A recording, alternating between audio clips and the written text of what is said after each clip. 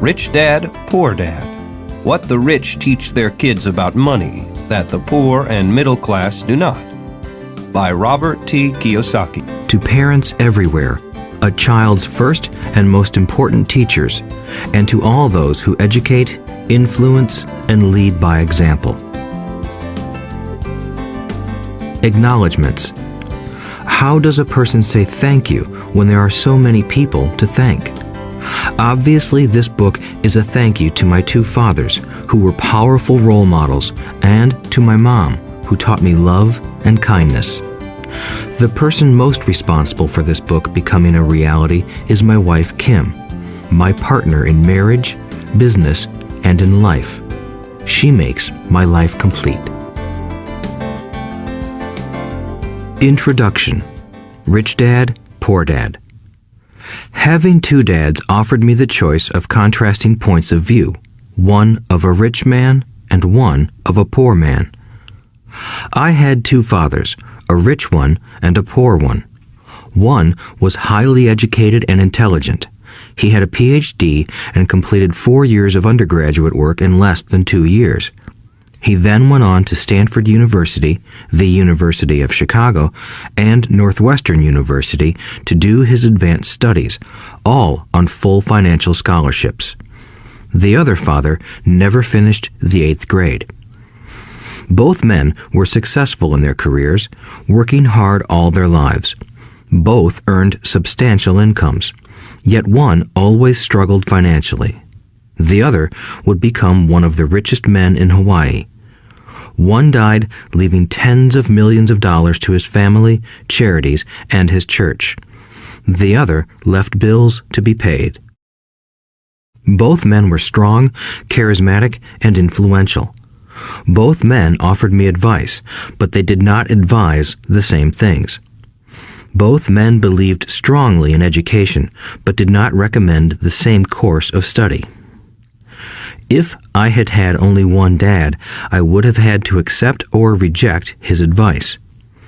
Having two dads offered me the choice of contrasting points of view, one of a rich man and one of a poor man. Instead of simply accepting or rejecting one or the other, I found myself thinking more, comparing, and then choosing for myself. The problem was that the rich man was not rich yet, and the poor man was not yet poor. Both were just starting out on their careers, and both were struggling with money and families. But they had very different points of view about money. For example, one dad would say, "The love of money is the root of all evil." The other said, "The lack of money is the root of all evil." As a young boy, having two strong fathers, both influencing me, was difficult. I wanted to be a good son and listen, but the two fathers did not say the same things. The contrast in their points of view, particularly about money, was so extreme that I grew curious and intrigued. I began to start thinking for long periods of time about what each was saying. Much of my private time was spent reflecting, asking myself questions such as, "Why does he say that?" and then asking the same question of the other dad's statement. It would have been much easier to simply say, "Yeah, he's right, I agree with that," or to simply reject the point of view by saying, "The old man doesn't know what he's talking about." Instead, having two dads whom I loved forced me to think and ultimately choose a way of thinking for myself. As a process, choosing for myself turned out to be much more valuable in the long run than simply accepting or rejecting a single point of view.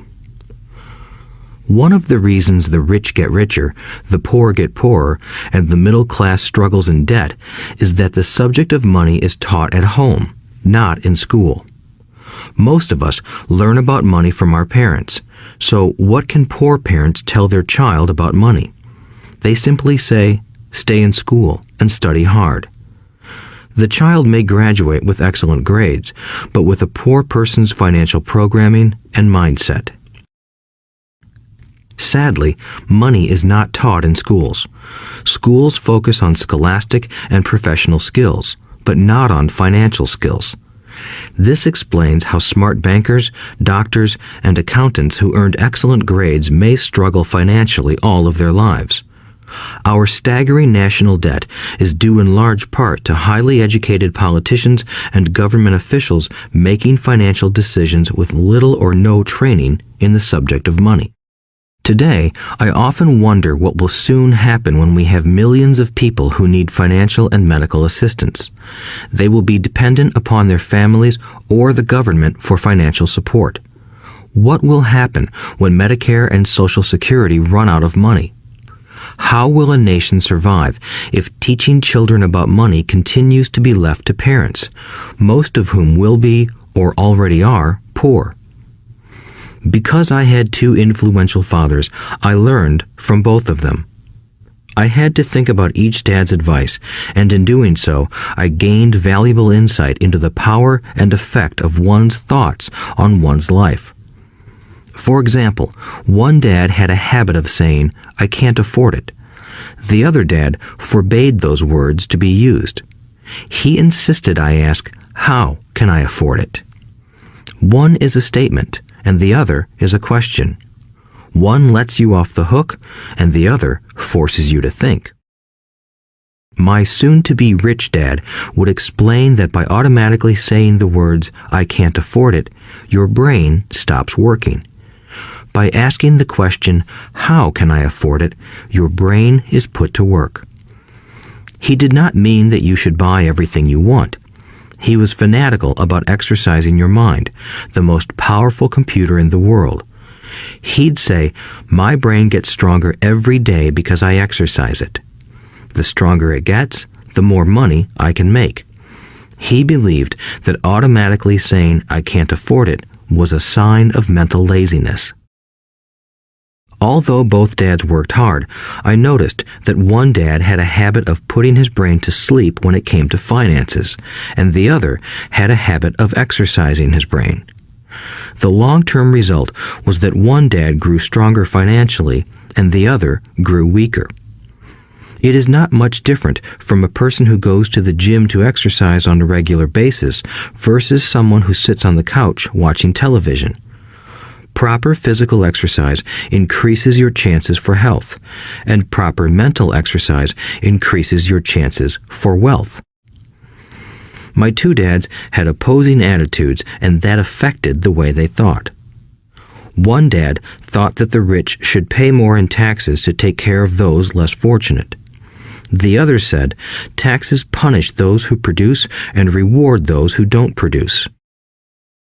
One dad recommended, study hard so you can find a good company to work for. The other recommended, study hard so you can find a good company to buy. One dad said, the reason I'm not rich is because I have you kids. The other said, the reason I must be rich is because I have you kids. One encouraged talking about money and business at the dinner table, while the other forbade the subject of money to be discussed over a meal. One said, when it comes to money, play it safe. Don't take risks. The other said, learn to manage risk. One believed, our home is our largest investment and our greatest asset. The other believed, my house is a liability, and if your house is your largest investment, you're in trouble. Both dads paid their bills on time, yet one paid his bills first, while the other paid his bills last. One dad believed in a company or the government taking care of you and your needs. He was always concerned about pay raises, retirement plans, medical benefits, sick leave, vacation days, and other perks. He was impressed with two of his uncles who joined the military and earned a retirement and entitlement package for life after 20 years of active service. He loved the idea of medical benefits and PX privileges the military provided its retirees. He also loved the tenure system available through the university. The idea of job protection for life and job benefits seemed more important at times than the job. He would often say, I've worked hard for the government and I'm entitled to these benefits. The other believed in total financial self-reliance. He spoke out against the entitlement mentality and how it created weak and financially needy people. He was emphatic about being financially competent. One dad struggled to save a few dollars. The other created investments. One dad taught me how to write an impressive resume so I could find a good job. The other taught me how to write strong business and financial plans so I could create jobs. Being a product of two strong dads allowed me the luxury of observing the effects different thoughts have on one's life. I noticed that people really do shape their lives through their thoughts. For example, my poor dad always said, "I'll never be rich," and that prophecy became reality. My rich dad, on the other hand, always referred to himself as rich.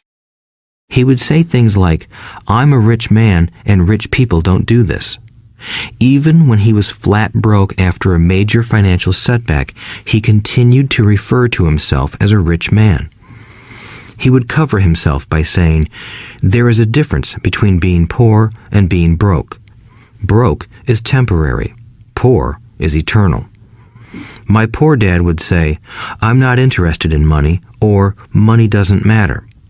My rich dad always said, "Money is power." The power of our thoughts may never be measured or appreciated, but it became obvious to me as a young boy that it was important to be aware of my thoughts and how I expressed myself. I noticed that my poor dad was poor, not because of the amount of money he earned, which was significant, but because of his thoughts and actions. As a young boy having two fathers, I became acutely aware of being careful about which thoughts I chose to adopt as my own. Should I listen to my rich dad or to my poor dad? Although both men had tremendous respect for education and learning, they disagreed about what they thought was important to learn. One wanted me to study hard, earn a degree, and get a good job to earn money. He wanted me to study to become a professional, an attorney or an accountant, and to go to business school for my MBA. The other encouraged me to study to be rich, to understand how money works, and to learn how to have it work for me. "I don't work for money" were words he would repeat over and over. "Money works for me." At the age of 9, I decided to listen to and learn from my rich dad about money.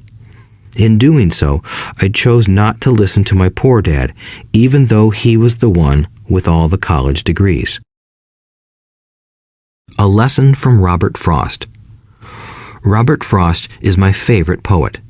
Although I love many of his poems, my favorite is "The Road Not Taken." I use its lesson almost daily. The road not taken. Two roads diverged in a yellow wood, and sorry I could not travel both. And be one traveler long I stood, and looked down one as far as I could, to where it bent in the undergrowth, then took the other as just as fair, and having perhaps the better claim, because it was grassy and wanted wear. Though as for that the passing there had worn them really about the same, and both that morning equally lay in leaves no step had trodden black. Oh, I kept the first for another day, yet knowing how way leads on to way, I doubted if I should ever come back. I shall be telling this with a sigh, somewhere ages and ages hence. Two roads diverged in a wood, and I took the one less traveled by, and that has made all the difference. And that has made all the difference. Over the years, I have often reflected upon Robert Frost's poem. Choosing not to listen to my highly educated dad's advice and attitude about money was a painful decision, but it was a decision that shaped the rest of my life. Once I made up my mind about whom to listen to, my education about money began. My rich dad taught me over a period of 30 years until I was 39 years old. He stopped once he realized that I knew and fully understood what he had been trying to drum into my often thick skull. Money is one form of power, But what is more powerful is financial education. Money comes and goes, but if you have the education about how money works, you gain power over it and can begin building wealth. The reason positive thinking alone does not work is because most people went to school and never learned how money works, so they spend their lives working for money. Because I was only 9 years old when I started, the lessons my rich dad taught me were simple. And when it was all said and done, there were only 6 main lessons, repeated over 30 years. This audiobook is about those 6 lessons, put as simply as possible, just as simply as my rich dad put forth those lessons to me. The lessons are meant not to be answers, but guideposts that will assist you and your children to grow wealthier no matter what happens in a world of increasing change and uncertainty. Chapter 1. Lesson 1. The rich don't work for money. The poor and the middle class work for money. The rich have money work for them. Dad, can you tell me how to get rich? My dad put down the evening paper. Why do you want to get rich, son? Because today Jimmy's mom drove up in their new Cadillac and they were going to their beach house for the weekend. He took 3 of his friends, but Mike and I weren't invited. They told us we weren't invited because we were poor kids. They did? My dad asked incredulously. Yeah, they did, I replied in a hurt tone. My dad silently shook his head, pushed his glasses up the bridge of his nose, and went back to reading the paper. I stood waiting for an answer. The year was 1956. I was 9 years old. By some twist of fate, I attended the same public school where the rich people sent their kids. We were primarily a sugar plantation town. The managers of the plantation and the other affluent people, such as doctors, business owners, and bankers, sent their children to this elementary school. After grade 6, their children were generally sent off to private schools. Because my family lived on one side of the street, I went to this school. Had I lived on the other side of the street, I would have gone to a different school with kids from families more like mine. After grade 6, these kids and I would go on to the public intermediate and high school. There was no private school for them or for me. My dad finally put down the paper. I could tell he was thinking. Well, son, he began slowly, if you want to be rich, you have to learn to make money. How do I make money? I asked.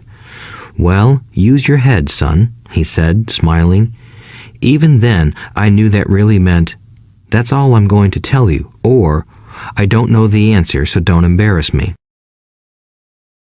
A partnership is formed. The next morning, I told my best friend, Mike, what my dad had said. As best as I could tell, Mike and I were the only poor kids in this school. Mike was also in this school by a twist of fate. Someone had drawn a jog in the line for the school district, and we wound up in school with the rich kids. We weren't really poor, but we felt as if we were because all the other boys had new baseball gloves, new bicycles, new everything.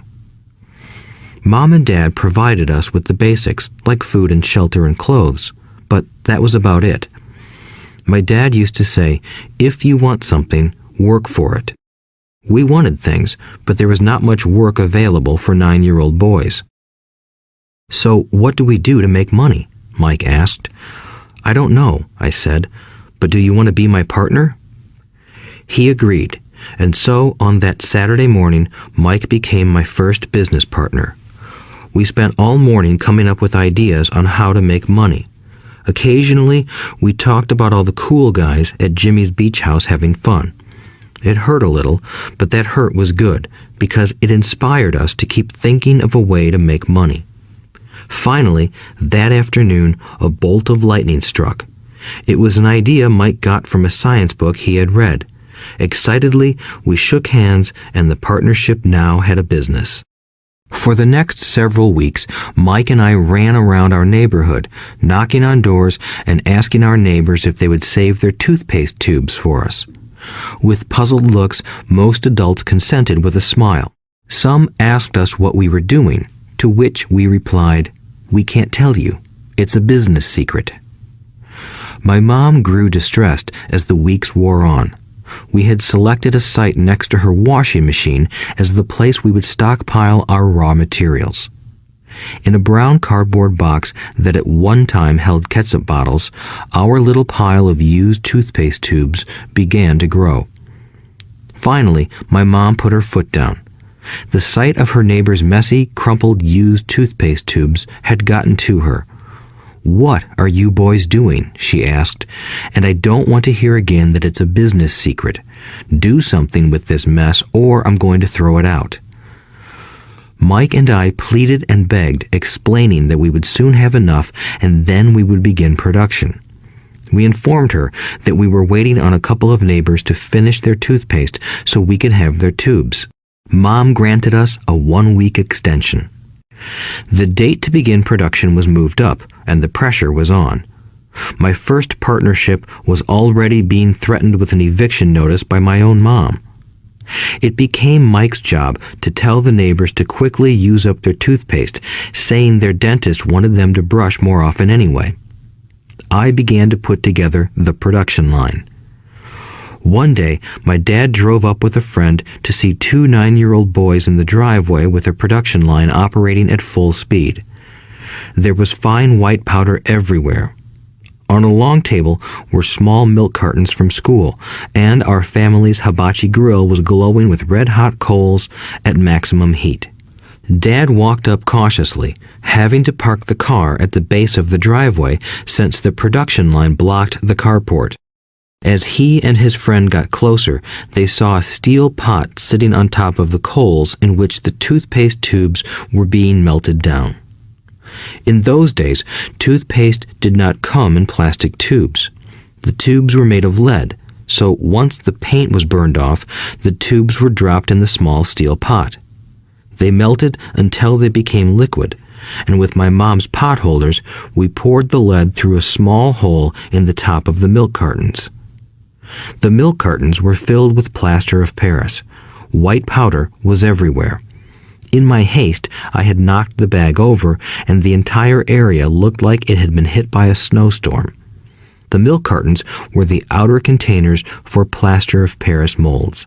My dad and his friend watched as we carefully poured the molten lead through a small hole in the top of the plaster of Paris cube. "Careful," my dad said. I nodded without looking up. Finally, once the pouring was through, I put the steel pot down and smiled at my dad. "What are you boys doing?" he asked with a cautious smile. "We're doing what you told me to do. We're going to be rich," I said. "Yup," said Mike, grinning and nodding his head. "We're partners." "And what is in those plaster molds?" my dad asked. "Watch," I said. "This should be a good batch." With a small hammer, I tapped at the seal that divided the cube in half. Cautiously, I pulled up the top half of the plaster mold, and a lead nickel fell out. "Oh my God," my dad said, "you're casting nickels out of lead." "That's right," Mike said. "We're doing as you told us to do. We're making money." My dad's friend turned and burst into laughter. My dad smiled and shook his head. Along with a fire and a box of spent toothpaste tubes, in front of him were 2 little boys covered with white dust, smiling from ear to ear. He asked us to put everything down and sit with him on the front step of our house. With a smile, he gently explained what the word counterfeiting meant. Our dreams were dashed. "You mean this is illegal?" asked Mike in a quivering voice. "Let them go," my dad's friend said. "They might be developing a natural talent." My dad glared at him. "Yes, it is illegal," my dad said gently, "but you boys have shown great creativity and original thought. Keep going. I'm really proud of you." Disappointed, Mike and I sat in silence for about 20 minutes before we began cleaning up our mess. The business was over on opening day. Sweeping the powder up, I looked at Mike and said, "I guess Jimmy and his friends are right. We are poor." My father was just leaving as I said that. "Boys," he said, "you're only poor if you give up. The most important thing is that you did something. Most people only talk and dream of getting rich. You've done something. I'm very proud of the two of you. I will say it again. Keep going. Don't quit." Mike and I stood there in silence. They were nice words, but we still did not know what to do. "So how come you're not rich, Dad?" I asked. "Because I chose to be a school teacher. School teachers really don't think about being rich. We just like to teach. I wish I could help you, but I really don't know how to make money." Mike and I turned and continued our cleanup. "I know," said my dad. "If you boys want to learn how to be rich, don't ask me. Talk to your dad, Mike." "My dad?" asked Mike with a scrunched-up face. "Yeah, your dad," repeated my dad with a smile. "Your dad and I have the same banker, and he raves about your father. He's told me several times that your father is brilliant when it comes to making money." "My dad?" Mike asked again in disbelief. "Then how come we don't have a nice car and a nice house like the rich kids at school?" "A nice car and a nice house don't necessarily mean you're rich or you know how to make money," my dad replied. "Jimmy's dad works for the sugar plantation. He's not much different from me. He works for a company and I work for the government. The company buys the car for him. The sugar company is in financial trouble, and Jimmy's dad may soon have nothing. Your dad is different, Mike. He seems to be building an empire, and I suspect in a few years he will be a very rich man." With that, Mike and I got excited again. With new vigor, we began cleaning up the mess caused by our now defunct first business. As we were cleaning, we made plans for how and when to talk to Mike's dad. The problem was that Mike's dad worked long hours and often did not come home until late. His father owned warehouses, a construction company, a chain of stores, and 3 restaurants. It was the restaurants that kept him out late. Mike caught the bus home after we had finished cleaning up. He was going to talk to his dad when he got home that night and ask him if he would teach us how to become rich. Mike promised to call as soon as he had talked to his dad, even if it was late. The phone rang at 8:30 p.m. "Okay," I said, "next Saturday." I put the phone down. Mike's dad had agreed to meet with us. On Saturday, I caught the 7:30 a.m. bus to the poor side of town. The lessons begin. Mike and I met with his dad that morning at 8 o'clock. He was already busy, having been at work for more than an hour. His construction supervisor was just leaving in his pickup truck as I walked up to his simple, small, and tidy home. Mike met me at the door. "Dad's on the phone, and he said to wait on the back porch," Mike said as he opened the door. The old wooden floor creaked as I stepped across the threshold of the aging house. There was a cheap mat just inside the door. The mat was there to hide the years of wear from countless footsteps that the floor had supported. Although clean, it needed to be replaced. I felt claustrophobic as I entered the narrow living room that was filled with old, musty, overstuffed furniture that today would be collector's items. Sitting on the couch were 2 women, both a little older than my mom. Across from the women sat a man in workman's clothes. He wore khaki slacks and a khaki shirt, neatly pressed but without starch, and polished work boots. He was about 10 years older than my dad. They smiled as Mike and I walked past them toward the back porch. I smiled back shyly. "Who are those people?" I asked. "Oh, they work for my dad. The older man runs his warehouses, and the women are the managers of the restaurants. And as you arrived, you saw the construction supervisor who was working on a road project about 50 miles from here. His other supervisor, who was building a track of houses, left before you got here." "Does this go on all the time?" I asked. "Not always, but quite often," said Mike, smiling as he pulled up a chair to sit down next to me. "I asked my dad if he would teach us to make money," Mike said. "Oh, and what did he say to that?" I asked with cautious curiosity. Well, he had a funny look on his face at first, and then he said he would make us an offer. "Oh," I said, rocking my chair back against the wall. I sat there, perched on two rear legs of the chair. Mike did the same thing. "Do you know what the offer is?" I asked. "No, but we'll soon find out." Suddenly, Mike's dad burst through the rickety screen door and onto the porch. Mike and I jumped to our feet, not out of respect, but because we were startled. "Ready, boys?" he asked as he pulled up a chair to sit down with us. We nodded our heads as we pulled our chairs away from the wall to sit in front of him. He was a big man, about 6 feet tall and 200 pounds. My dad was taller, about the same weight, and 5 years older than Mike's dad. They sort of looked alike, though not of the same ethnic makeup. Maybe their energy was similar. "Mike says you want to learn to make money. Is that correct, Robert?" I nodded my head quickly, but with a little trepidation. He had a lot of power behind his words and smile. "Okay, here's my offer. I'll teach you, but I won't do it classroom style. You work for me, I'll teach you. You don't work for me, I won't teach you. I can teach you faster if you work, and I'm wasting my time if you just want to sit and listen like you do in school. That's my offer. Take it or leave it." May I ask a question first?" I asked. "No, take it or leave it. I've got too much work to do to waste my time. If you can't make up your mind decisively, then you'll never learn to make money anyway. Opportunities come and go. Being able to know when to make quick decisions is an important skill.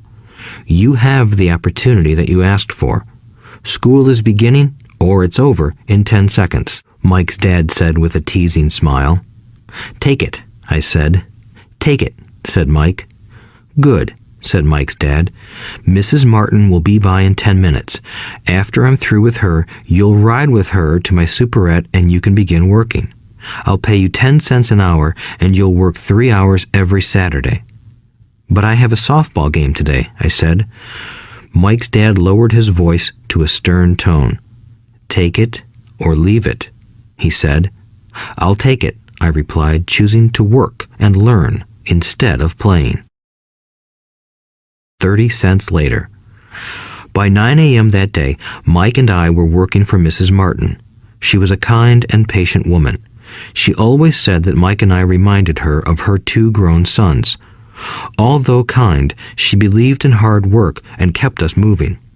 We spent 3 hours taking canned goods off the shelves, brushing each can with a feather duster to get the dust off, and then restacking them neatly. It was excruciatingly boring work. Mike's dad, whom I called my rich dad, owned 9 of these little superettes, each with a large parking lot. They were the early version of the 7-Eleven convenience stores, little neighborhood grocery stores where people bought items such as milk, bread, butter, and cigarettes. The problem was that this was Hawaii before air conditioning was widely used, and the stores could not close their doors because of the heat. On 2 sides of the store, the doors had to be wide open to the road and parking lot. Every time a car drove by or pulled into the parking lot, dust would swirl and settle in the store. We knew we had a job as long as there was no air conditioning. For 3 weeks, Mike and I reported to Mrs. Martin and worked our 3 hours. By noon, our work was over, and she dropped 3 little dimes in each of our hands. Now, even at the age of 9 in the mid-1950s, 30 cents was not too exciting. Comic books cost 10 cents back then, so I usually spent my money on comic books and went home. By Wednesday of the 4th week, I was ready to quit. I had agreed to work only because I wanted to learn to make money from Mike's dad, and now I was a slave for 10 cents an hour. On top of that, I had not seen Mike's dad since that first Saturday. "I'm quitting," I told Mike at lunchtime. School was boring, and now I did not even have my Saturdays to look forward to. But it was the 30 cents that really got to me. This time, Mike smiled. "What are you laughing at?" I asked with anger and frustration. "Dad said this would happen. He said to meet with him when you were ready to quit." "What?" I said indignantly. He's been waiting for me to get fed up? Sort of, Mike said. Dad's kind of different. He doesn't teach like your dad. Your mom and dad lecture a lot. My dad is quiet and a man of few words. You just wait till this Saturday. I'll tell him you're ready. You mean I've been set up? No, not really. But maybe. Dad will explain on Saturday. Waiting in line on Saturday. I was ready to face Mike's dad. Even my real dad was angry with him. My real dad, the one I called the poor one, thought that my rich dad was violating child labor laws and should be investigated. My educated poor dad told me to demand what I deserve, at least 25 cents an hour. My poor dad told me that if I did not get a raise, I was to quit immediately. You don't need that damn job anyway, said my poor dad with indignation. At 8 o'clock Saturday morning, I walked through the door of Mike's house when Mike's dad opened it. Take a seat and wait in line, he said as I entered. He turned and disappeared into his little office next to a bedroom. I looked around the room and didn't see Mike anywhere.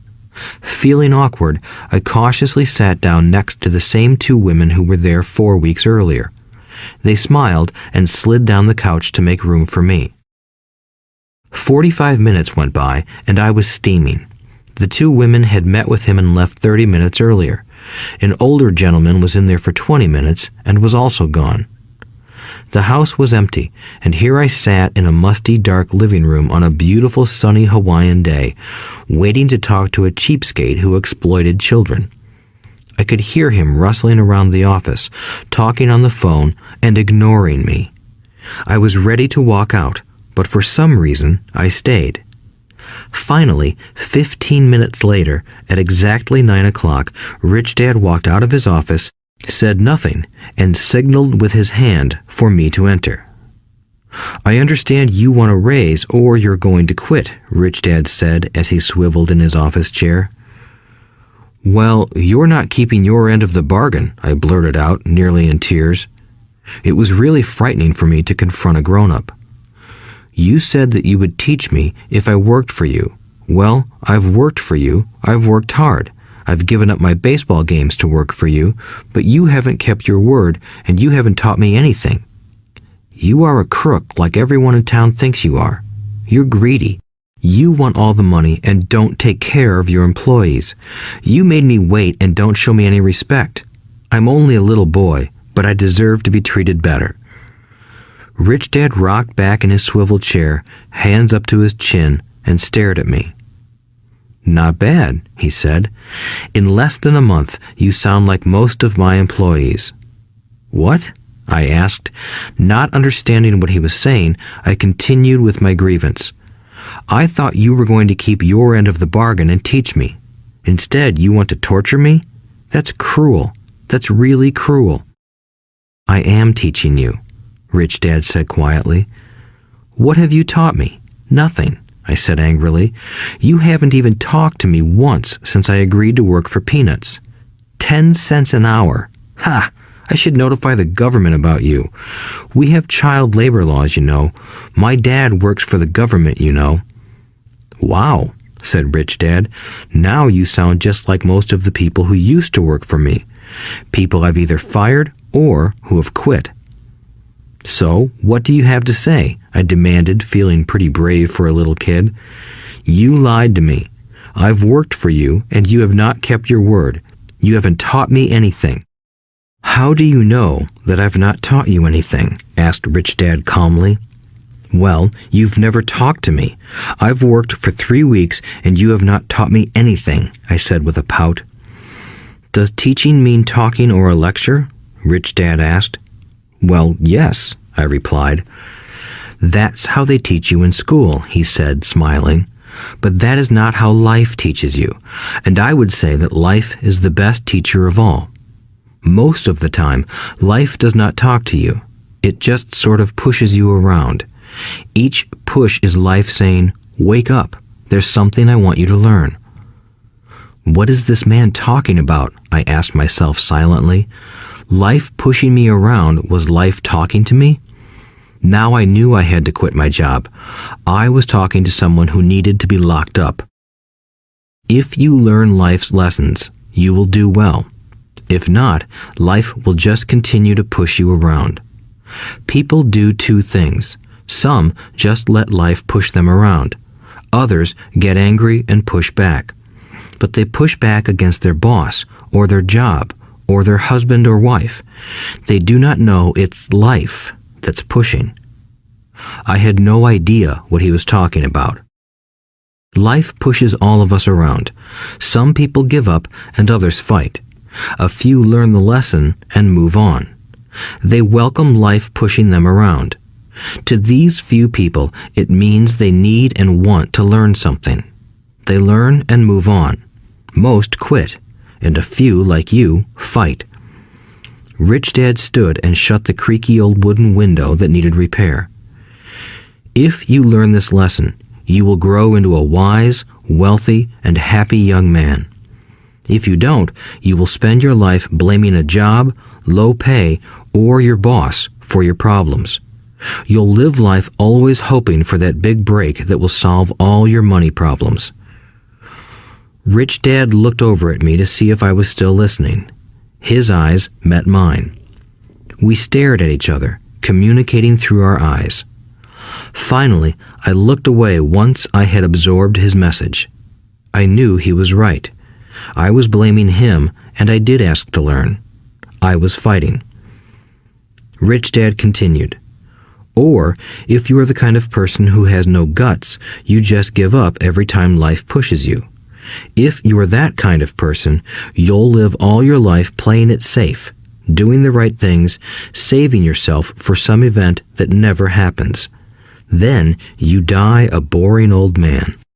You'll have lots of friends who really like you because you were such a nice, hard-working guy. But the truth is that you let life push you into submission. Deep down, you were terrified of taking risks. You really wanted to win, but the fear of losing was greater than the excitement of winning. Deep inside, you and only you will know you didn't go for it. You chose to play it safe. Our eyes met again. "You've been pushing me around?" I asked. "Some people might say that," smiled Rich Dad. "I would say that I just gave you a taste of life." "What taste of life?" I asked, still angry, but now curious and ready to learn. "You boys are the first people that have ever asked me to teach them how to make money. I have more than 150 employees, and not one of them has asked me what I know about money. They ask me for a job and a paycheck, but never to teach them about money. So most will spend the best years of their lives working for money, not really understanding what it is they are working for." I sat there listening intently. "So when Mike told me you wanted to learn how to make money, I decided to design a course that mirrored real life. I could talk until I was blue in the face, but you wouldn't hear a thing. So I decided to let life push you around a bit so you could hear me. That's why I only paid you 10 cents. "So what is the lesson I learned from working for only 10 cents an hour?" I asked. "That you're cheap and exploit your workers?" Rich Dad rocked back and laughed heartily. Finally, he said, "You'd best change your point of view. Stop blaming me and thinking I'm the problem. If you think I'm the problem, then you have to change me. If you realize that you're the problem, then you can change yourself, learn something, and grow wiser. Most people want everyone else in the world to change but themselves. Let me tell you, it's easier to change yourself than everyone else." "I don't understand," I said. "Don't blame me for your problems," Rich Dad said, growing impatient. "But you only pay me 10 cents. "So what are you learning?" Rich Dad asked, smiling. "That you're cheap," I said with a sly grin. "See, you think I'm the problem," said Rich Dad. "But you are. Well, keep that attitude and you'll learn nothing. Keep the attitude that I'm the problem, and what choices do you have?" "Well, if you don't pay me more or show me more respect and teach me, I'll quit." "Well put," Rich Dad said, "and that's exactly what most people do. They quit and go looking for another job, a better opportunity and higher pay, actually thinking that this will solve the problem. In most cases, it won't." "So what should I do?" I asked. "Just take this measly 10 cents an hour and smile?" Rich Dad smiled. "That's what the other people do. But that's all they do, waiting for a raise, thinking that more money will solve their problems. Most just accept it, and some take a second job working harder, but again, accepting a small paycheck." I sat staring at the floor, beginning to understand the lesson Rich Dad was presenting. I could sense it was a taste of life. Finally, I looked up and asked, "So what will solve the problem?" "This," he said, leaning forward in his chair and tapping me gently on the head. "This stuff between your ears." It was at that moment that Rich Dad shared the pivotal point of view that separated him from his employees and my poor dad, and led him to eventually become one of the richest men in Hawaii, while my highly educated but poor dad struggled financially all his life. It was a singular point of view that made all the difference over a lifetime. Rich Dad said this point of view over and over, which I call lesson number 1. The poor and the middle class work for money. The rich have money work for them. On that bright Saturday morning, I learned a completely different point of view from what I had been taught by my poor dad. At the age of 9, I understood that both dads wanted me to learn. Both dads encouraged me to study, but not the same things. My highly educated dad recommended that I do what he did. "Son, I want you to study hard, get good grades so you can find a safe, secure job with a big company, and make sure it has excellent benefits." My rich dad wanted me to learn how money works so I could make it work for me. These lessons I would learn through life with his guidance, not because of a classroom. My rich dad continued my first lesson. "I'm glad you got angry about working for 10 cents an hour. If you hadn't got angry and had simply accepted it, I would have to tell you that I could not teach you. You see, true learning takes energy, passion, and a burning desire. Anger is a big part of that formula, for passion is anger and love combined. When it comes to money, most people want to play it safe and feel secure, so passion does not direct them. Fear does." "So is that why they'll take jobs with low pay?" I asked. "Yes," said Rich Dad. "Some people say I exploit people because I don't pay as much as the sugar plantation or the government. I say the people exploit themselves. It's their fear, not mine." "But don't you feel you should pay them more?" I asked. "I don't have to. And besides, more money will not solve their problems. Just look at your dad. He makes a lot of money, and he still can't pay his bills. Most people, given more money, only get into more debt." "So that's why the 10 cents an hour," I said, smiling. "It's part of the lesson." "That's right," smiled Rich Dad. "You see, your dad went to school and got an excellent education so he could get a high-paying job. But he still has money problems because he never learned anything about money in school. On top of that, he believes in working for money." "And you don't?" I asked. "No, not really," said Rich Dad. "If you want to learn to work for money, then stay in school. That is a great place to learn to do that. But if you want to learn how to have money work for you, then I will teach you that. But only if you want to learn." "Wouldn't everyone want to learn that?" I asked. "No," said Rich Dad, "simply because it's easier to learn to work for money, especially if fear is your primary emotion when the subject of money is discussed." "I don't understand," I said with a frown. "Don't worry about that for now. Just know that it's fear that keeps most people working at a job. The fear of not paying their bills, the fear of being fired, the fear of not having enough money, and the fear of starting over. That's the price of studying to learn a profession or trade and then working for money.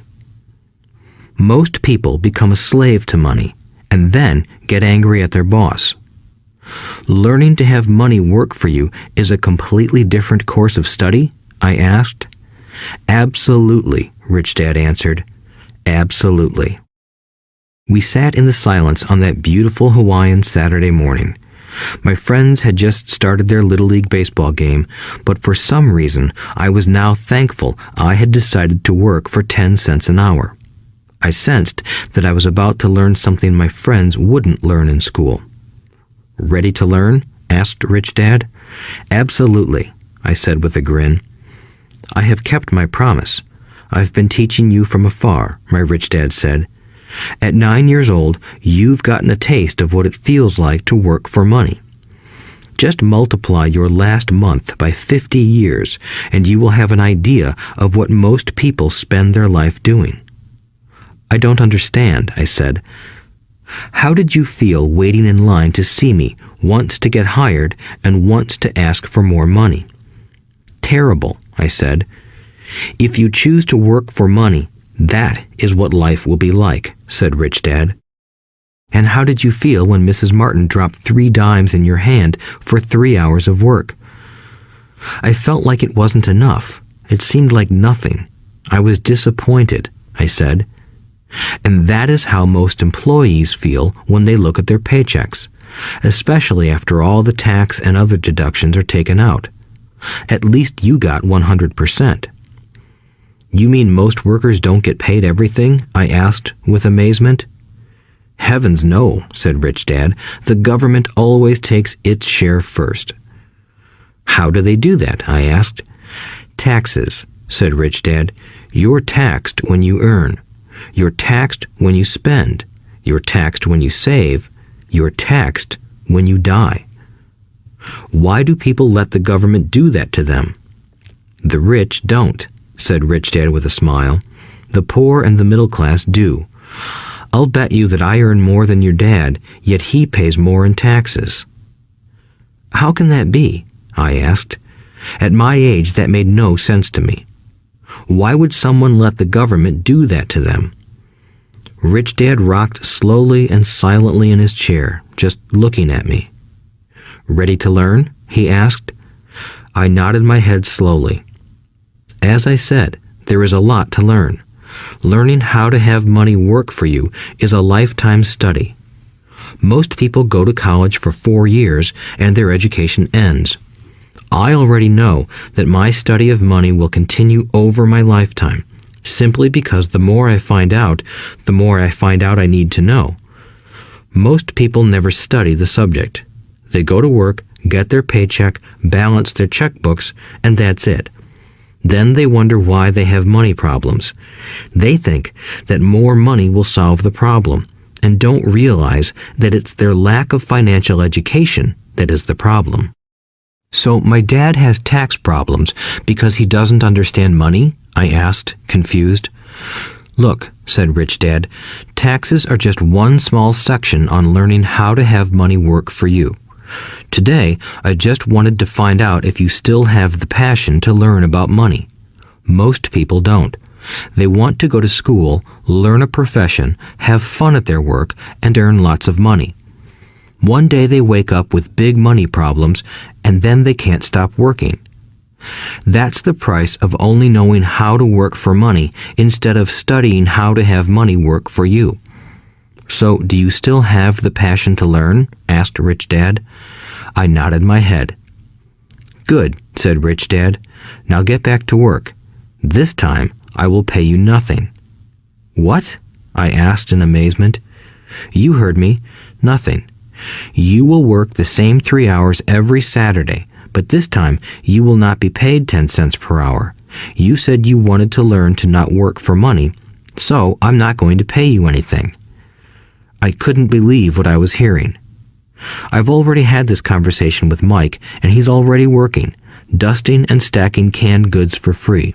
You better hurry and get back there. That's not fair, I shouted. You've got to pay something.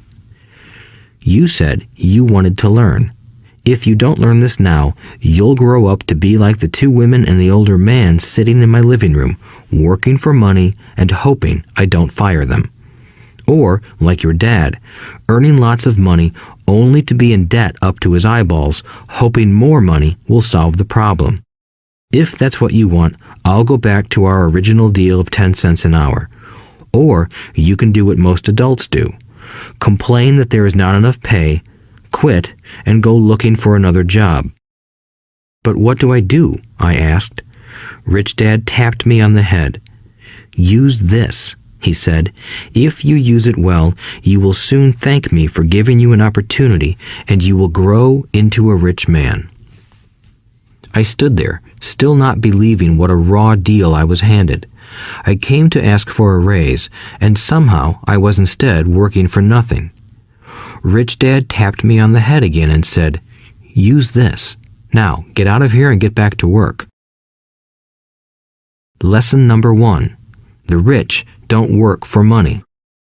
I didn't tell my poor dad I wasn't being paid. He wouldn't have understood, and I didn't want to try to explain something I didn't understand myself. For 3 more weeks, Mike and I worked 3 hours every Saturday for nothing. The work didn't bother me, and the routine got easier. But it was the missed baseball games and not being able to afford to buy a few comic books that got to me. Rich Dad stopped by at noon on the 3rd week. We heard his truck pull up in the parking lot and sputter when the engine was turned off. He entered the store and greeted Mrs. Martin with a hug. After finding out how things were going in the store, he reached into the ice cream freezer, pulled out 2 bars, paid for them, and signaled to Mike and me. "Let's go for a walk, boys." We crossed the street, dodging a few cars, and walked across a large grassy field where a few adults were playing softball. Sitting down at a lone picnic table, he handed Mike and me the treats. "How's it going, boys?" "Okay," Mike said. I nodded in agreement. "Learn anything yet?" Rich Dad asked. Mike and I looked at each other, shrugged our shoulders, and shook our heads in unison. Avoiding one of life's biggest traps. Well, you boys had better start thinking. You're staring at one of life's biggest lessons. If you learn it, you'll enjoy a life of great freedom and security. If you don't, you'll wind up like Mrs. Martin and most of the people playing softball in this park. They work very hard for little money, clinging to the illusion of job security and looking forward to a 3-week vacation each year and maybe a skimpy pension after 45 years of service. If that excites you, I'll give you a raise to 25 cents an hour. But these are good, hard-working people. Are you making fun of them? I demanded. A smile came over Rich Dad's face. Mrs. Martin is like a mother to me. I would never be that cruel. I may sound unkind because I'm doing my best to point something out to the two of you. I want to expand your point of view so you can see something most people never have the benefit of seeing because their vision is too narrow. Most people never see the trap they are in. Mike and I sat there, uncertain of his message. He sounded cruel, yet we could sense he was trying to drive home a point. With a smile, Rich Dad said, "Doesn't that 25 cents an hour sound good? Doesn't it make your heart beat a little faster?" I shook my head no, but it really did. 25 cents an hour would be big bucks to me. "Okay, I'll pay you $1 an hour," Rich Dad said, with a sly grin. Now my heart started to race. My brain was screaming, "Take it, take it." I could not believe what I was hearing. Still, I said nothing. "Okay, $2 an hour." My little brain and heart nearly exploded. After all, it was 1956, and being paid $2 an hour would have made me the richest kid in the world. I couldn't imagine earning that kind of money. I wanted to say yes. I wanted the deal. I could picture a new bicycle, new baseball glove, and the adoration of my friends when I flashed some cash. On top of that, Jimmy and his rich friends could never call me poor again. But somehow, my mouth stayed shut. The ice cream had melted and was running down my hand. Rich Dad was looking at two boys staring back at him, eyes wide open and brains empty. He was testing us, and he knew there was a part of our emotions that wanted to take the deal. He understood that every person has a weak and needy part of their soul that can be bought, and he knew that every individual also had a part of their soul that was resilient and could never be bought. It was only a question of which one was stronger. Okay, $5 an hour. Suddenly, I was silent. Something had changed. The offer was too big and ridiculous. Not many grown-ups in 1956 made more than that, but quickly my temptation disappeared and calm set in. Slowly, I turned to my left to look at Mike. He looked back at me. The part of my soul that was weak and needy was silenced. The part of me that had no price took over. I knew Mike had gotten to that point too. Good, said Rich Dad softly. Most people have a price, and they have a price because of human emotions named fear and greed. First, the fear of being without money motivates us to work hard, and then, once we get that paycheck, greed or desire starts us thinking about all the wonderful things money can buy. The pattern is then set. What pattern? I asked. The pattern of get up, go to work, pay bills, get up, go to work, pay bills. People's lives are forever controlled by two emotions, fear and greed. Offer them more money, and they continue the cycle by increasing their spending. This is what I call the rat race. There is another way? Mike asked. Yes, said Rich Dad slowly, but only a few people find it. And what is that way? Mike asked. That's what I hope you boys will learn as you work and study with me. That is why I took away all forms of pay. Any hints? Mike asked. We're kind of tired of working hard, especially for nothing. Well, the first step is telling the truth, said Rich Dad. We haven't been lying, I said. I did not say you were lying. I said to tell the truth, Rich Dad retorted. The truth about what? I asked. How you're feeling, Rich Dad said. You don't have to say it to anyone else. Just admit it to yourself. You mean the people in this park, the people who work for you, Mrs. Martin, they don't do that? I asked. I doubt it, said Rich Dad. Instead, they feel the fear of not having money. They don't confront it logically. They react emotionally instead of using their heads, Rich Dad said. Then, they get a few bucks in their hands, and again, the emotions of joy, desire, and greed take over. And again they react instead of think. So their emotions control their brain, Mike said. That's correct, said Rich Dad. Instead of admitting the truth about how they feel, they react to their feelings and fail to think. They feel the fear, so they go to work, hoping that money will soothe the fear, but it doesn't. It continues to haunt them, and they return to work, hoping again that money will calm their fears, and again it doesn't. Fear keeps them in this trap of working, earning money, working, earning money, hoping the fear will go away. But every day they get up, and that old fear wakes up with them. For millions of people, that old fear keeps them awake all night, causing a night of turmoil and worry. So they get up and go to work, hoping that a paycheck will kill that fear gnawing at their souls. Money is running their lives, and they refuse to tell the truth about that. Money is in control of their emotions and their souls. Rich Dad sat quietly, letting his words sink in. Mike and I had heard what he said, but didn't understand fully what he was talking about. I just knew that I often wondered why grown-ups hurried off to work. It did not seem like much fun, and they never looked that happy, but something kept them going. Realizing we had absorbed as much as possible of what he was talking about, Rich Dad said, I want you boys to avoid that trap.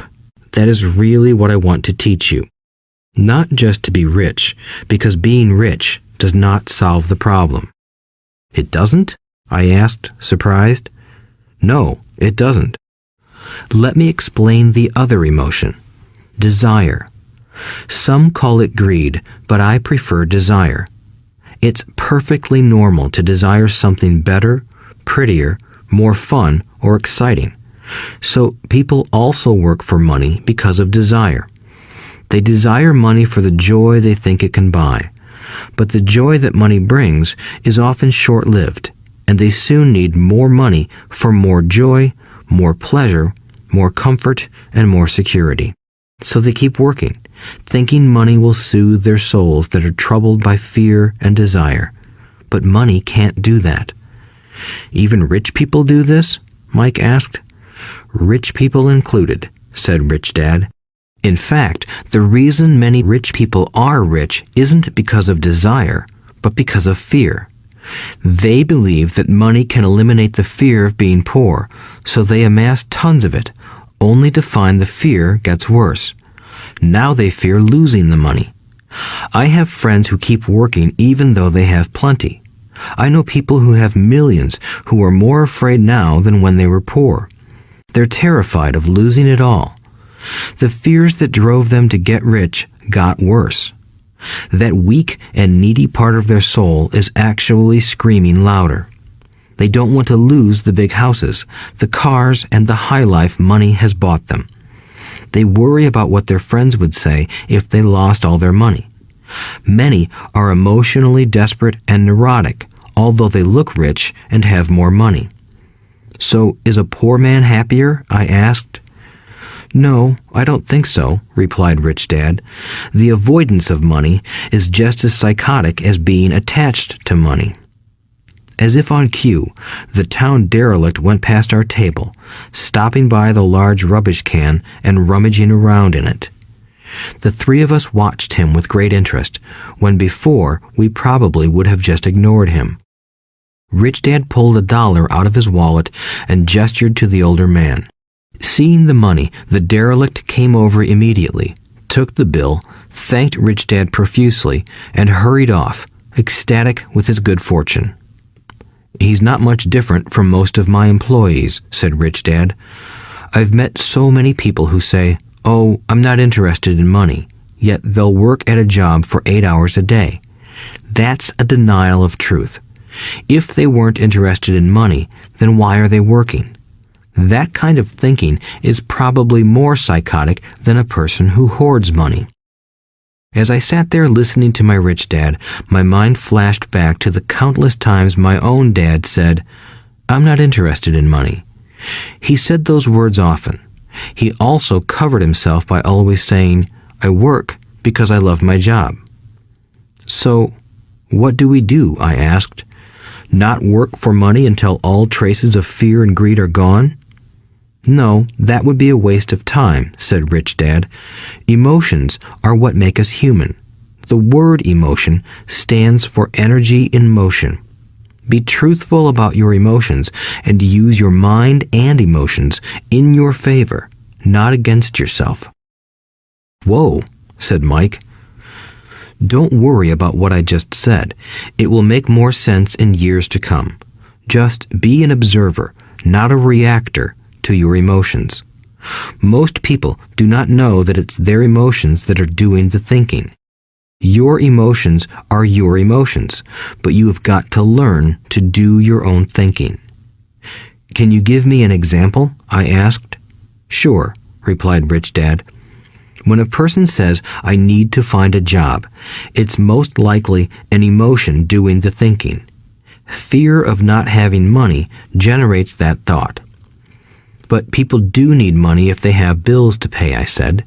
Sure they do, smiled Rich Dad. All I'm saying is that it's fear that is all too often doing the thinking. I don't understand, said Mike. For example, said Rich Dad, if the fear of not having enough money arises, instead of immediately running out to get a job, they instead might ask themselves this question. Will a job be the best solution to this fear over the long run? In my opinion, the answer is no. A job is really a short-term solution to a long-term problem. But my dad is always saying, stay in school and get good grades so you can find a safe, secure job, I interjected, somewhat confused. Yes, I understand he says that, said Rich Dad, smiling.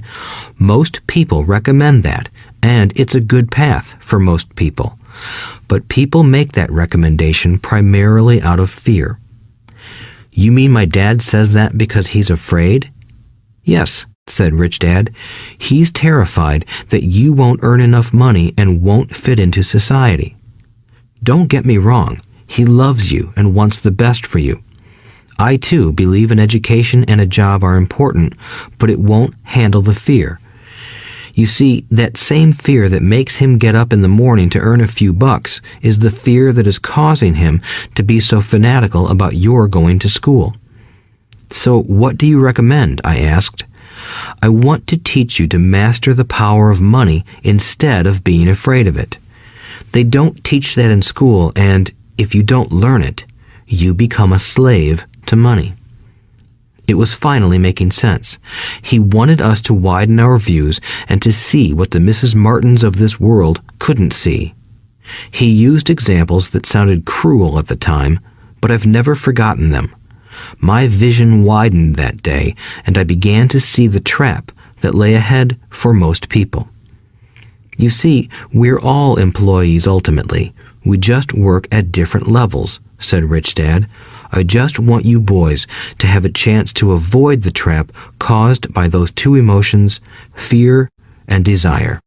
Use them in your favor, not against you. That's what I want to teach you. I'm not interested in just teaching you to make a pile of money. That won't handle the fear or desire.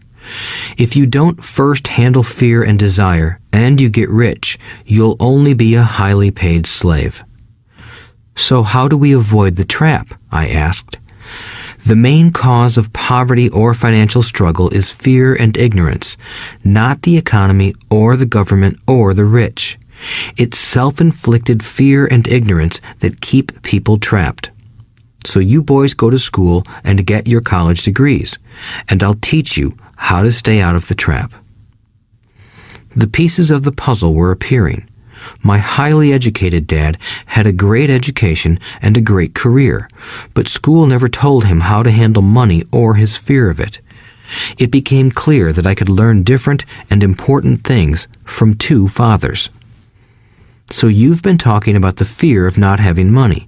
How does the desire for money affect our thinking? Mike asked. How did you feel when I tempted you with a pay raise? Did you notice your desires rising? We nodded our heads. By not giving in to your emotions, you were able to delay your reactions and think. That is important. We will always have emotions of fear and greed. From here on in, it's imperative for you to use those emotions to your advantage, and for the long term to not let your emotions control your thinking. Most people use fear and greed against themselves. That's the start of ignorance.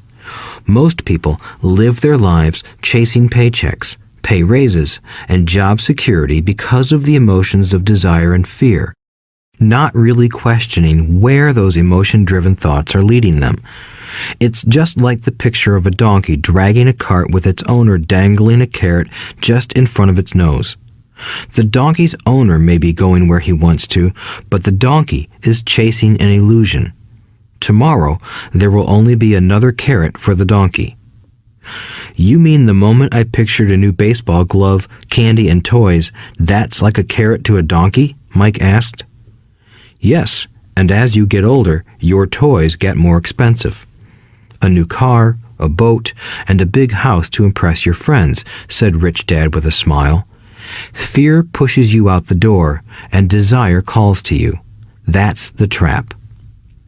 So what's the answer? Mike asked. What intensifies fear and desire is ignorance. That is why rich people with lots of money often have more fear the richer they get. Money is the carrot, the illusion. If the donkey could see the whole picture, it might rethink its choice to chase the carrot. Rich Dad went on to explain that a human's life is a struggle between ignorance and illumination. He explained that once a person stops searching for information and self-knowledge, ignorance sets in. That struggle is a moment-to-moment decision to learn to open or close one's mind. Look, school is very important. You go to school to learn a skill or profession to become a contributing member of society.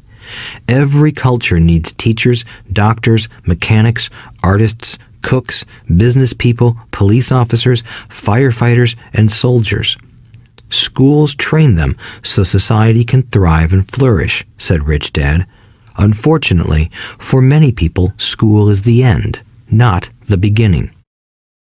There was a long silence. Rich Dad was smiling.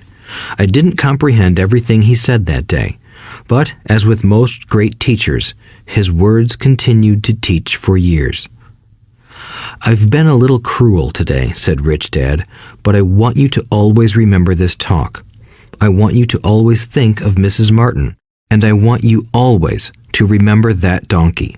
Never forget that fear and desire can lead you into life's biggest trap if you are not aware of them controlling your thinking. To spend your life living in fear, never exploring your dreams, is cruel. To work hard for money, thinking that it will buy you things that will make you happy, is also cruel. To wake up in the middle of the night terrified about paying bills is a horrible way to live.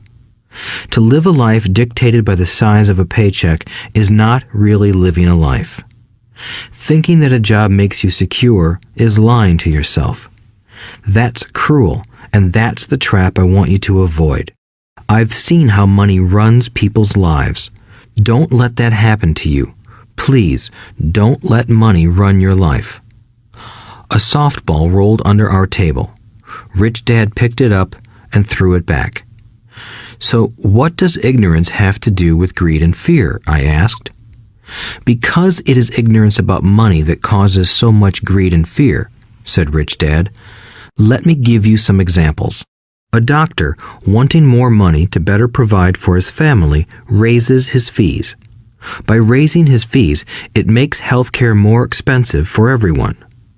It hurts the poor people the most, so they have worse health than those with money. Because the doctors raise their fees, the attorneys raise their fees. Because the attorneys' fees have gone up, school teachers want a raise, which raises our taxes, and on and on and on.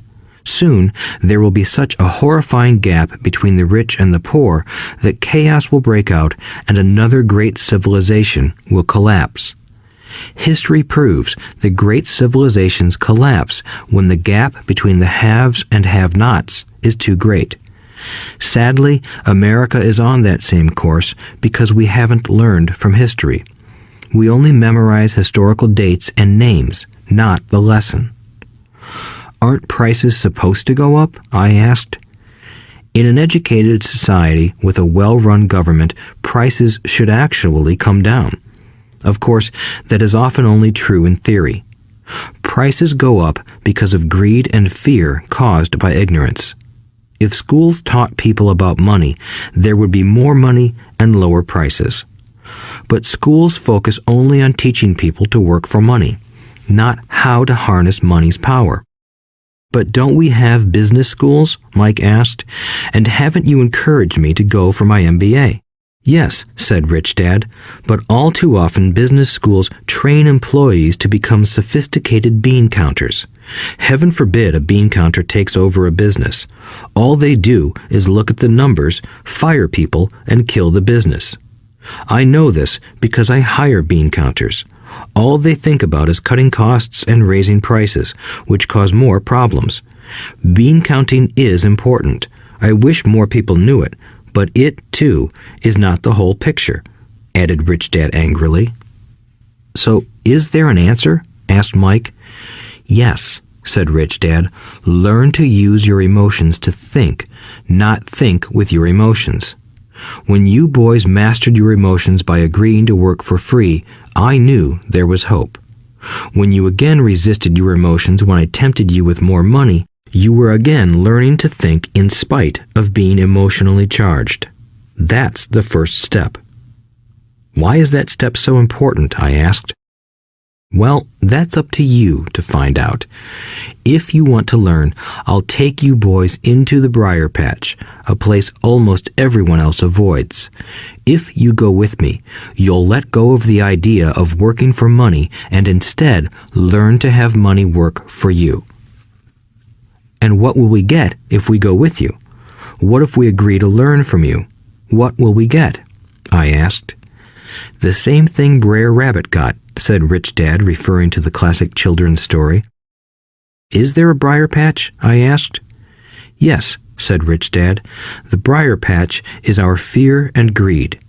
Confronting fear, weaknesses, and neediness by choosing our own thoughts is the way out. Choosing our thoughts? Mike asked, puzzled. Yes, choosing what we think rather than reacting to our emotions.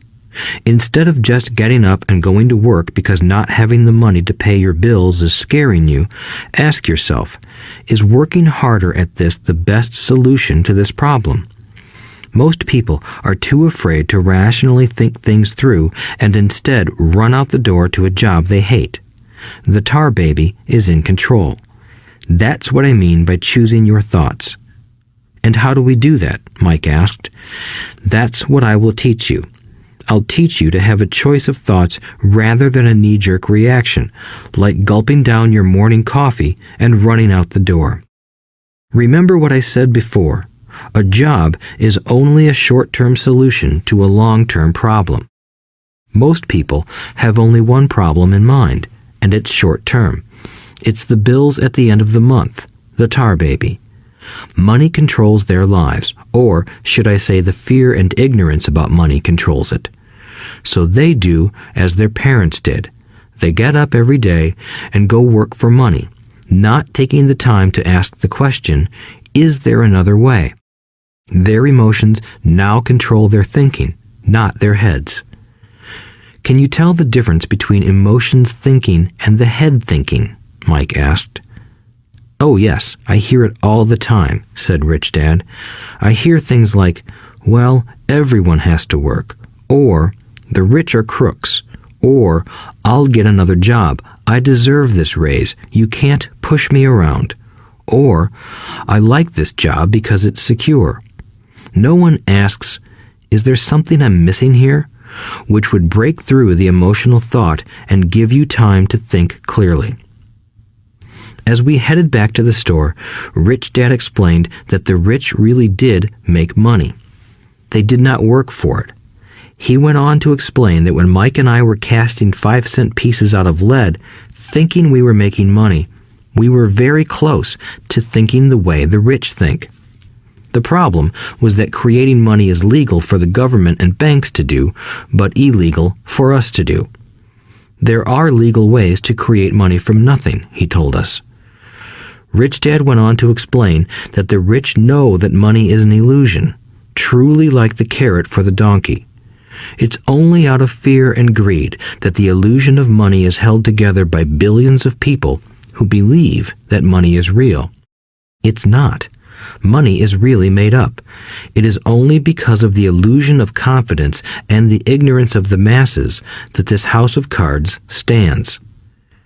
He talked about the gold standard that America was on, and that each dollar bill was actually a silver certificate. What concerned him was the rumor that we would someday go off the gold standard and our dollars would no longer be backed by something tangible. If that happens, boys, all hell will break loose. The poor, the middle class, and the ignorant will have their lives ruined simply because they will continue to believe that money is real and that the company they work for or the government will look after them. We really did not understand what he was saying that day, but over the years, it made more and more sense. Seeing what others miss. As he climbed into his pickup truck outside his convenience store, Rich Dad said, "Keep working, boys, but the sooner you forget about needing a paycheck, the easier your adult life will be. Keep using your brain, work for free, and soon your mind will show you ways of making money far beyond what I could ever pay you. You will see things that other people never see. Most people never see these opportunities because they're looking for money and security, so that's all they get. The moment you see one opportunity, you'll see them for the rest of your life. The moment you do that, I'll teach you something else. Learn this, and you'll avoid one of life's biggest traps. Mike and I picked up our things from the store and waved goodbye to Mrs. Martin. We went back to the park, to the same picnic bench, and spent several more hours thinking and talking. We spent the next week at school thinking and talking too. For 2 more weeks, we kept thinking, talking, and working for free. At the end of the second Saturday, I was again saying goodbye to Mrs. Martin and looking at the comic book stand with a longing gaze. The hard thing about not even getting 30 cents every Saturday was that I didn't have any money to buy comic books. Suddenly, as Mrs. Martin said goodbye to Mike and me, I saw her do something I'd never seen her do before.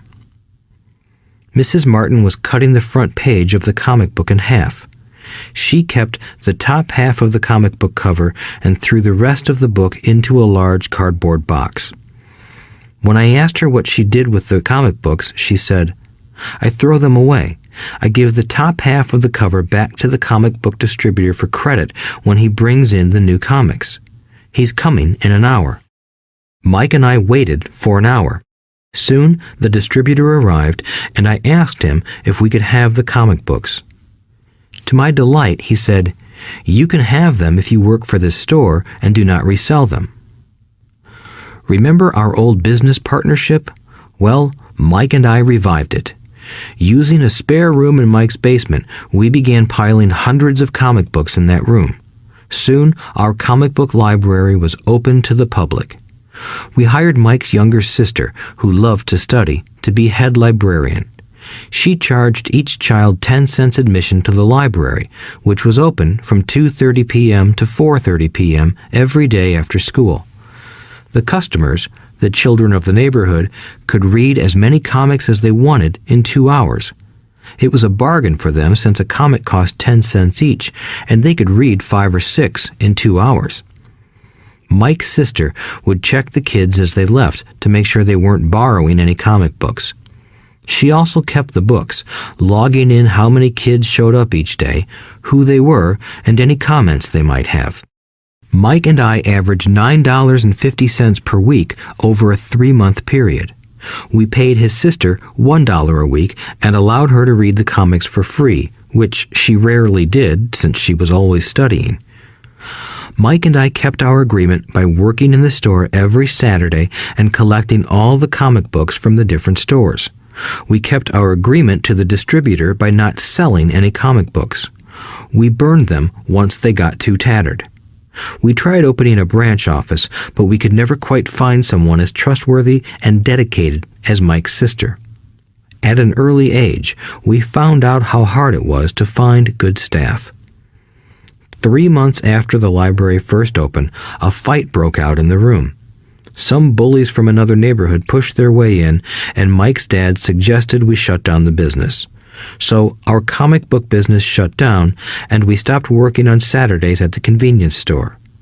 But Rich Dad was excited because he had new things he wanted to teach us.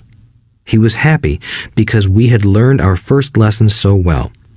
We learned to make money work for us. By not getting paid for our work at the store, we were forced to use our imaginations to identify an opportunity to make money. By starting our own business, the comic book library, we were in control of our own finances, not dependent on an employer. The best part was that our business generated money for us even when we weren't physically there. Our money worked for us. Instead of paying us money, Rich Dad had given us so much more. Chapter 2. Lesson 2. Why teach financial literacy? It's not how much money you make, it's how much money you keep. In 1990, Mike took over his father's empire and is, in fact, doing a better job than his dad did. We see each other once or twice a year on the golf course. He and his wife are wealthier than you can imagine. Rich Dad's empire is in great hands, and Mike is now grooming his son to take his place, as his dad had groomed us. In 1994, I retired at the age of 47, and my wife Kim was 37. Retirement does not mean not working. For us, it means that, barring unforeseen cataclysmic changes, we can work or not work, and our wealth grows automatically, staying ahead of inflation. Our assets are large enough to grow by themselves. It's like planting a tree. You water it for years, and then one day it doesn't need you anymore. Its roots are implanted deep enough. Then the tree provides shade for your enjoyment. Mike chose to run the empire, and I chose to retire. Whenever I speak to groups of people, they often ask what I would recommend that they do. How do I get started? Is there a book you would recommend? What should I do to prepare my children? What is your secret to success? How do I make millions? Whenever I hear one of these questions, I'm reminded of the following story. The Richest Businessmen.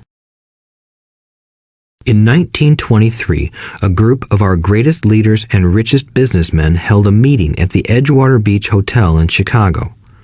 Among them were Charles Schwab, head of the largest independent steel company; Samuel Insull, president of the world's largest utility; Howard Hobson, head of the largest gas company; Ivar Kruger, president of International Match Company, one of the world's largest companies at that time; Leon Fraser, president of the Bank of International Settlements; Richard Whitney, president of the New York Stock Exchange; Arthur Cotton and Jesse Livermore, two of the biggest stock speculators; and Albert Fall, a member of President Harding's cabinet. 25 years later, 9 of these titans ended their lives as follows.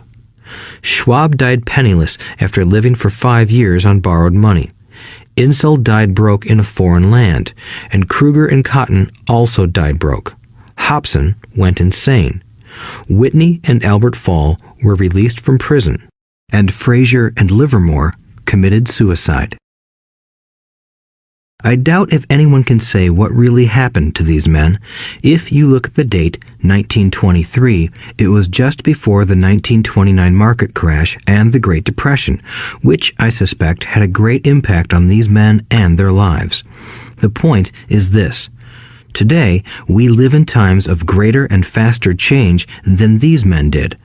I suspect there will be many booms and busts in the coming years that will parallel the ups and downs these men faced.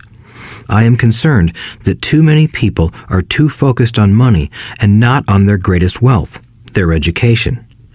If people are prepared to be flexible, keep an open mind and learn, they will grow richer and richer despite tough changes. If they think money will solve problems, they will have a rough ride. Intelligence solves problems and produces money. Money without financial intelligence is money soon gone.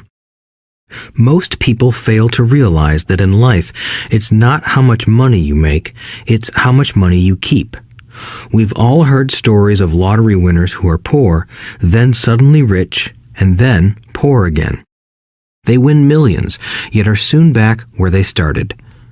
Or stories of professional athletes who at the age of 24 are earning millions but are sleeping under a bridge 10 years later. I remember a story of a young basketball player who a year ago had millions. Today, at just 29, he claims his friends, attorney, and accountant took his money and he was forced to work at a car wash for minimum wage. He was fired from the car wash because he refused to take off his championship ring as he was wiping off the cars. His story made national news, and he is appealing his termination, claiming hardship and discrimination. He claims that the ring is all he has left, and if it was stripped away, he'll crumble. I know so many people who became instant millionaires, and while I am glad some people have become richer and richer, I caution them that in the long run, it's not how much money you make, it's how much you keep and how many generations you keep it. So when people ask, "Where do I get started?" or "Tell me how to get rich quick," they often are greatly disappointed with my answer. I simply say to them what my rich dad said to me when I was a little kid. If you want to be rich, you need to be financially literate. That idea was drummed into my head every time we were together. As I said, my educated dad stressed the importance of reading books, while my rich dad stressed the need to master financial literacy. If you are going to build the Empire State Building, the first thing you need to do is dig a deep hole and pour a strong foundation. If you are going to build a home in the suburbs, all you need to do is pour a 6-inch slab of concrete. Most people, in their drive to get rich, are trying to build an Empire State Building on a 6-inch slab. Our school system, created in the agrarian age, still believes in homes with no foundation. Dirt floors are still the rage, so kids graduate from school with virtually no financial foundation. One day, sleepless and deep in debt in suburbia, living the American dream, they decide that the answer to their financial problems is to find a way to get rich quick. Construction on the skyscraper begins. It goes up quickly, and soon, instead of the Empire State Building, we have the Leaning Tower of suburbia. The sleepless nights return. As for Mike and me in our adult years, both of our choices were possible because we were taught to pour a strong financial foundation when we were just kids. Accounting is possibly the most confusing, boring subject in the world, but if you want to be rich long term, it could be the most important subject. For Rich Dad, the question was how to take a boring and confusing subject and teach it to kids. The answer he found was to make it simple by teaching it in pictures. My rich dad poured a strong financial foundation for Mike and me. Since we were just kids, he created a simple way to teach us. For years, he only drew pictures and used few words. Mike and I understood the simple drawings, the jargon, the movement of money, and then in later years, Rich Dad began adding numbers. Today, Mike has gone on to master much more complex and sophisticated accounting analysis because he had to in order to run his empire. I am not as sophisticated because my empire is smaller, yet we come from the same simple foundation. Over the following pages, we will discuss those same simple line drawings Mike's dad created for us. Though basic, those drawings helped guide two little boys in building great sums of wealth on a solid and deep foundation. Rule number 1. You must know the difference between an asset and a liability, and buy assets. If you want to be rich, this is all you need to know. It is rule number 1. It is the only rule. This may sound absurdly simple, but most people have no idea how profound this rule is. Most people struggle financially because they do not know the difference between an asset and a liability. Rich people acquire assets. The poor and middle class acquire liabilities that they think are assets, said Rich Dad. When Rich Dad explained this to Mike and me, we thought he was kidding. Here we were, nearly teenagers, and waiting for the secret to getting rich. And this was his answer. It was so simple that we stopped for a long time to think about it. "What is an asset?" asked Mike. "Don't worry right now," said Rich Dad. "Just let the idea sink in. If you can comprehend the simplicity, your life will have a plan and be financially easy. It is simple. That is why the idea is missed."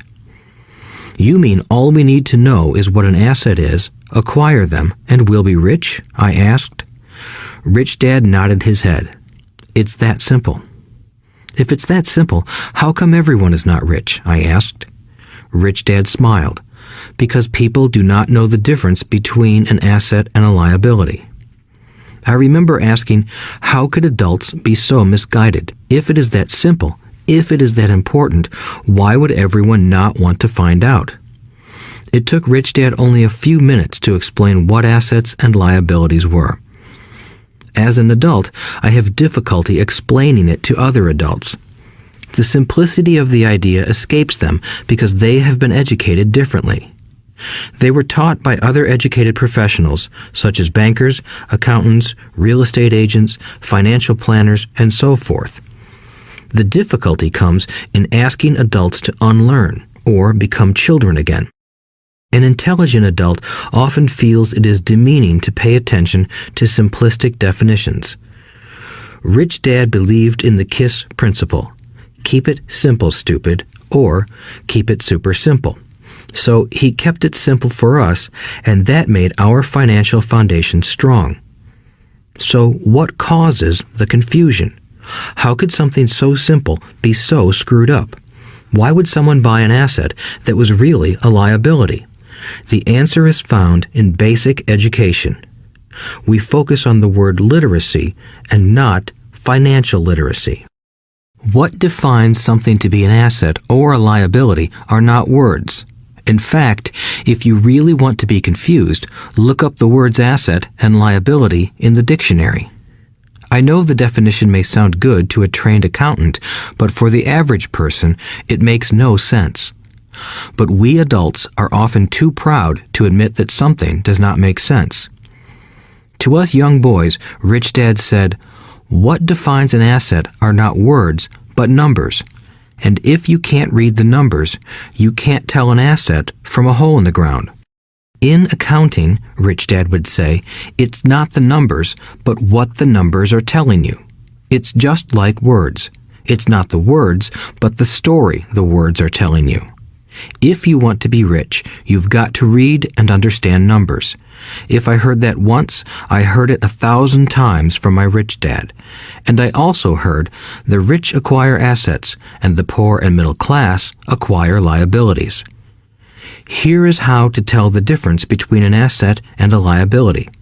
Most accountants and financial professionals do not agree with the definitions, but these simple drawings were the start of strong financial foundations for two young boys. An asset is something that puts money in my pocket. A liability is something that takes money out of my pocket. This is really all you need to know. If you want to be rich, simply spend your life buying assets. If you want to be poor or middle class, spend your life buying liabilities. Illiteracy, both in words and numbers, is the foundation of financial struggle. If people are having difficulties financially, there is something that they don't understand, either in words or numbers. The rich are rich because they are more literate in different areas than people who struggle financially. So if you want to be rich and maintain your wealth, it's important to be financially literate in words as well as numbers. Numbers alone mean little, just as words out of context mean little. It's the story that counts. In financial reporting, reading numbers is looking for the plot, the story of where the cash is flowing. In 80% of most families, the financial story paints a picture of hard work to get ahead. However, this effort is for naught because they spend their lives buying liabilities instead of assets. Everyone has living expenses, the need for food, shelter, and clothing. It is the cash flow that tells the story of how a person handles their money. The reason I started with the story of the richest men in America is to illustrate the flaw in believing that money will solve all problems. That is why I cringe whenever I hear people ask me how to get rich quicker or where they should start. I often hear, "I'm in debt, so I need to make more money." But more money will often not solve the problem. In fact, it may compound the problem. Money often makes obvious our tragic human flaws, putting a spotlight on what we don't know. That is why, all too often, a person who comes into a sudden windfall of cash, let's say an inheritance, a pay raise, or lottery winnings, soon returns to the same financial mess, if not worse than the mess they were in before. Money only accentuates the cash flow pattern running in your head. If your pattern is to spend everything you get, most likely an increase in cash will just result in an increase in spending. Thus the saying, "A fool and his money is one big party." I have said many times that we go to school to gain scholastic and professional skills, both of which are important. We learn to make money with our professional skills. In the 1960s, when I was in high school, if someone did well academically, people assumed this bright student would go on to be a medical doctor because it was the profession with the promise of the greatest financial reward. Today, doctors face financial challenges I wouldn't wish on my worst enemy. Insurance companies taking control of the business, managed healthcare, government intervention, and malpractice suits. Today, kids want to be famous athletes, movie stars, rock stars, beauty queens, or CEOs because that is where the fame, money, and prestige are. That is the reason it is so hard to motivate kids in school today. They know that professional success is no longer solely linked to academic success, as it once was. Because students leave school without financial skills, millions of educated people pursue their profession successfully, but later find themselves struggling financially. They work harder, but don't get ahead. What is missing from their education is not how to make money, but how to manage money. It's called financial aptitude, what you do with the money once you make it, how to keep people from taking it from you, how to keep it longer, and how to make that money work hard for you. Most people don't understand why they struggle financially because they don't understand cash flow. A person can be highly educated, professionally successful, and financially illiterate. These people often work harder than they need to because they learned how to work hard, but not how to have their money work hard for them. The story of how the quest for a financial dream turns into a financial nightmare. The classic story of hardworking people has set a pattern. Recently married, the happy, highly educated young couple moves into one of their cramped, rented apartments. Immediately, they realize that they are saving money because two can live as cheaply as one.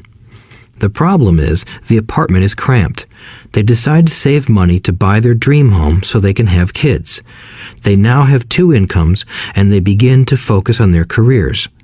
Their incomes begin to increase. As their incomes go up, their expenses go up as well. The number one expense for most people is taxes. Many people think it's income tax, but for most Americans, their highest tax is Social Security. As an employee, it appears as if the Social Security tax combined with the Medicare tax rate is roughly 7.5%, but it's really 15% since the employer must match the Social Security amount. In essence, it is money the employer can't pay you.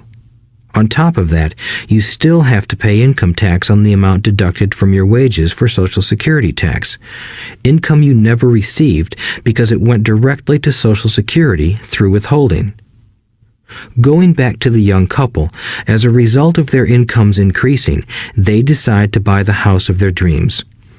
Once in their house, they have a new tax called property tax. Then they buy a new car, new furniture, and new appliances to match their new house. All of a sudden, they wake up and their liabilities column is full of mortgage and credit card debt. Their liabilities go up. They're now trapped in the rat race. Pretty soon, a baby comes along and they work harder. The process repeats itself. Higher incomes cause higher taxes, also called bracket creep. A credit card comes in the mail. They use it. It maxes out. A loan company calls and says their greatest asset, their home, has appreciated in value. Because their credit is so good, the company offers a bill consolidation loan and tells them the intelligent thing to do is clear off the high-interest consumer debt by paying off their credit card. And besides, interest on their home is a tax deduction. They go for it and pay off those high-interest credit cards. They breathe a sigh of relief. Their credit cards are paid off. They've now folded their consumer debt into their home mortgage. Their payments go down because they extend their debt over 30 years. It is the smart thing to do. Their neighbor calls to invite them to go shopping. The Memorial Day sale is on. They promise themselves they'll just window shop, but they take a credit card, just in case. I run into this young couple all the time. Their names change, but their financial dilemma is the same. They come to one of my talks to hear what I have to say. They ask me, "Can you tell us how to make more money?" They don't understand that their trouble is really how they choose to spend the money they do have. It is caused by financial illiteracy and not understanding the difference between an asset and a liability. More money seldom solves someone's money problems. Intelligence solves problems. There is a saying a friend of mine says over and over to people in debt. If you find you have dug yourself into a hole, stop digging. As a child, my dad often told us that the Japanese were aware of 3 powers: the power of the sword, the jewel, and the mirror. The sword symbolizes the power of weapons. America has spent trillions of dollars on weapons, and because of this, is a powerful military presence in the world. The jewel symbolizes the power of money. There is some degree of truth to the saying, "Remember the golden rule. He who has the gold makes the rules." The mirror symbolizes the power of self-knowledge. This self-knowledge, according to Japanese legend, was the most treasured of the 3. All too often, the poor and middle class allow the power of money to control them. By simply getting up and working harder, failing to ask themselves if what they do makes sense, they shoot themselves in the foot as they leave for work every morning. By not fully understanding money, the vast majority of people allow its awesome power to control them. If they used the power of the mirror, they would have asked themselves, "Does this make sense?" All too often, instead of trusting their inner wisdom, that genius inside, most people follow the crowd. They do things because everybody else does them. They conform rather than question. Often, they mindlessly repeat what they have been told. Diversify. Your home is an asset. Your home is your biggest investment. You get a tax break for going into greater debt. Get a safe job. Don't make mistakes. Don't take risks. It is said that the fear of public speaking is a fear greater than death for most people. According to psychiatrists, the fear of public speaking is caused by the fear of ostracism, the fear of standing out, the fear of criticism, the fear of ridicule, and the fear of being an outcast. The fear of being different prevents most people from seeking new ways to solve their problems. That is why my educated dad said the Japanese valued the power of the mirror the most, for it is only when we look into it that we find truth. Fear is the main reason that people say, "Play it safe." That goes for anything, be it sports, relationships, careers, or money. It is that same fear, the fear of ostracism, that causes people to conform to, and not question, commonly accepted opinions or popular trends. Your home is an asset. Get a bill consolidation loan and get out of debt. Work harder. It's a promotion. Someday I'll be a vice president. Save money. When I get a raise, I'll buy us a bigger house. Mutual funds are safe. Many financial problems are caused by trying to keep up with the Joneses. Occasionally, we all need to look in the mirror and be true to our inner wisdom rather than our fears. By the time Mike and I were 16 years old, we began to have problems in school. We were not bad kids. We just began to separate from the crowd. We worked for Mike's dad after school and on weekends.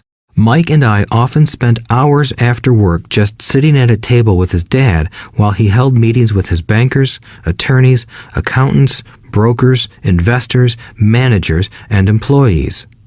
Here was a man who had left school at 13, who was now directing, instructing, ordering, and asking questions of educated people. They came at his beck and call and cringed when he didn't approve of them. Here was a man who had not gone along with the crowd. He was a man who did his own thinking and detested the words, "We have to do it this way because that's the way everyone else does it." He also hated the word can't. If you wanted him to do something, just say, "I don't think you can do it." Mike and I learned more sitting in on his meetings than we did in all our years of school, college included. Mike's dad was not book smart, but he was financially educated and successful as a result. He told us over and over again, an intelligent person hires people who are more intelligent than he is. So Mike and I had the benefit of spending hours listening to and learning from intelligent people.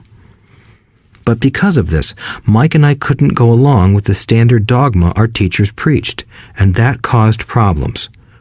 Whenever the teacher said, "If you don't get good grades, you won't do well in the real world," Mike and I just raised our eyebrows. When we were told to follow set procedures and not deviate from the rules, we could see how school discouraged creativity.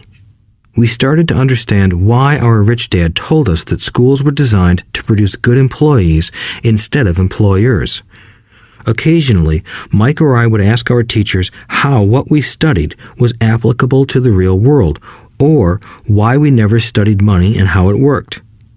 To the latter question, we often got the answer that money was not important, that if we excelled in our education, the money would follow. The more we knew about the power of money, the more distant we grew from the teachers and our classmates. My highly educated dad never pressured me about my grades, but we did begin to argue about money. By the time I was 16, I probably had a far better foundation with money than both my parents. I could keep books, I listened to tax accountants, corporate attorneys, bankers, real estate brokers, investors, and so forth. By contrast, my dad talked to other teachers. One day, my dad told me that our home was his greatest investment. A not too pleasant argument took place when I showed him why I thought a house was not a good investment. I showed him the ancillary expenses that went along with owning the home. A bigger home meant bigger expenses, and the cash flow kept going out through the expense column. Today, people still challenge me on the idea of a house not being an asset. I know that for many people, it is their dream as well as their largest investment. And owning your own home is better than nothing. I simply offer an alternative way of looking at this popular dogma. If my wife and I were to buy a bigger, flashier house, we realize it wouldn't be an asset. It would be a liability since it would take money out of our pocket. So here is the argument I put forth.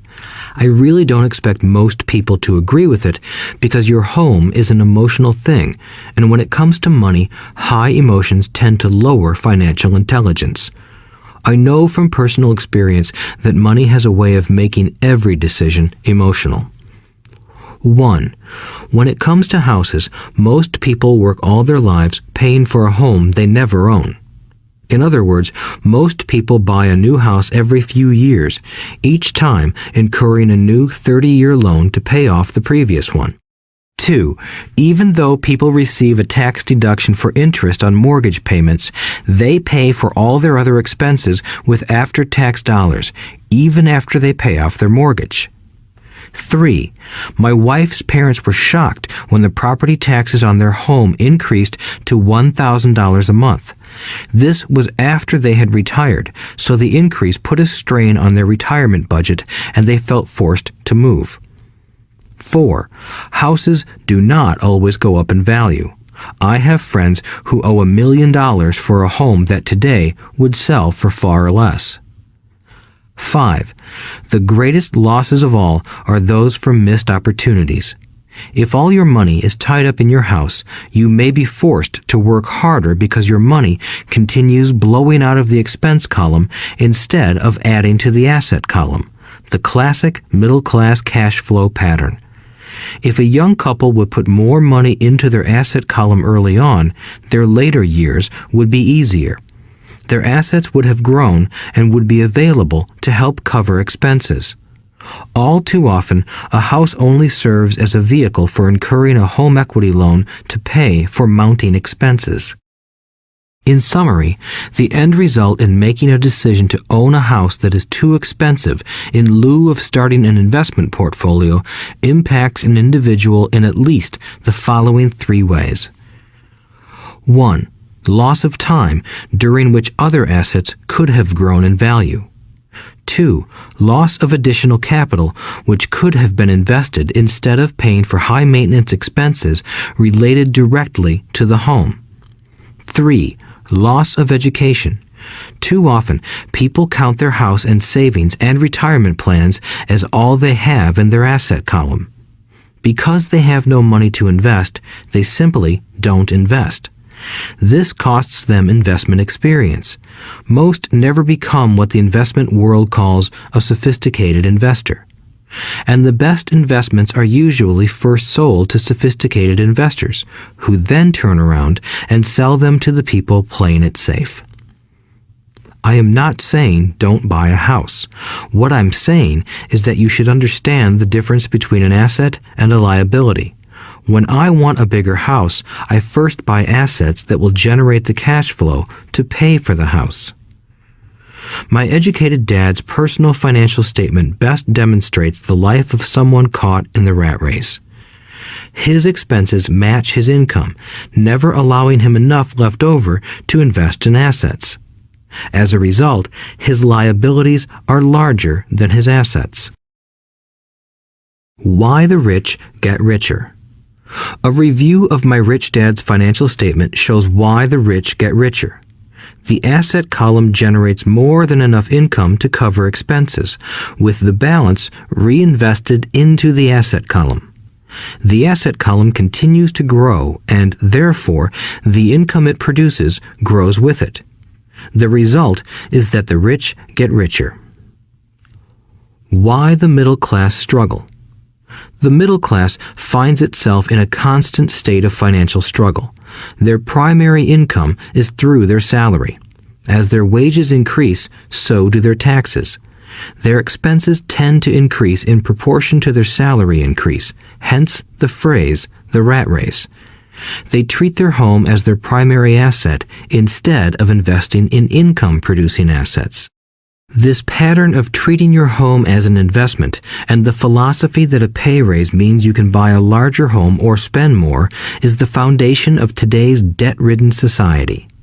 Increased spending throws families into greater debt and into more financial uncertainty, even though they may be advancing in their jobs and receiving raises on a regular basis. This is high-risk living caused by weak financial education.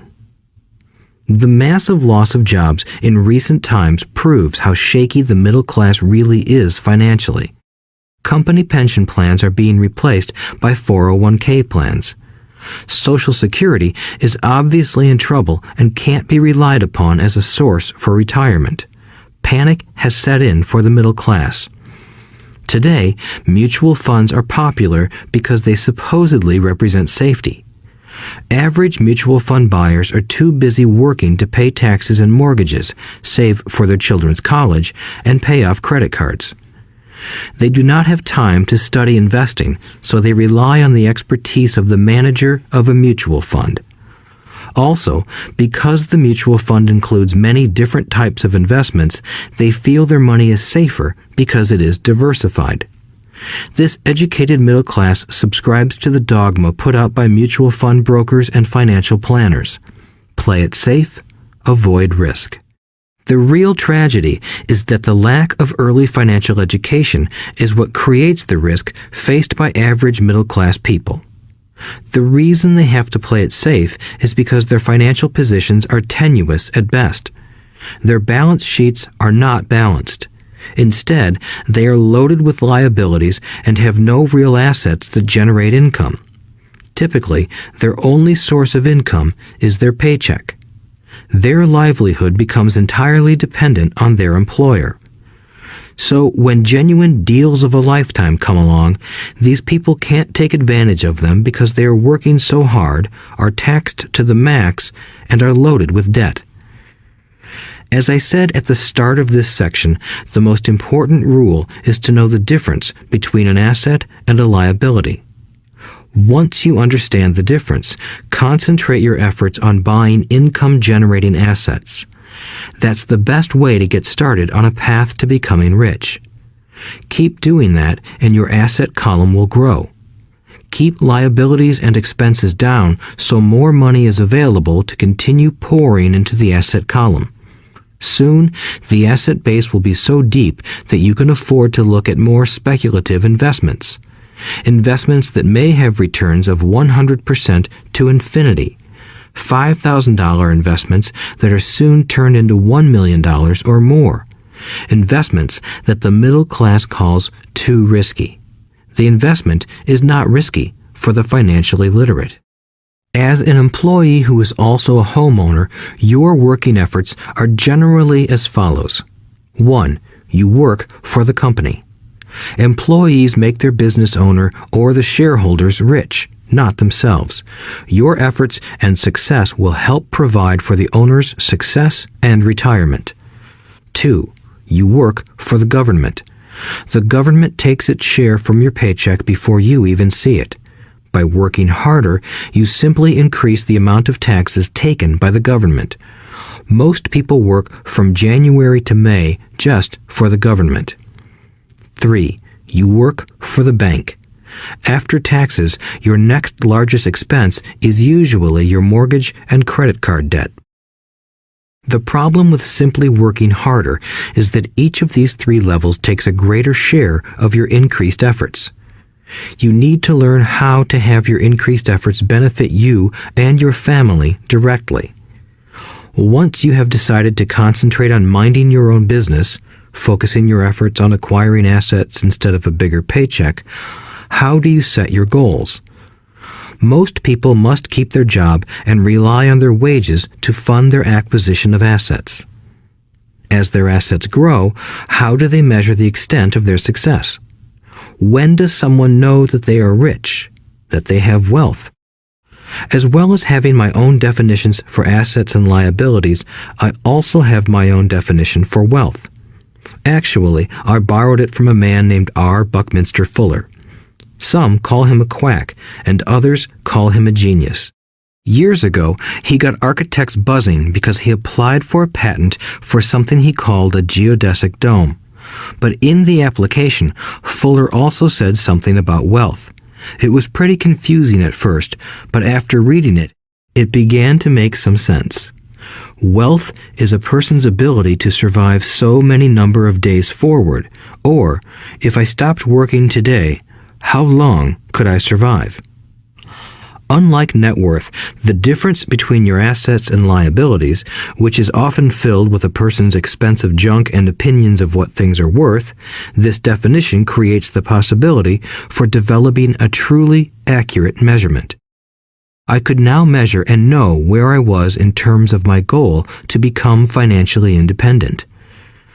Although net worth often includes non-cash producing assets, like stuff you bought that now sits in your garage, wealth measures how much money your money is making and, therefore, your financial survivability. Wealth is the measure of the cash flow from the asset column compared with the expense column. Let's use an example. Let's say I have cash flow from my asset column of $1,000 a month, and I have monthly expenses of $2,000 a month. What is my wealth? Let's go back to Buckminster Fuller's definition. Using his definition, how many days forward can I survive? Assuming a 30-day month, I have enough cash flow for half a month. When I achieve $2,000 a month cash flow from my assets, then I will be wealthy. So, while I'm not yet rich, I am wealthy. I now have income generated from assets each month that fully cover my monthly expenses. If I want to increase my expenses, I first must increase my cash flow to maintain this level of wealth. Also note that it is at this point that I'm no longer dependent on my wages. I have focused on and been successful in building an asset column that has made me financially independent. If I quit my job today, I would be able to cover my monthly expenses with the cash flow from my assets. My next goal would be to have the excess cash flow from my assets reinvested into the asset column. The more money that goes into my asset column, the more my asset column grows. The more my assets grow, the more my cash flow grows.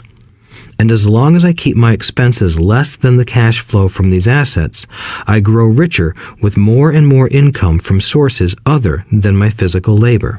As this reinvestment process continues, I am well on my way to becoming rich. Just remember this simple observation. The rich buy assets. The poor only have expenses. The middle class buy liabilities they think are assets. So how do I start minding my own business? What is the answer? Listen to the founder of McDonald's in the next chapter. Chapter 3. Lesson 3. Mind your own business. The rich focus on their asset columns while everyone else focuses on their income statements. In 1974, Ray Kroc, the founder of McDonald's, was asked to speak to the MBA class at the University of Texas at Austin. A friend of mine was a student in that MBA class. After a powerful and inspiring talk, the class adjourned and the students asked Ray if he would join them at their favorite hangout to have a few beers. Ray graciously accepted. "What business am I in?" Ray asked once the group had all their beers in hand. Everyone laughed, my friend said. Most of the MBA students thought Ray was just fooling around. No one answered, so Ray asked again. "What business do you think I'm in?" The students laughed again, and finally one brave soul yelled out, "Ray, who in the world doesn't know that you're in the hamburger business?" Ray chuckled. "That's what I thought you would say." He paused and then quickly added, "Ladies and gentlemen, I'm not in the hamburger business. My business is real estate." As my friend tells the story, Ray spent a good amount of time explaining his viewpoint. In his business plan, Ray knew that the primary business focus was to sell hamburger franchises, but what he never lost sight of was the location of each franchise. He knew that the land and its location were the most significant factors in the success of each franchise. Basically, the person who bought the franchise was also buying the real estate under the franchise for Ray Kroc's organization. Today, McDonald's is the largest single owner of real estate in the world, owning even more than the Catholic Church. McDonald's owns some of the most valuable intersections and street corners in America and around the globe. My friend considers this as one of the most important lessons in his life. Today, he owns car washes, but his business is the real estate under those car washes. The previous chapter presented that most people work for everyone but themselves. They work first for the owners of the company, then for the government through taxes, and finally for the bank that owns their mortgage. When I was a young boy, we did not have a McDonald's nearby. Yet my rich dad was responsible for teaching Mike and me the same lesson that Ray Kroc talked about at the University of Texas. It is secret number 3 of the rich. The secret is mind your own business.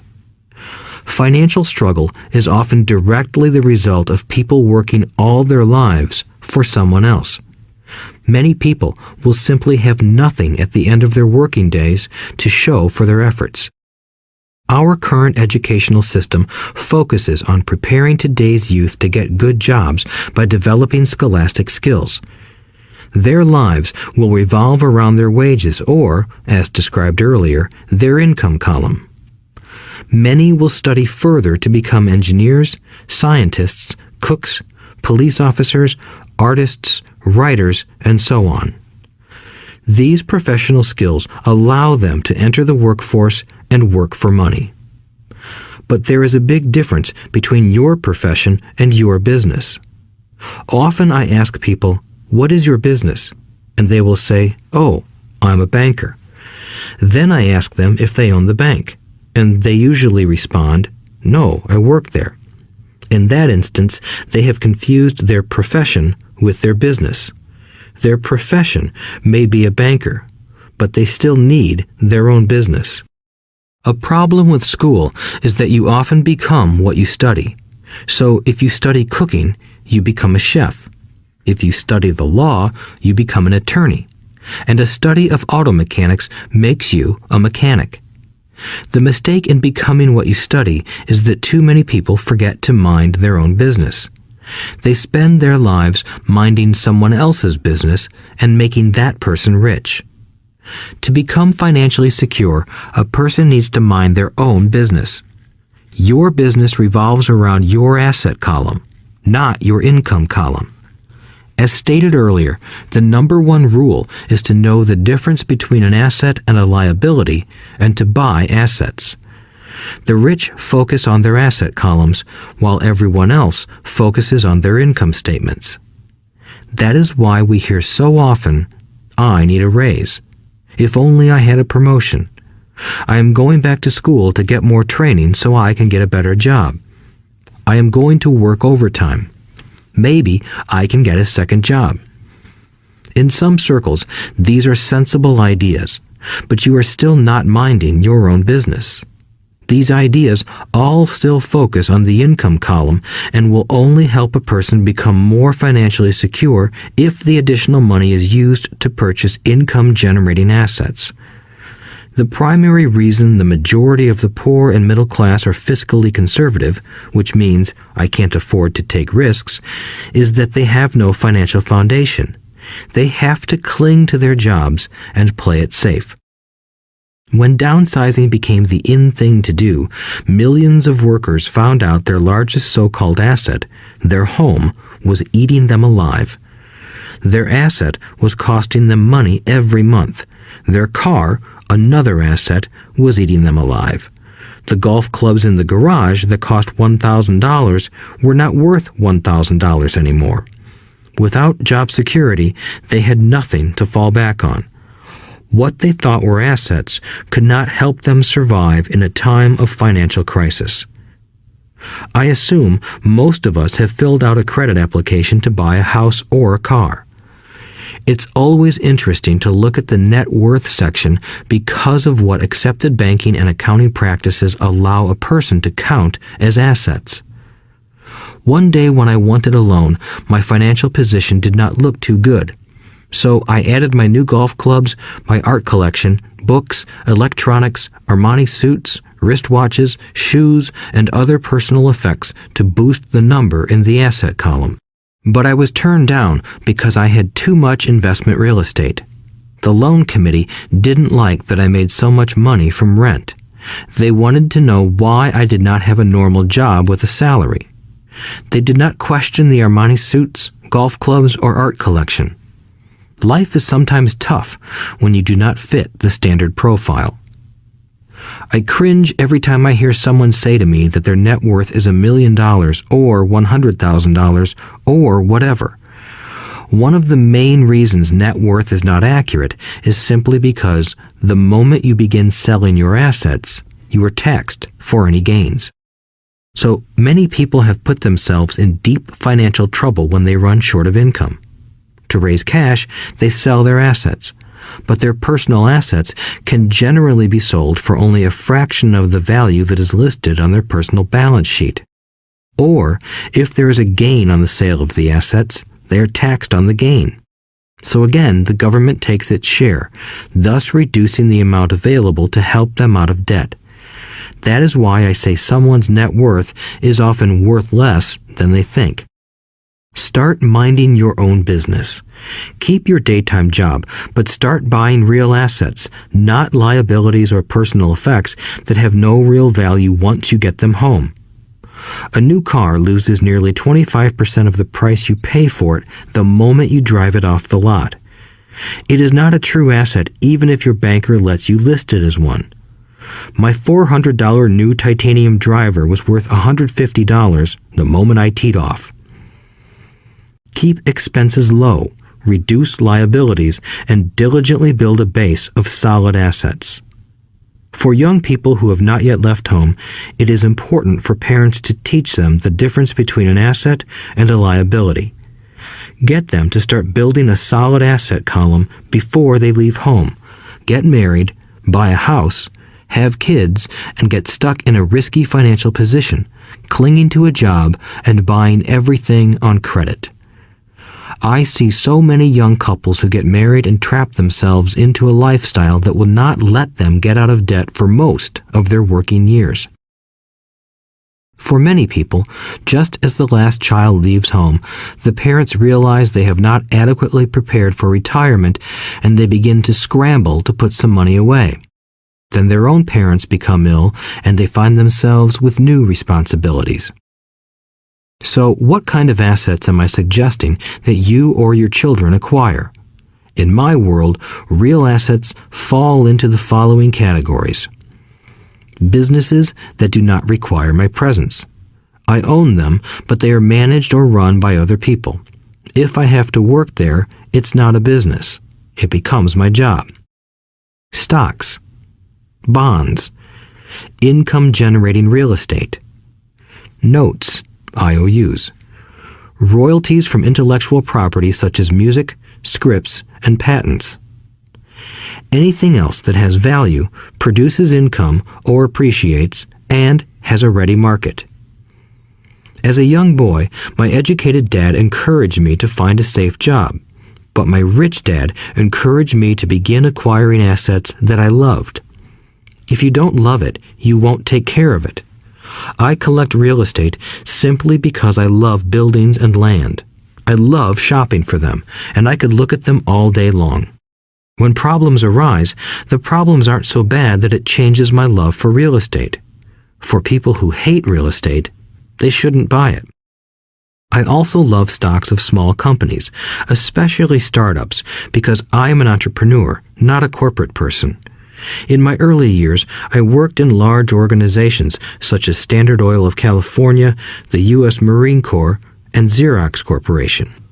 I enjoyed my time with those organizations and have fond memories, but I know deep down I am not a company man. I like starting companies, not running them. So my stock buys are usually of small companies. Sometimes I even start the company and take it public. Fortunes are made in new stock issues, and I love the game. Many people are afraid of small cap companies and call them risky, and they are. But that risk is diminished if you love what the investment is, understand it, and know the game.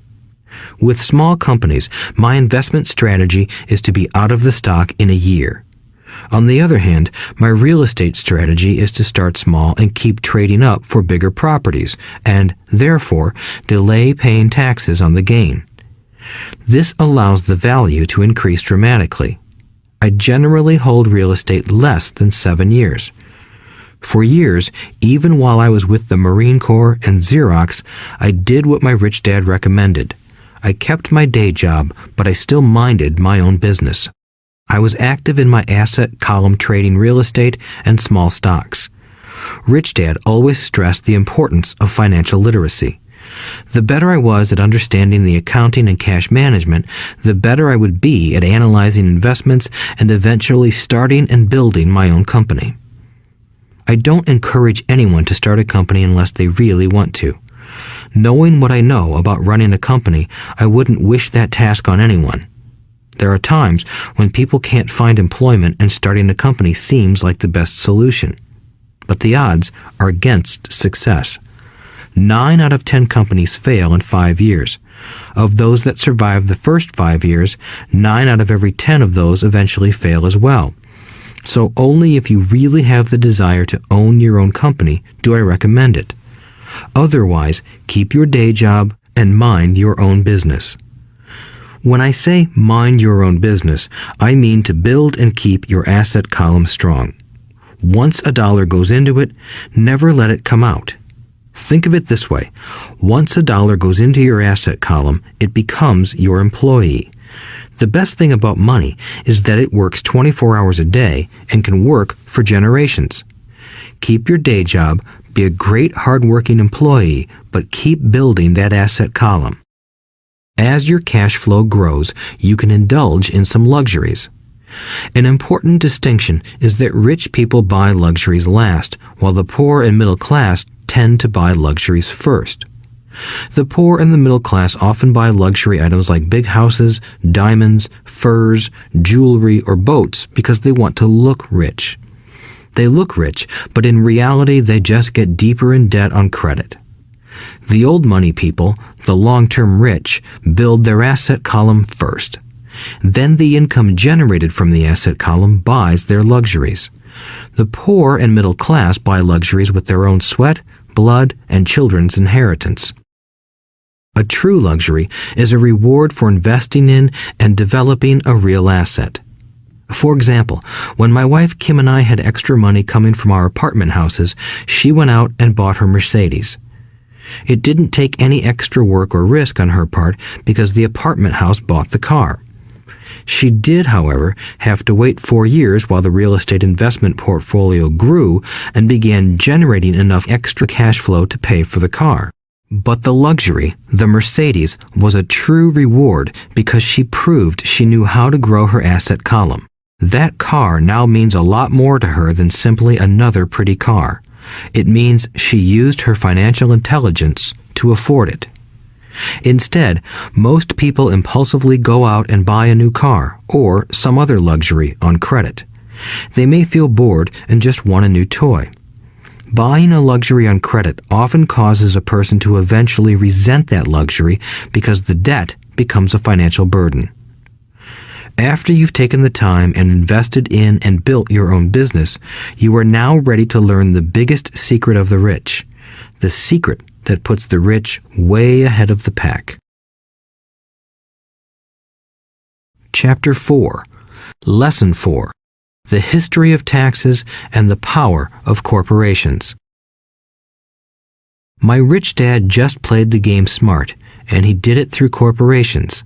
The biggest secret of the rich. I remember in school being told the story of Robin Hood and his merry men. My teacher thought it was a wonderful story of a romantic hero who robbed from the rich and gave to the poor. My rich dad did not see Robin Hood as a hero. He called Robin Hood a crook. Robin Hood may be long gone, but his followers live on. I often still hear people say, "Why don't the rich pay for it?" Or, "The rich should pay more in taxes and give it to the poor." It is this Robin Hood fantasy, or taking from the rich to give to the poor, that has caused the most pain for the poor and the middle class. The reason the middle class is so heavily taxed is because of the Robin Hood ideal. The reality is that the rich are not taxed. It's the middle class who pays for the poor, especially the educated, upper-income middle class. Again, to understand fully how things happen, we need to look at the history of taxes. Although my highly educated dad was an expert on the history of education, my rich dad fashioned himself an expert on the history of taxes. Rich Dad explained to Mike and me that originally in England and America, there were no taxes. Occasionally, there were temporary taxes levied in order to pay for wars.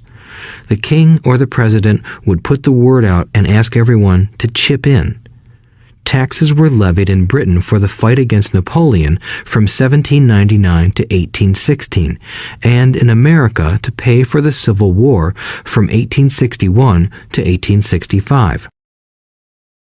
In 1874, England made income tax a permanent levy on its citizens. In 1913, an income tax became permanent in the United States with the adoption of the 16th Amendment to the U.S. Constitution. At one time, Americans were anti-tax. It had been the tax on tea that led to the famous Tea Party in Boston Harbor, an incident that helped ignite the Revolutionary War. It took approximately 50 years in both England and the United States to sell the idea of a regular income tax. What these historical dates fail to reveal is that both of these taxes were initially levied against only the rich. It was this point that Rich Dad wanted Mike and me to understand. He explained that the idea of taxes was made popular and accepted by the majority by telling the poor and the middle class that taxes were created only to punish the rich. This is how the masses voted for the law, and it became constitutionally legal. Although it was intended to punish the rich, in reality it wound up punishing the very people who voted for it, the poor and middle class. Once government got a taste of money, its appetite grew, said Rich Dad. Your dad and I are exactly opposite. He's a government bureaucrat, and I am a capitalist. We get paid, and our success is measured on opposite behaviors. He gets paid to spend money and hire people. The more he spends and the more people he hires, the larger his organization becomes. In the government, a large organization is a respected organization. On the other hand, within my organization, the fewer people I hire and the less money I spend, the more I am respected by my investors. That's why I don't like government people. They have different objectives than most business people. As the government grows, more and more tax dollars are needed to support it. My educated dad sincerely believed that government should help people. He loved John F. Kennedy and especially the idea of the Peace Corps. He loved the idea so much that both he and my mom worked for the Peace Corps, training volunteers to go to Malaysia, Thailand, and the Philippines. He always strived for additional grants and budget increases so he could hire more people, both in his job with the Education Department and in the Peace Corps. From the time I was about 10 years old, I would hear from my rich dad that government workers were a pack of lazy thieves, and from my poor dad, I would hear how the rich were greedy crooks who should be made to pay more taxes. Both sides had valid points. It was difficult to go to work for one of the biggest capitalists in town and come home to a father who was a prominent government leader. It was not easy to know which dad to believe. Yet, when you study the history of taxes, an interesting perspective emerges. As I said, the passage of taxes was only possible because the masses believed in the Robin Hood theory of economics. Take from the rich and give to everyone else. The problem was that the government's appetite for money was so great that taxes soon needed to be levied on the middle class, and from there it kept trickling down. However, the rich saw an opportunity because they don't play by the same set of rules. The rich knew about corporations, which became popular in the days of sailing ships. The rich created the corporation as a vehicle to limit their risk to the assets of each voyage. The rich put their money into a corporation to finance the voyage. The corporation would then hire a crew to sail to the New World to look for treasure. If the ship was lost, the crew lost their lives, but the loss to the rich would be limited only to the money they invested for that particular voyage. It is the knowledge of the legal corporate structure that really gives the rich a vast advantage over the poor and middle class. Having two fathers teaching me, one a socialist and the other a capitalist, I quickly began to realize that the philosophy of the capitalist made more financial sense to me. It seemed to me that the socialists ultimately penalized themselves due to their lack of financial education. No matter what the take from the rich crowd came up with, the rich always found a way to outsmart them. That is how taxes were eventually levied on the middle class. The rich outsmarted the intellectuals solely because they understood the power of money, a subject not taught in schools. How did the rich outsmart the intellectuals? Once the take from the rich tax was passed, cash started flowing into government coffers. Initially, people were happy. Money was handed out to government workers and the rich. It went to government workers in the form of jobs and pensions, and it went to the rich via their factories receiving government contracts. The government received a large pool of money, but the problem was the fiscal management of that money. The government ideal is to avoid having excess money. If you fail to spend your allotted funds, you risk losing it in the next budget. You would certainly not be recognized for being efficient. Business people, on the other hand, are rewarded for having excess money and are applauded for their efficiency. As this cycle of growing government spending continued, the demand for money increased, and the tax the rich idea was adjusted to include lower income levels down to the very people who voted it in, the poor and the middle class. True capitalists used their financial knowledge to simply find an escape. They headed back to the protection of a corporation. But what many people who have never formed a corporation don't know is that a corporation is not really a thing. A corporation is merely a file folder with some legal documents in it, sitting in some attorney's office and registered with a state government agency. It's not a big building or a factory or a group of people. A corporation is merely a legal document that creates a legal body without a soul. Using it, the wealth of the rich was once again protected. It was popular because the income tax rate of a corporation is less than the individual income tax rates. In addition, certain expenses could be paid by a corporation with pre-tax dollars. This war between the haves and have-nots has raged for hundreds of years. The battle is waged whenever and wherever laws are made, and it will go on forever. The problem is that the people who lose are the uninformed, the ones who get up every day and diligently go to work and pay taxes. If they only understood the way the rich play the game, they could play it too. Then they would be on their way to their own financial independence. This is why I cringe every time I hear a parent advise their children to go to school so they can find a safe, secure job. An employee with a safe, secure job without financial aptitude has no escape. Average Americans today work 5 to 6 months for the government just to cover their taxes. In my opinion, that is simply too long. The harder you work, the more you pay the government. That is why I believe that the idea of take from the rich backfired on the very people who voted it in. Every time people try to punish the rich don't simply comply. They react. They have the money, power, and intent to change things. They don't just sit there and voluntarily pay more taxes. Instead, they search for ways to minimize their tax burden. They hire smart attorneys and accountants and persuade politicians to change laws or create legal loopholes. They use their resources to effect change. The tax code of the United States also allows other ways to reduce taxes. Most of these vehicles are available to anyone, but it is the rich who find them because they are minding their own business.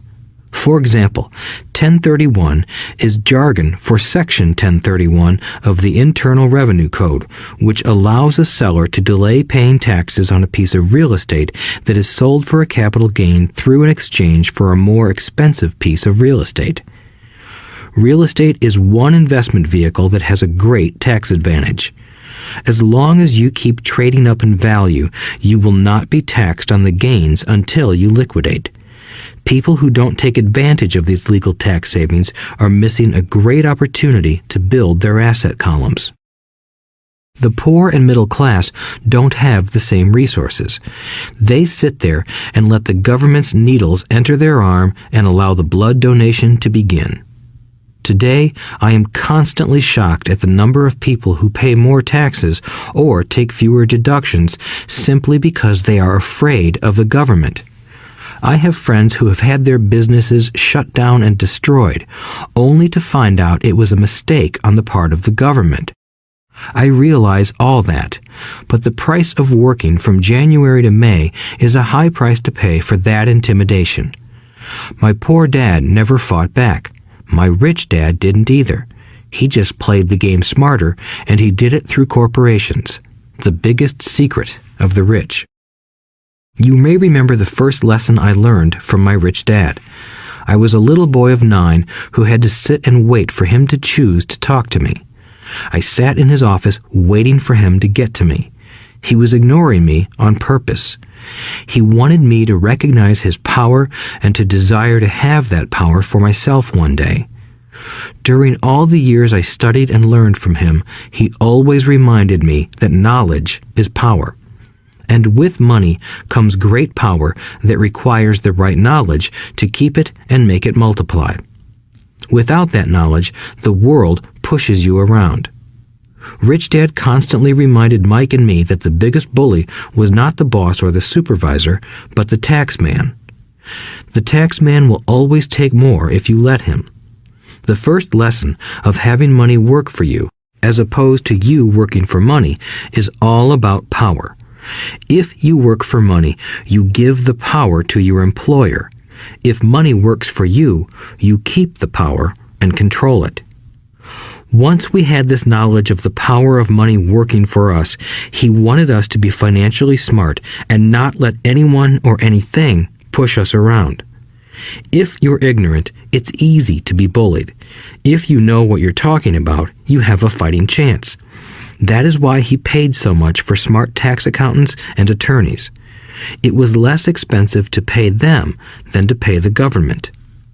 His best lesson to me was, be smart and you won't be pushed around as much. He knew the law because he was a law-abiding citizen and because it was expensive to not know the law.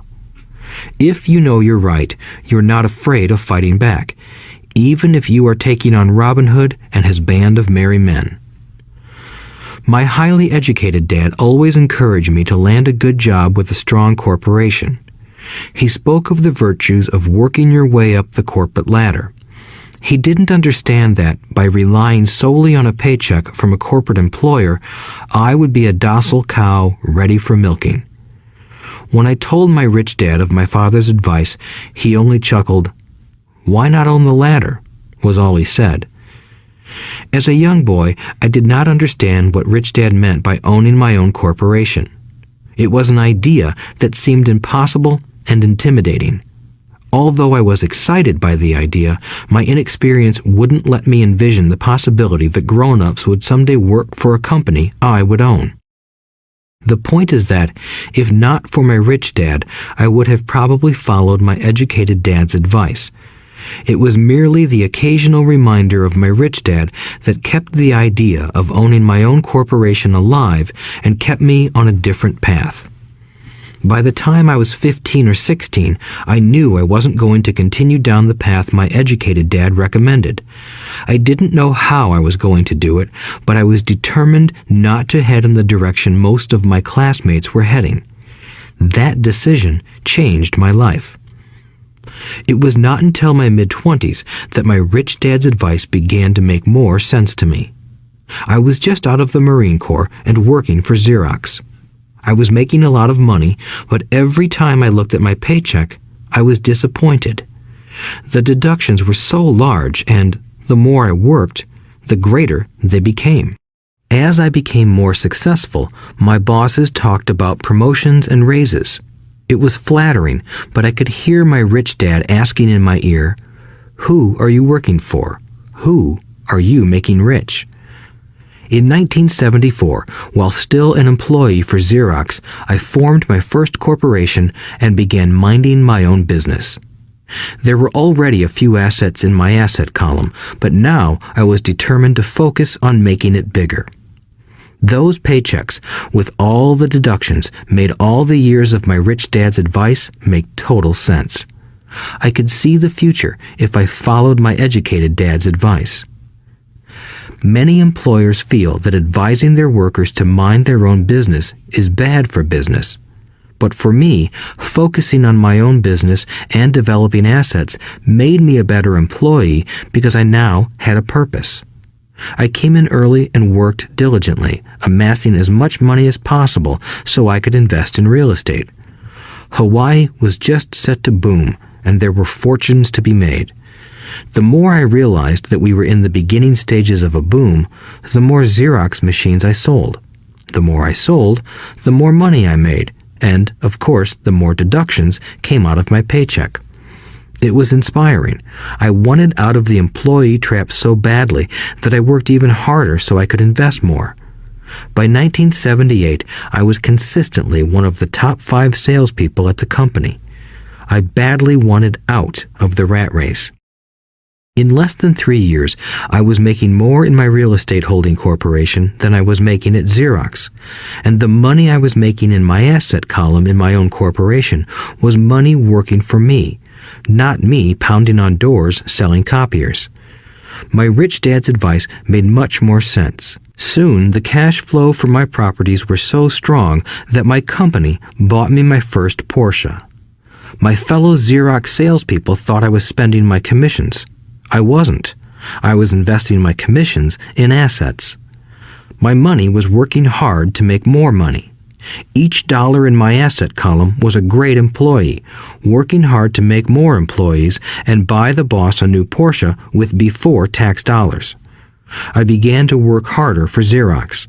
The plan was working, and my Porsche was the proof.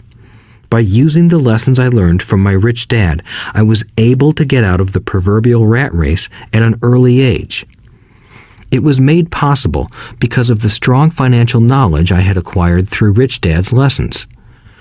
Without this financial knowledge, which I call financial intelligence or financial IQ, my road to financial independence would have been much more difficult. I now teach others in the hope that I may share my knowledge with them. I remind people that financial IQ is made up of knowledge from 4 broad areas of expertise. 1. Accounting. Accounting is financial literacy or the ability to read numbers. This is a vital skill if you want to build an empire. The more money you are responsible for, the more accuracy is required, or the house comes tumbling down. This is the left brain side, or the details. Financial literacy is the ability to read and understand financial statements, which allows you to identify the strengths and weaknesses of any business. 2. Investing. Investing is the science of money making money. This involves strategies and formulas which use the creative right brain side. 3. Understanding markets. Understanding markets is the science of supply and demand. You need to know the technical aspects of the market, which are emotion-driven, in addition to the fundamental or economic aspects of an investment. Does an investment make sense or does it not make sense based on current market conditions? 4. The law. A corporation wrapped around the technical skills of accounting, investing, and markets can contribute to explosive growth. A person who understands the tax advantages and protections provided by a corporation can get rich so much faster than someone who is an employee or a small business sole proprietor. It's like the difference between someone walking and someone flying. The difference is profound when it comes to long-term wealth. Tax advantages. A corporation can do many things that an employee cannot, like pay expenses before paying taxes. That is a whole area of expertise that is very exciting. Employees earn and get taxed, and then try to live on what is left. A corporation earns, spends everything it can, and is taxed on anything that is left. It's one of the biggest legal tax loopholes that the rich use. They're easy to set up and are not expensive if you own investments that are producing good cash flow. For example, by owning your own corporation, your vacations can be board meetings in Hawaii. Car payments, insurance, repairs, and health club memberships are company expenses. Most restaurant meals are partial expenses, and on. But it's done legally with pre-tax dollars. Protection from lawsuits. We live in a litigious society. Everybody wants a piece of your action. The rich hide much of their wealth using vehicles such as corporations and trusts to protect their assets from creditors. When someone sues a wealthy individual, they are often met with layers of legal protection and often find that the wealthy person actually owns nothing. They control everything, but own nothing. The poor and middle class try to own everything and lose it to the government or to fellow citizens who like to sue the rich. They learned it from the Robin Hood story. Take from the rich and give it to the poor. It is not the purpose of this audiobook to go into the specifics of owning a corporation. But I will say that if you own any kind of legitimate assets, I would consider finding out more about the benefits and protection offered by a corporation as soon as possible. There are many books written on the subject that will detail the benefits and even walk you through the steps necessary to set up a corporation. Garrett Sutton's books on corporations provide wonderful insight into the power of personal corporations. Financial IQ is actually the synergy of many skills and talents. I would say it is the combination of the 4 technical skills listed above that make up basic financial intelligence. If you aspire to great wealth, it is the combination of these skills that will greatly amplify your financial intelligence. In summary, business owners with corporations 1. Earn, 2. Spend, 3. Pay taxes.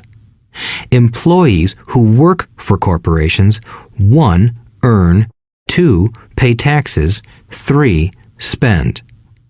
As part of your overall financial strategy, I recommend that you learn about the protection that legal entities can provide for businesses and assets.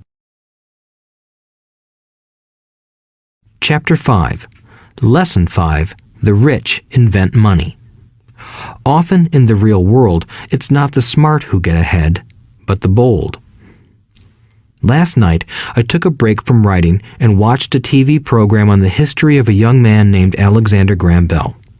Bell had just patented his telephone and was having growing pains because the demand for his new invention was so strong. Needing a bigger company, he then went to the giant at that time, Western Union, and asked them if they would buy his patent and his tiny company. He wanted $100,000 for the whole package. The president of Western Union scoffed at him and turned him down, saying the price was ridiculous. The rest is history. A multi-billion-dollar industry emerged, and AT&T was born. The evening news came on right after the story of Alexander Graham Bell. On the news was a story of another downsizing at a local company. The workers were angry and complained that the company ownership was unfair. A terminated manager of about 45 years of age had his wife and 2 babies at the plant and was begging the guards to let him talk to the owners to ask if they would reconsider his termination. He had just bought a house and was afraid of losing it. The camera focused in on his pleading for all the world to see. Needless to say, it held my attention. I have been teaching professionally since 1984. It has been a great experience and a rewarding one. It is also a disturbing profession, for I have taught thousands of individuals, and I see one thing in common in all of us, myself included. We all have tremendous potential, and we all are blessed with gifts. Yet the one thing that holds all of us back is some degree of self-doubt. It is not so much the lack of technical information that holds us back, but more the lack of self-confidence. Some are more affected than others. Once we leave school, most of us know that it is not so much a matter of college degrees or good grades that count. In the real world, outside of academics, something more than just grades is required. I have heard it called many things: guts, chutzpah, balls, audacity, bravado, cunning, daring, tenacity, and brilliance. This factor, whatever it is labeled, ultimately decides one's future much more than school grades do. Inside each of us is one of these brave, brilliant, and daring characters. There is also the flip side of that character, people who could get down on their knees and beg if necessary. After a year in Vietnam as a Marine Corps pilot, I got to know both of those characters inside of me intimately. One is not better than the other. Yet, as a teacher, I recognized that it was excessive fear and self-doubt that were the greatest detractors of personal genius. It broke my heart to see students know the answers, yet lack the courage to act on the answer. Often in the real world, it's not the smart who get ahead, but the bold. In my personal experience, your financial genius requires both technical knowledge as well as courage. If fear is too strong, the genius is suppressed. In my classes, I strongly urge students to learn to take risks, to be bold, and to let their genius convert that fear into power and brilliance. It works for some and just terrifies others. I have come to realize that for most people, when it comes to the subject of money, they would rather play it safe. I have had to field questions such as, why take risks? Why should I bother developing my financial IQ? Why should I become financially literate? And I answer, just to have more options. There are huge changes up ahead. In the coming years, there will be more people just like the young inventor Alexander Graham Bell. There will be 100 people like Bill Gates and hugely successful companies like Microsoft created every year all over the world. And there will also be many more bankruptcies, layoffs, and downsizings. So why bother developing your financial IQ? No one can answer that but you. Yet I can tell you why I myself do it. I do it because it is the most exciting time to be alive. I'd rather be welcoming change than dreading change. I'd rather be excited about making millions than worrying about not getting a raise. This period we are in now is a most exciting time, unprecedented in our world's history. Generations from now, people will look back at this period of time and remark at what an exciting era it must have been. It was the death of the old and birth of the new. It was full of turmoil, and it was exciting. So why bother developing your financial IQ? Because if you do, you will prosper greatly. And if you don't, this period of time will be a frightening one. It will be a time of watching some people move boldly forward while others cling to worn-out life preservers. Land was wealth 300 years ago, so the person who owned the land owned the wealth. Later, wealth was in factories and production, and America rose to dominance. The industrialist owned the wealth. Today, wealth is in information, and the person who has the most timely information owns the wealth. The problem is that information flies around the world at the speed of light. The new wealth cannot be contained by boundaries and borders as land and factories were. The changes will be faster and more dramatic. There will be a dramatic increase in the number of new multimillionaires. There also will be those who are left behind. I find so many people struggling today, often working harder, simply because they cling to old ideas. They want things to be the way they were, and they resist change. I know people who are losing their jobs or their houses, and they blame technology or the economy or their boss. Sadly, they fail to realize that they might be the problem. Old ideas are their biggest liability. It is a liability simply because they fail to realize that while that idea or way of doing something was an asset yesterday, yesterday is gone. One afternoon, I was teaching how to invest using a board game I had invented, Cash Flow, as a teaching tool. A friend had brought someone along to attend the class. This friend of a friend was recently divorced, had been badly burned in the divorce settlement, and was now searching for some answers. Her friend thought the class might help. The game was designed to help people learn how money works. In playing the game, they learn about the interaction of the income statement with the balance sheet. They learn how cash flows between the two and how the road to wealth is through striving to increase your monthly cash flow from the asset column to the point that it exceeds your monthly expenses. Once you accomplish this, you are able to get out of the rat race and out onto the fast track. As I have said, some people hate the game, some love it, and others miss the point.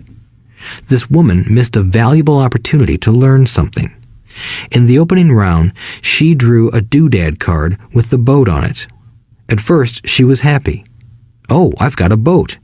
Then, as her friend tried to explain how the numbers worked on her income statement and balance sheet, she got frustrated because she had never liked math. The rest of her table waited while her friend continued explaining the relationship between the income statement, balance sheet, and monthly cash flow. Suddenly, when she realized how the numbers worked, it dawned on her that her boat was eating her alive. Later on in the game, she was also downsized and had a child. It was a horrible game for her. After the class, her friend came by and told me that she was upset. She had come to the class to learn about investing and did not like the idea that it took so long to play a silly game. Her friend attempted to tell her to look within herself to see if the game reflected her in any way. With that suggestion, the woman demanded her money back. She said that the very idea that a game could be a reflection of her was ridiculous. Her money was promptly refunded, and she left. Since 1984, I have made millions simply by doing what the school system does not do. In school, most teachers lecture. I hated lectures as a student. I was soon bored, and my mind would drift. In 1984, I began teaching via games and simulations, and I still rely on these tools today. I always encourage adult students to look at games as reflecting back to them what they know and what they need to learn. Most importantly, games reflect behavior. They are instant feedback systems. Instead of the teacher lecturing you, the game is giving you a personalized lecture, one that is custom-made just for you. The friend of the woman who left later called to give me an update. She said her friend was fine and had calmed down. In her cooling off period, she could see some slight relationship between the game and her life. Although she and her husband did not own a boat, they did own everything else imaginable.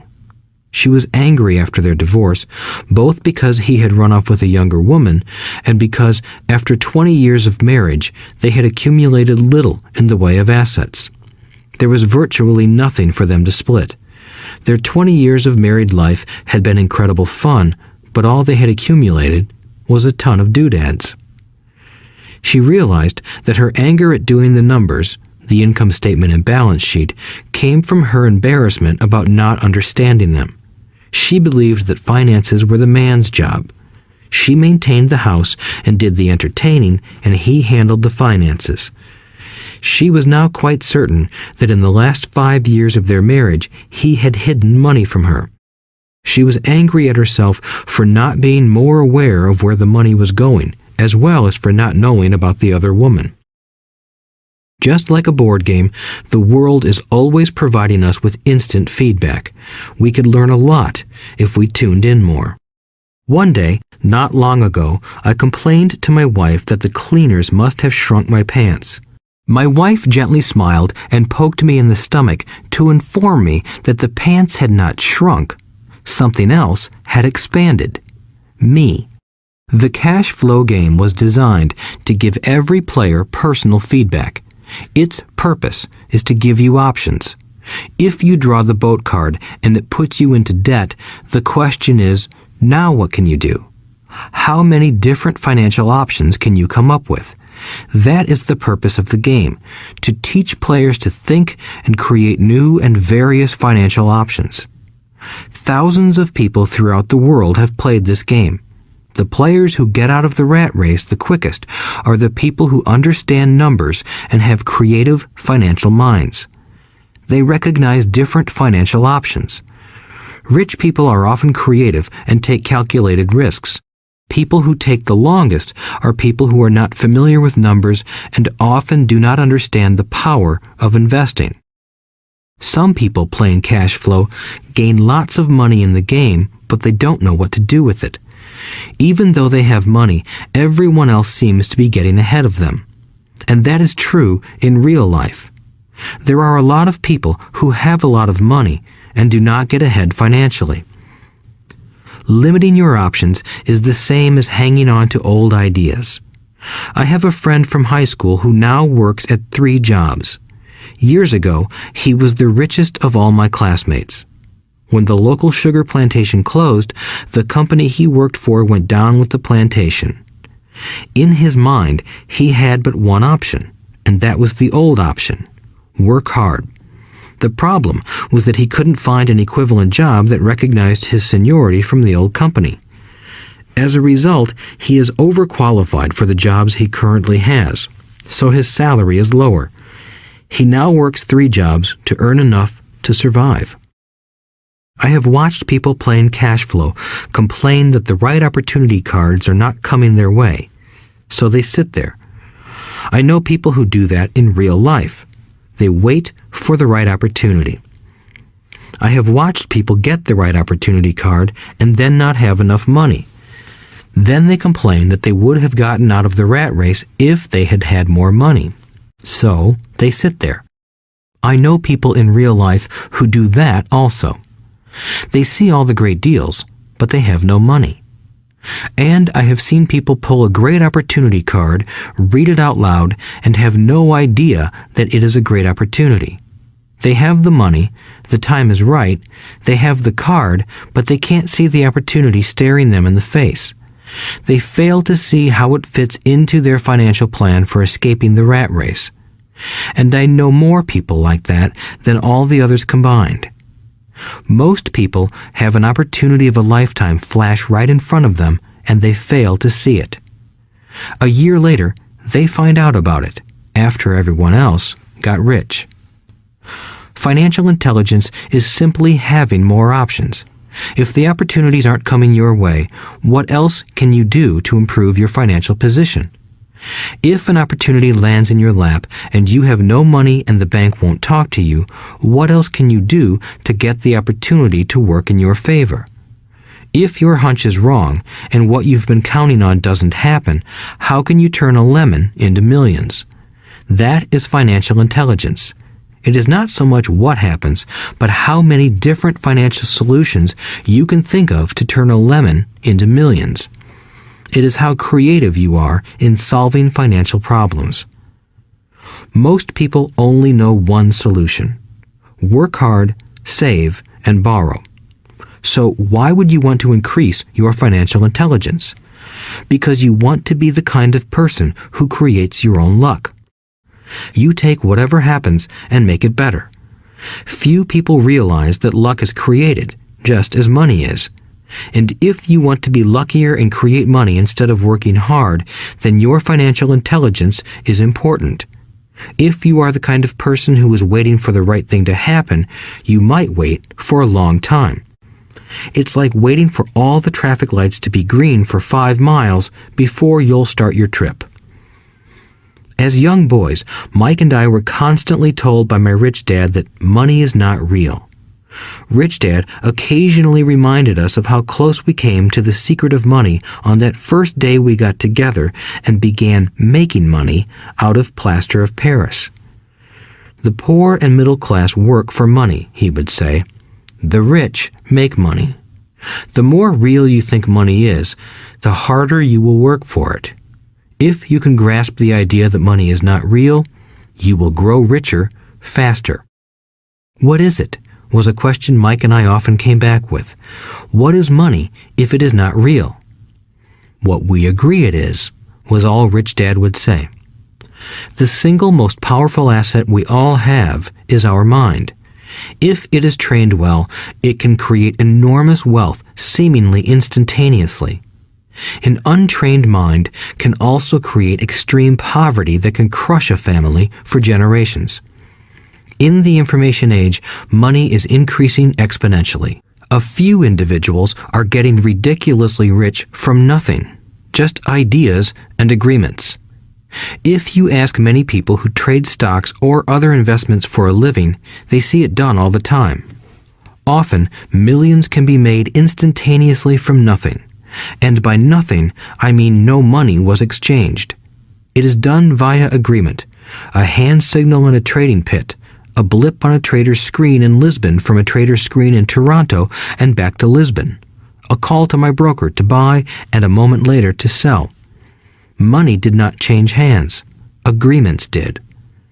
So why develop your financial genius? Only you can answer that. I can tell you why I have been developing this area of my intelligence. I do it because I want to make money fast. Not because I need to, but because I want to. It is a fascinating learning process. I develop my financial IQ because I want to participate in the fastest game and biggest game in the world. And, in my own small way, I would like to be part of this unprecedented evolution of humanity, the era where humans work purely with their minds and not with their bodies. Besides, it is where the action is. It is what is happening. It's hip, it's scary, and it's fun. That is why I invest in my financial intelligence, developing the most powerful asset I have. I want to be with people moving boldly forward. I do not want to be with those left behind. I will give you a simple example of creating money. In the early 1990s, the economy of Phoenix, Arizona was horrible. I was watching a TV show when a financial planner came on and began forecasting doom and gloom. His advice was to save money. Put $100 away every month, he said. In 40 years, you will be a multimillionaire. Well, putting money away every month is a sound idea. It is one option, the option most people subscribe to. The problem is this. It blinds the person to what is really going on. It causes them to miss major opportunities for much more significant growth of their money. The world is passing them by. As I said, the economy was terrible at that time. For investors, this is the perfect market condition. A chunk of my money was in the stock market and in apartment houses. I was short of cash. Because people were giving properties away, I was buying. I was not saving money. I was investing. Kim and I had more than $1 million in cash working in a market that was rising fast. It was the best opportunity to invest. The economy was terrible. I just could not pass up these small deals. Houses that were once $100,000 were now $75,000. But instead of shopping with local real estate agents, I began shopping at the bankruptcy attorney's office or the courthouse steps. In these shopping places, a $75,000 house could sometimes be bought for $20,000 or less. For $2,000, which was loaned to me from a friend for 90 days for $200, I gave an attorney a cashier's check as a down payment. While the acquisition was being processed, I ran an ad advertising a $75,000 house for only $60,000 and no money down. The phone rang hard and heavy. Prospective buyers were screened, and once the property was legally mine, all the prospective buyers were allowed to look at the house. It was a feeding frenzy. The house sold in a few minutes. I asked for a $2,500 processing fee, which they gladly handed over, and the escrow and title company took over from there. I returned the $2,000 to my friend with an additional $200. He was happy, the home buyer was happy, the attorney was happy, and I was happy. I had sold a house for $60,000 that cost me $20,000. The $40,000 was created from money in my asset column in the form of a promissory note from the buyer. Total working time, 5 hours. So, now that you are on your way to becoming more financially literate and skilled at reading numbers, I will tell you why this is an example of money being invented. During this depressed market, Kim and I were able to do 6 of these simple transactions in our spare time. While the bulk of our money was in larger properties and the stock market, we were able to create more than $190,000 in assets, notes at 10% interest, in those 6 buy, create, and sell transactions. That comes to approximately $19,000 a year income, much of it sheltered through our private corporation. Much of that $19,000 a year goes to pay for our company cars, gas, trips, insurance, dinners with clients, and other things. By the time the government gets a chance to tax that income, it's been spent on legally allowed pre-tax expenses. This was a simple example of how money is invented, created, and protected using financial intelligence. Ask yourself, how long would it take to save $190,000? Would the bank pay you 10% interest on your money? And the promissory note is good for 30 years. I hope they never pay me the $190,000. I have to pay a tax if they pay me the principal, and besides, $19,000 paid over 30 years is a little over $500,000 in income. I have people ask what happens if the person doesn't pay. That does happen, and it's good news. That $60,000 home could be taken back and resold for $70,000 and another $2,500 collected as a loan processing fee. It would still be a zero-down transaction in the mind of the new buyer, and the process would go on. The first time I sold the house, I paid back the $2,000, so technically I have no money in the transaction. My return on investment, ROI, is infinity. It's an example of no money making a lot of money. In the second transaction, when resold, I would have put $2,000 in my pocket and re-extended the loan to 30 years. What would my ROI be if I got paid money to make money? I do not know, but it sure beats saving $100 a month, which actually starts out as $150 because it's after-tax income for 40 years earning low interest. And again, you're taxed on the interest. That is not too intelligent. It may be safe, but it's not smart. A few years later, as the Phoenix real estate market strengthened, those houses we sold for $60,000 became worth $110,000. Foreclosure opportunities were still available, but became rare. It cost a valuable asset, my time, to go out looking for them. Thousands of buyers were looking for the few available deals. The market had changed. It was time to move on and look for other opportunities to put in the asset column. You cannot do that here. That is against the law. You're lying. I hear those comments much more often than, "Can you show me how to do that?" The math is simple. You do not need algebra or calculus, and the escrow company handles the legal transaction and the servicing of the payments. I have no roofs to fix or toilets to unplug because the owners do that. It's their house.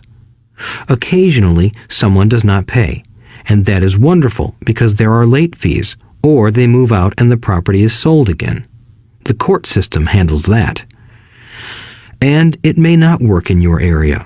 The market conditions may be different, but the example illustrates how a simple financial process can create hundreds of thousands of dollars with little money and low risk. It is an example of money being only an agreement. Anyone with a high school education can do it. Yet most people won't. Most people listen to the standard advice of work hard and save money. For about 30 hours of work, approximately $190,000 was created in the asset column, and no taxes were paid. Which one sounds harder to you? 1. Work hard, pay 50% in taxes, save what is left, your savings, then earn 5%, which is also taxed. Or 2. Take the time to develop your financial intelligence, harness the power of your brain and the asset column. If you use option number 1, be sure to factor in how much time it takes you to save $190,000.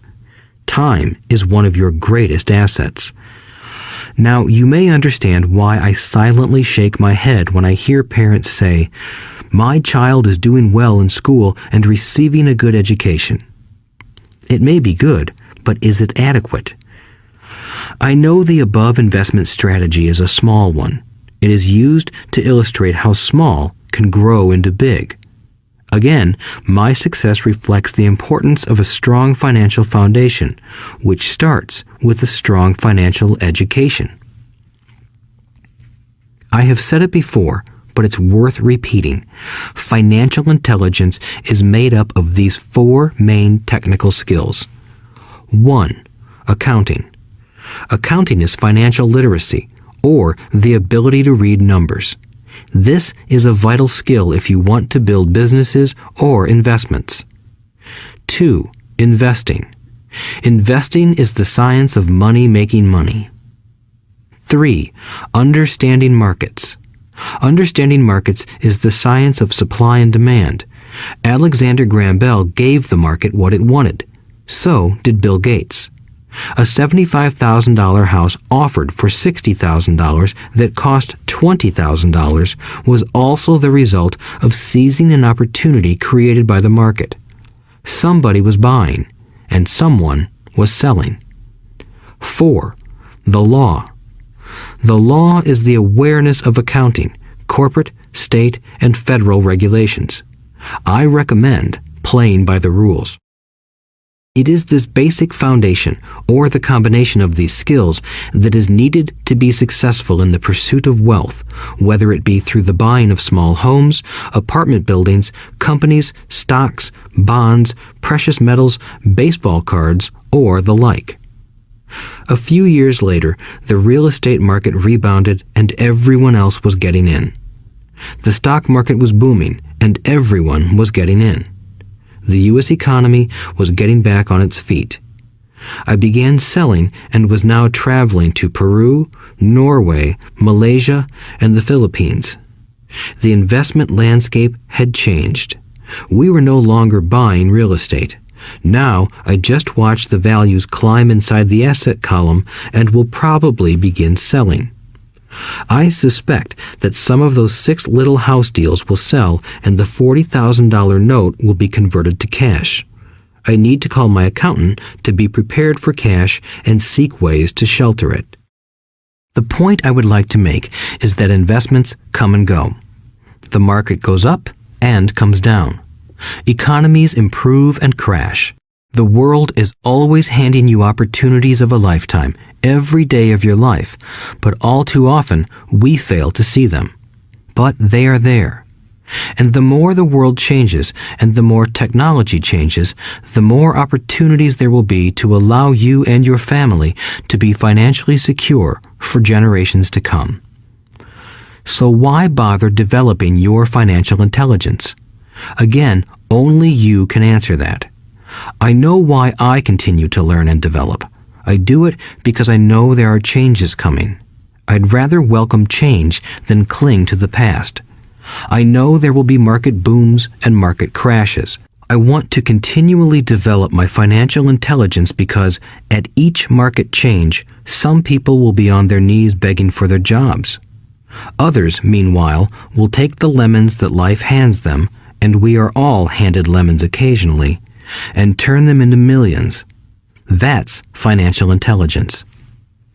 I am often asked about the lemons I have turned into millions. I hesitate using many more examples of personal investments because I am afraid it comes across as bragging or tooting my own horn. That is not my intention. I use the examples only as numerical and chronological illustrations of actual and simple cases. I use the examples because I want you to know that it is easy. And the more familiar you become with the 4 pillars of financial intelligence, the easier it becomes. Personally, I use 2 main vehicles to achieve financial growth: real estate and small cap stocks. I use real estate as my foundation. Day in and day out, my properties provide cash flow and occasional spurts of growth and value. The small cap stocks are used for fast growth. I do not recommend anything that I do. The examples are just that, examples. If the opportunity is too complex and I do not understand the investment, I don't do it. Simple math and common sense are all you need to do well financially. There are 5 reasons for using examples. 1. To inspire people to learn more. 2. To let people know it is easy if the foundation is strong. 3. To show that anyone can achieve great wealth. 4. To show that there are millions of ways to achieve your goals. 5. To show that it's not rocket science. In 1989, I used to jog through a lovely neighborhood in Portland, Oregon. It was a suburb that had little gingerbread houses. They were small and cute. I almost expected to see Little Red Riding Hood skipping down the sidewalk on her way to Granny's. There were for sale signs everywhere. The timber market was terrible. The stock market had just crashed, and the economy was depressed. On one street, I noticed a for sale sign that was up longer than most. It looked old. Jogging past it one day, I ran into the owner, who looked troubled. "What are you asking for your house?" I asked. The owner turned and smiled weakly. "Make me an offer," he said. "It's been for sale for over a year. Nobody even comes by anymore to look at it." "I'll look," I said, and I bought the house a half hour later for $20,000 less than his asking price. It was a cute little 2-bedroom home with gingerbread trim on all the windows. It was light blue with gray accents and had been built in 1930.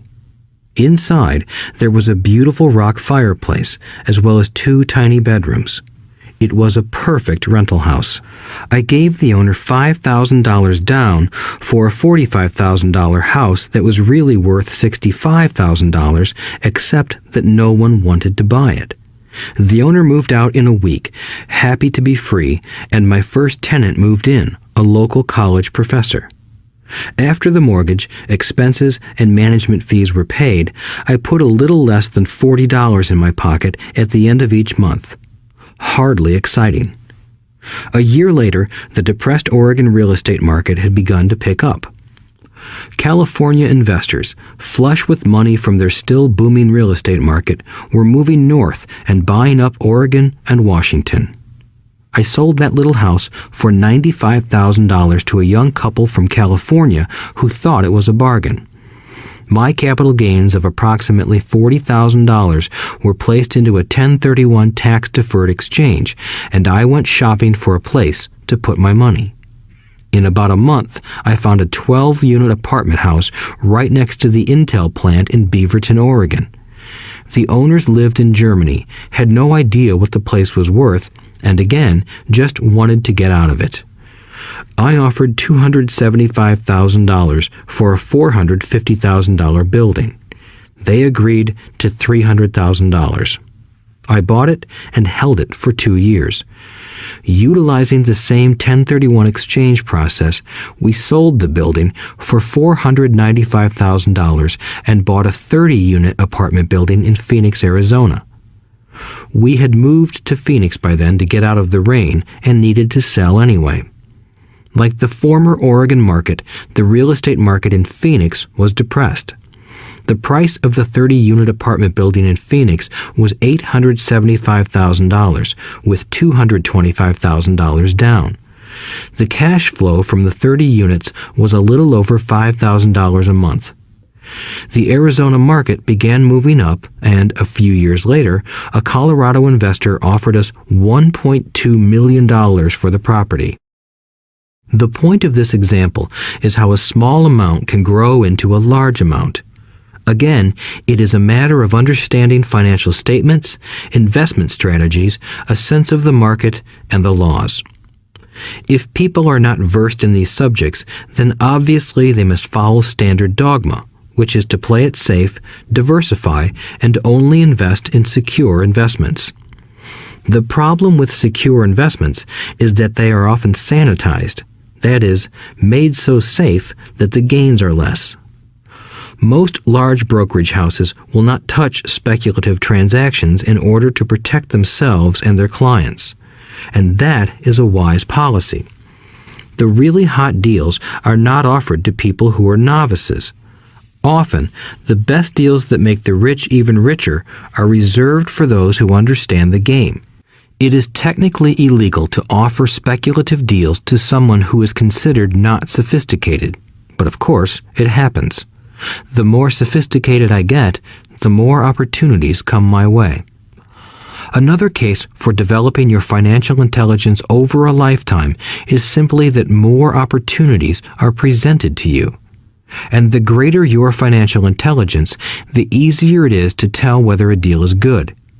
It's your intelligence that can spot a bad deal or make a bad deal good. The more I learn, and there is a lot to learn, the more money I make simply because I gain experience and wisdom as the years go on. I have friends who are playing it safe, working hard at their profession and failing to gain financial wisdom, which does take time to develop. My overall philosophy is to plant seeds inside my asset column. That is my formula. I start small and plant seeds. Some grow, some don't. Inside our real estate corporation, we have property worth several $1 million. It is our own right, or real estate investment trust. The point I'm making is that most of those millions started out as little $5,000 to $10,000 investments. All of those down payments were fortunate to catch a fast-rising market and increase tax-free. We traded in and out several times over a number of years.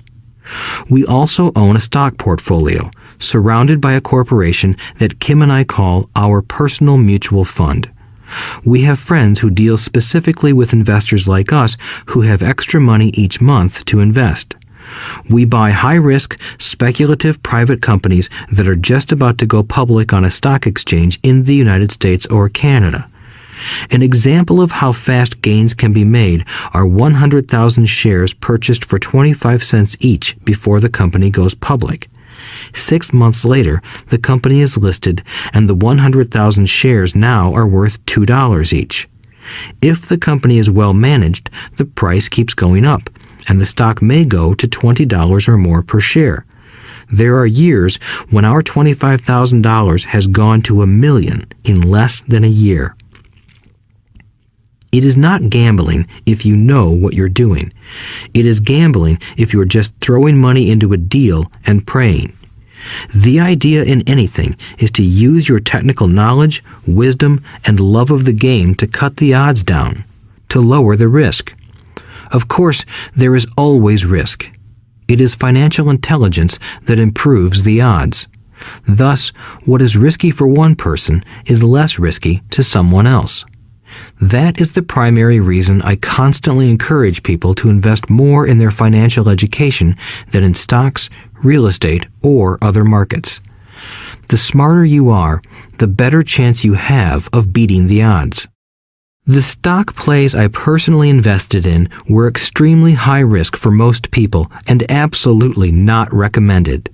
I have been playing that game since 1979 and have paid more than my share in dues. But if you will review why investments such as these are high risk for most people, you may be able to set your life up differently, so that the ability to take $25,000 and turn it into $1 million in a year is low risk for you. As stated earlier, nothing I have written is a recommendation. It is only used as an example of what is simple and possible. What I do is small potatoes in the grand scheme of things. Yet, for the average individual, a passive income of more than $100,000 a year is nice and not hard to achieve. Depending on the market and how smart you are, it could be done in 5 to 10 years.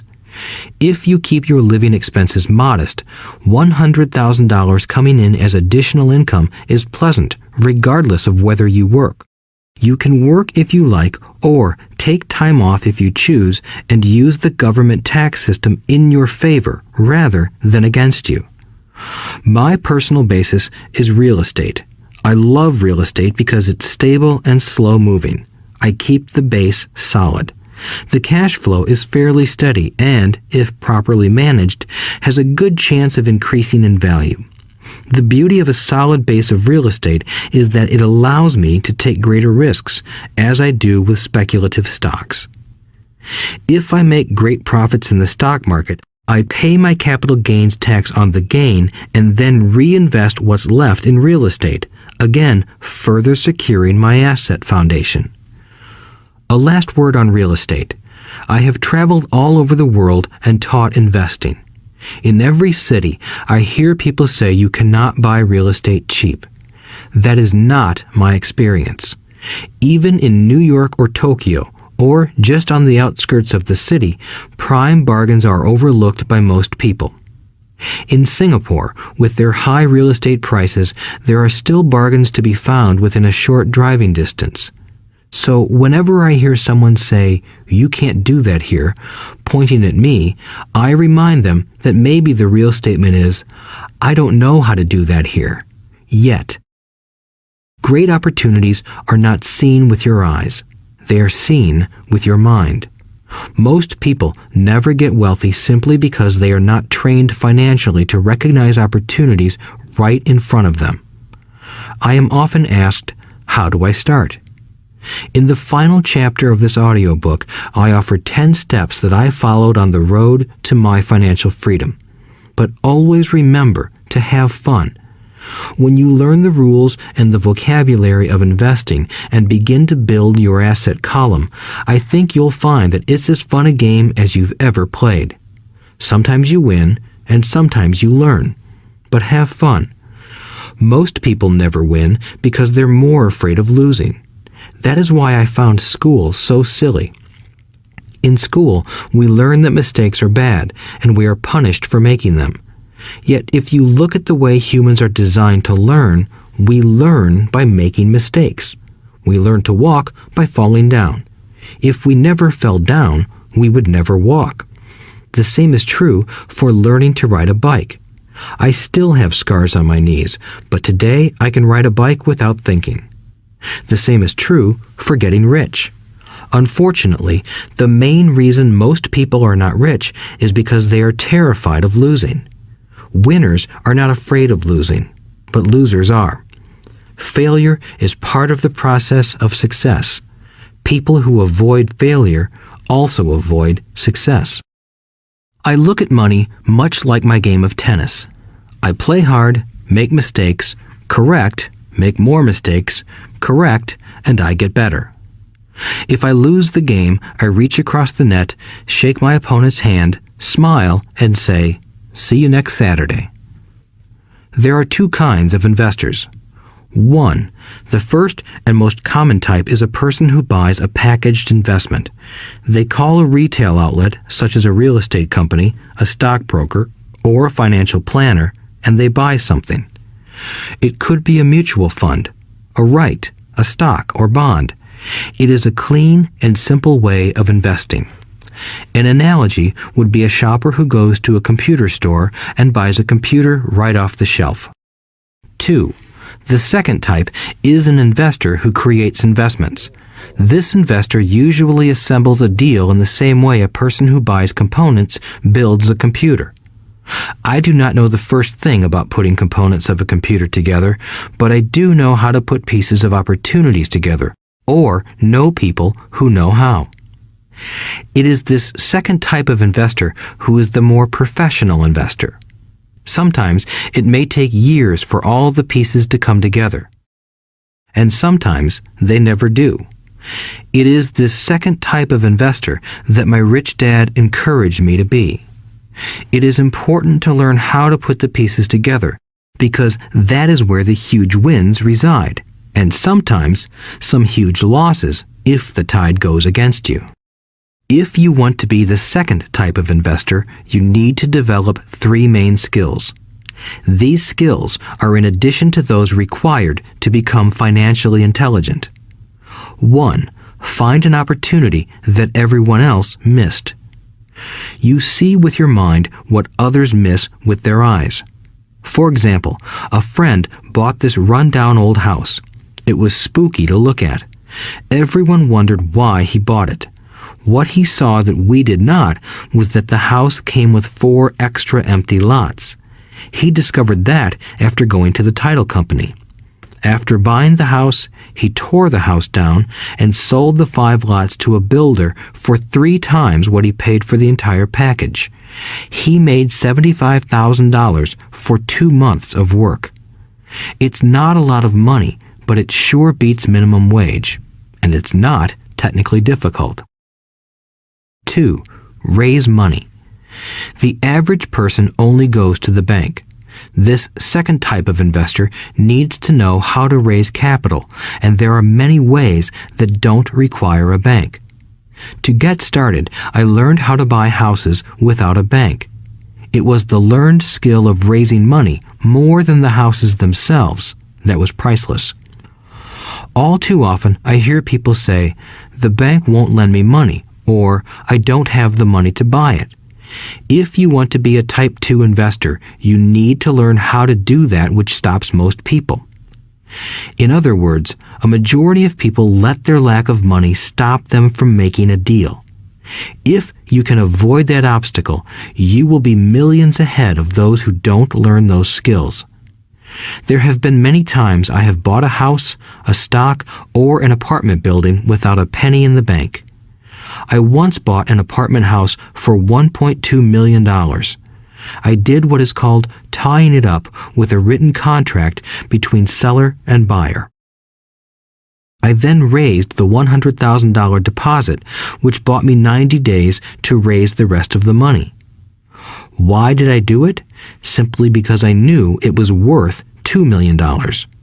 I never raised the money. Instead, the person who put up the $100,000 gave me $50,000 for finding the deal, took over my position, and I walked away. Total working time? 3 days. Again, it's what you know more than what you buy. Investing is not buying. It's more a case of knowing. 3. Organize smart people. Intelligent people are those who work with or hire a person who is more intelligent than they are. When you need advice, make sure you choose your advisor wisely. There is a lot to learn, but the rewards can be astronomical. If you do not want to learn those skills, then being a Type 1 investor is highly recommended.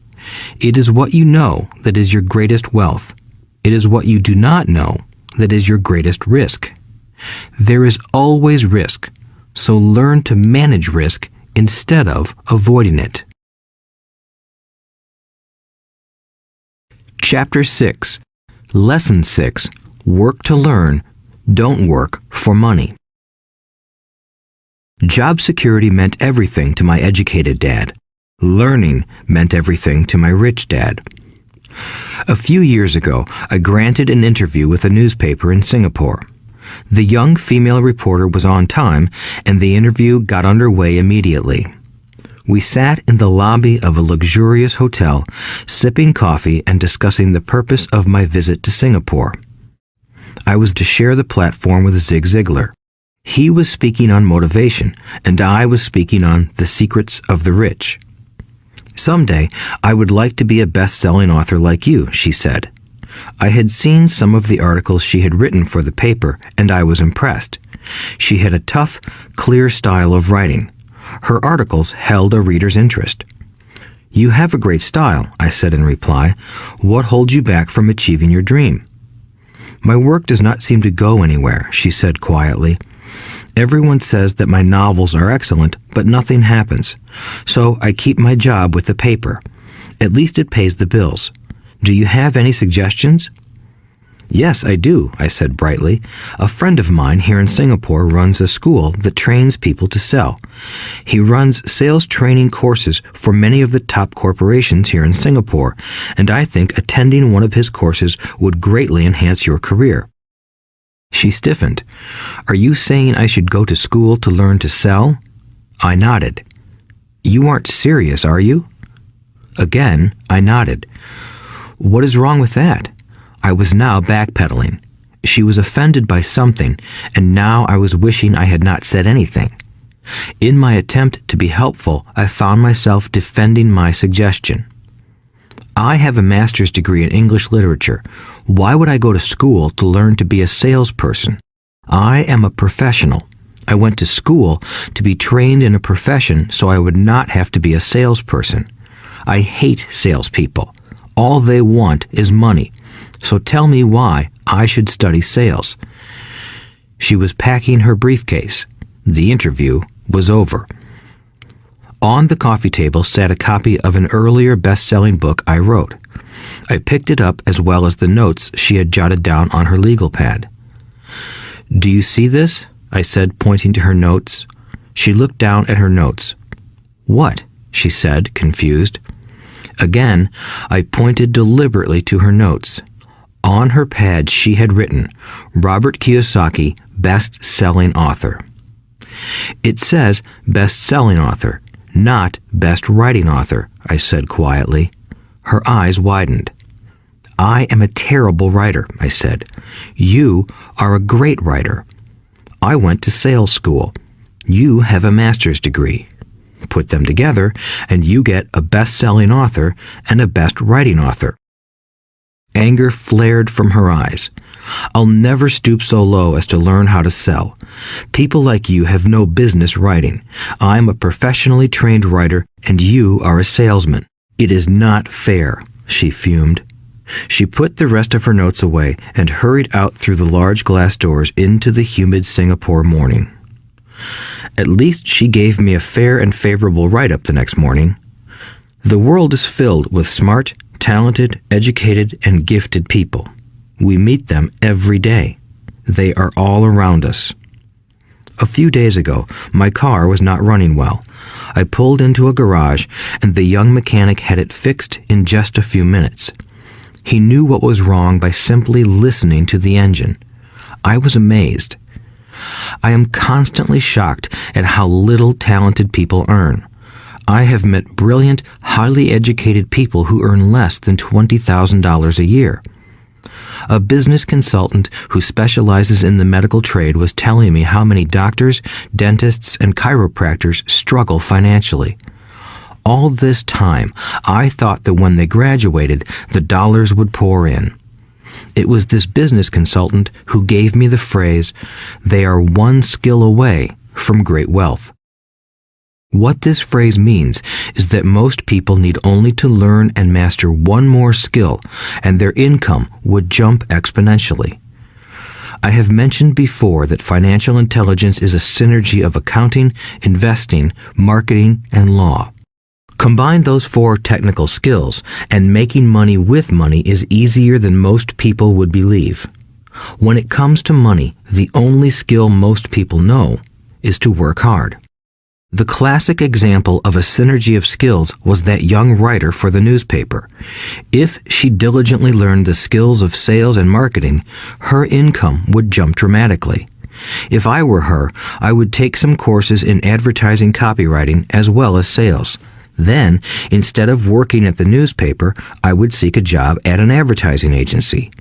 Even if it were a cut in pay, she would learn how to communicate in shortcuts that are used in successful advertising. She also would spend time learning public relations, an important skill. She would learn how to get millions in free publicity. Then, at night and on weekends, she could be writing her great novel. When it was finished, she would be better able to sell her book. Then, in a short while, she could be a best-selling author. When I came out with my first book, If You Want to Be Rich and Happy, Don't Go to School, a publisher suggested I change the title to The Economics of Education. I told the publisher that, with a title like that, I would sell 2 books, one to my family and one to my best friend. The problem is that they would expect it for free. The obnoxious title, If You Want to Be Rich and Happy, Don't Go to School, was chosen because we knew it would get tons of publicity. I am pro-education and believe in education reform. If I were not pro-education, why would I continue to press for changing our antiquated educational system? So I chose a title that would get me on more TV and radio shows simply because I was willing to be controversial. Many people thought I was a fruitcake, but the book sold and sold. When I graduated from the U.S. Merchant Marine Academy in 1969, my educated dad was happy. Standard Oil of California had hired me for its oil tanker fleet as a third mate. The pay was low compared with my classmates, but it was okay for a first real job after college. My starting pay was about $42,000 a year, including overtime, and I only had to work for 7 months. I had 5 months of vacation. If I had wanted to, I could have taken the run to Vietnam with a subsidiary shipping company and easily doubled my pay instead of taking 5 months of vacation. I had a great career ahead of me, yet I resigned after 6 months with the company and joined the Marine Corps to learn how to fly. My educated dad was devastated. Rich Dad congratulated me. In school and in the workplace, the popular opinion is the idea of specialization. That is, in order to make more money or get promoted, you need to specialize. That is why medical doctors immediately begin to seek a specialty such as orthopedics or pediatrics.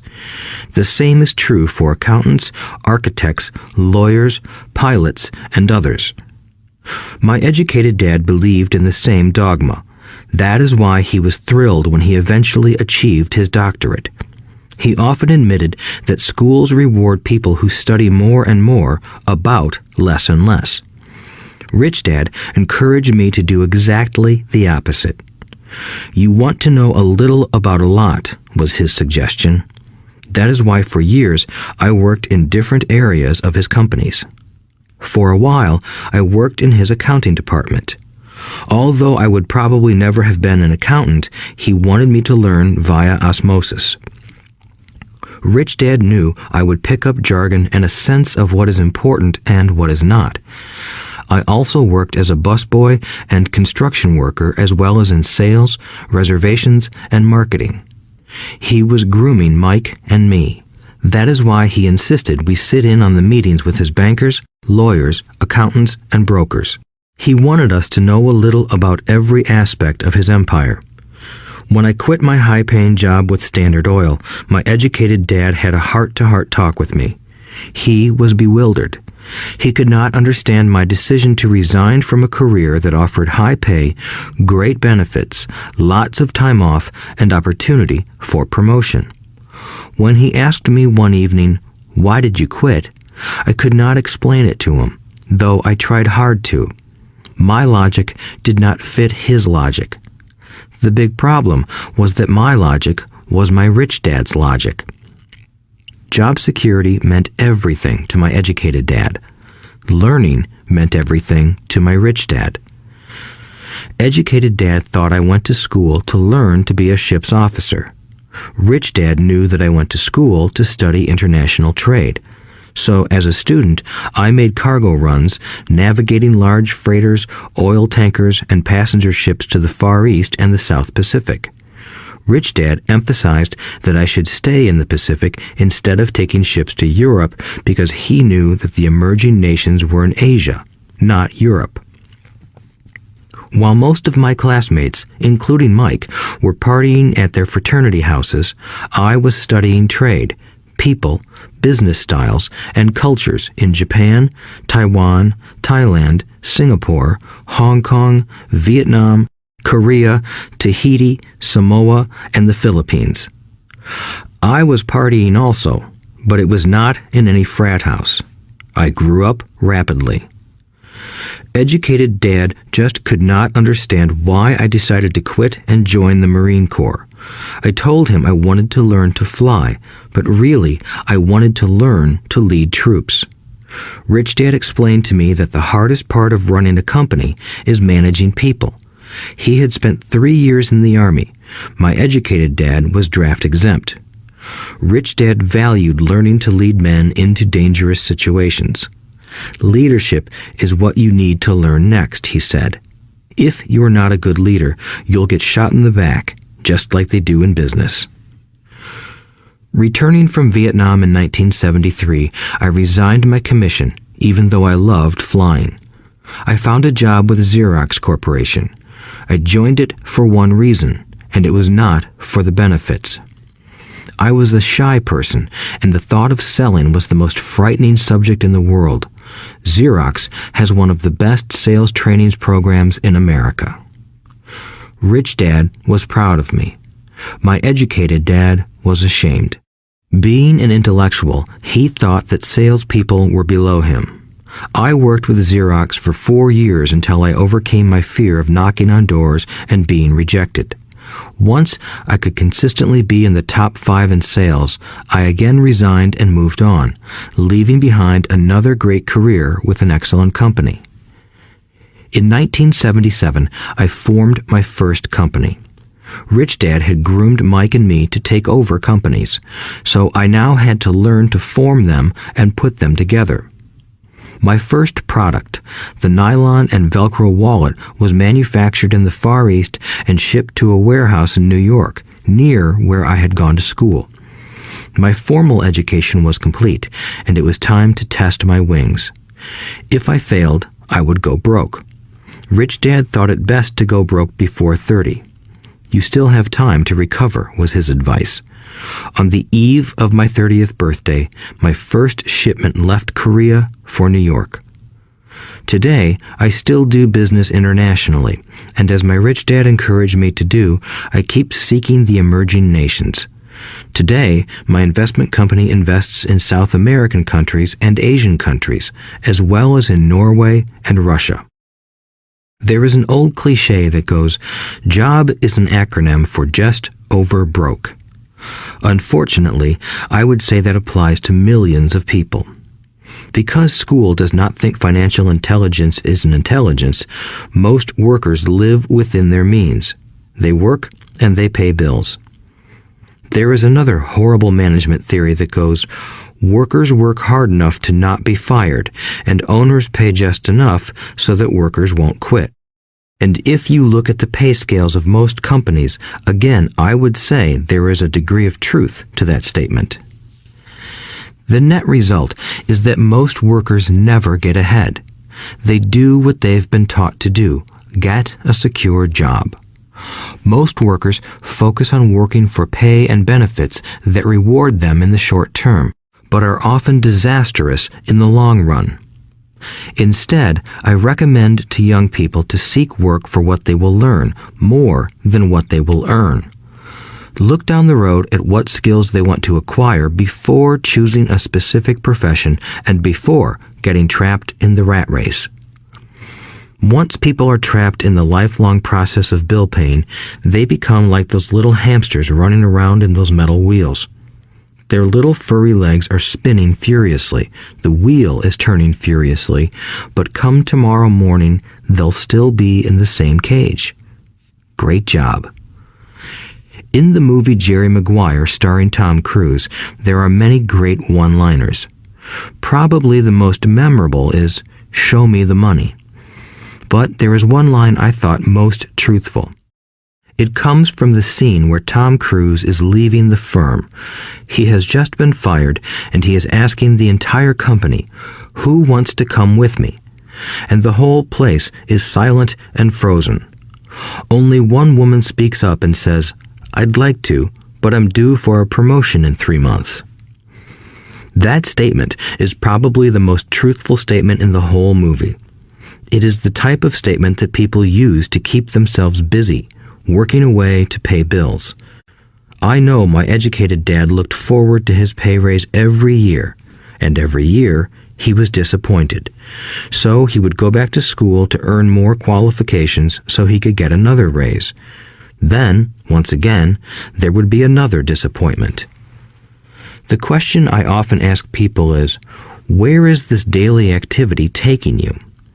Just like the little hamster, I wonder if people look at where their hard work is taking them. What does the future hold? In his book, The Retirement Myth, Craig S. Carpel writes, "I visited the headquarters of a major national pension consulting firm and met with a managing director who specializes in designing lush retirement plans for top management. When I asked her what people who don't have corner offices will be able to expect in the way of pension income, she said with a confident smile, 'The silver bullet.'" "What," I asked, "is the silver bullet?" She shrugged and said, "If baby boomers discover they don't have enough money to live on when they're older, they can always blow their brains out." Carpel goes on to explain the difference between the old defined benefit retirement plans and the new 401k plans that are riskier. It is not a pretty picture for most people working today, and that is just for retirement. Add medical fees and long-term nursing home care, and the picture is frightening. Already, many hospitals in countries with socialized medicine need to make tough decisions such as who will live and who will die. They make those decisions purely on how much money they have and how old the patients are. If the patient is old, they often will give the medical care to someone younger. The older, poor patient gets put to the back of the line. Just as the rich can afford better education, the rich will be able to keep themselves alive, while those who have little wealth will die. So I wonder, are workers looking into the future or just until their next paycheck, never questioning where they are headed? When I speak to adults who want to earn more money, I always recommend the same thing. I suggest taking a long view of their life. Instead of simply working for the money and security, which I admit are important, I suggest they take a second job that will teach them a second skill. Often I recommend joining a network marketing company, also called multi-level marketing, if they want to learn sales skills. Some of these companies have excellent training programs that help people get over their fear of failure and rejection, which are the main reasons people are unsuccessful. Education is more valuable than money in the long run. When I offer this suggestion, I often hear in response, "Oh, that is too much hassle," or "I only want to do what I am interested in." If they say it's too much of a hassle, I ask, so you would rather work all your life giving 50% of what you earn to the government? If they tell me, I only do what I am interested in, I say, I'm not interested in going to the gym, but I go because I want to feel better and live longer. Unfortunately, there is some truth to the old statement, you can't teach an old dog new tricks. Unless a person is used to changing, it's hard to change. But for those of you who might be on the fence when it comes to the idea of working to learn something new, I offer this word of encouragement. Life is much like going to the gym. The most painful part is deciding to go. Once you get past that, it's easy. There have been many days I have dreaded going to the gym, but once I am there and in motion, it is a pleasure. After the workout is over, I am always glad I talked myself into going. If you are unwilling to work to learn something new and instead insist on becoming highly specialized within your field, make sure the company you work for is unionized. Labor unions are designed to protect specialists. My educated dad, after falling from grace with the governor, became the head of the teachers' union in Hawaii. He told me that it was the hardest job he ever held. My rich dad, on the other hand, spent his life doing his best to keep his companies from becoming unionized. He was successful. Although the unions came close, Rich Dad was always able to fight them off. Personally, I take no sides because I can see the need for and the benefits of both sides. If you do as school recommends, become highly specialized, then seek union protection. For example, had I continued with my flying career, I would have sought a company that had a strong pilots union. Why? Because my life would be dedicated to learning a skill that was valuable in only one industry. If I were pushed out of that industry, my life's skills would not be as valuable to another industry. A displaced senior pilot with 100,000 hours of heavy airline transport time, earning $150,000 a year, would have a hard time finding an equivalent high-paying job teaching in school. Skills do not necessarily transfer from industry to industry. Skills the pilots are paid for in the airline industry are not as important in, say, the school system. The same is true even for doctors today. With all the changes in medicine, many medical specialists are needing to conform to medical organizations such as HMOs. School teachers definitely need to be union members. Today in America, the teachers' union is the largest and the richest labor union of all. The NEA, the National Education Association, has tremendous political clout. Teachers need the protection of their union because their skills are also of limited value to an industry outside of education. So the rule of thumb is, highly specialized, then unionize. It's the smart thing to do. When I ask the classes I teach, how many of you can cook a better hamburger than McDonald's, almost all the students raise their hands. I then ask, so if most of you can cook a better hamburger, how come McDonald's makes more money than you? The answer is obvious. McDonald's is excellent at business systems. The reason so many talented people are poor is because they focus on building a better hamburger and know little to nothing about business systems. A friend of mine in Hawaii is a great artist. He makes a sizable amount of money. One day, his mother's attorney called to tell him that she had left him $35,000. That is what was left of her estate after the attorney and the government took their shares. Immediately, he saw an opportunity to increase his business by using some of this money to advertise. 2 months later, his first 4-color full-page ad appeared in an expensive magazine that targeted the very rich. The ad ran for 3 months. He received no replies from the ad, and all of his inheritance is now gone. He now wants to sue the magazine for misrepresentation. This is a common case of someone who can build a beautiful hamburger but knows little about business. When I asked him what he learned, his only reply was, "Advertising salespeople are crooks."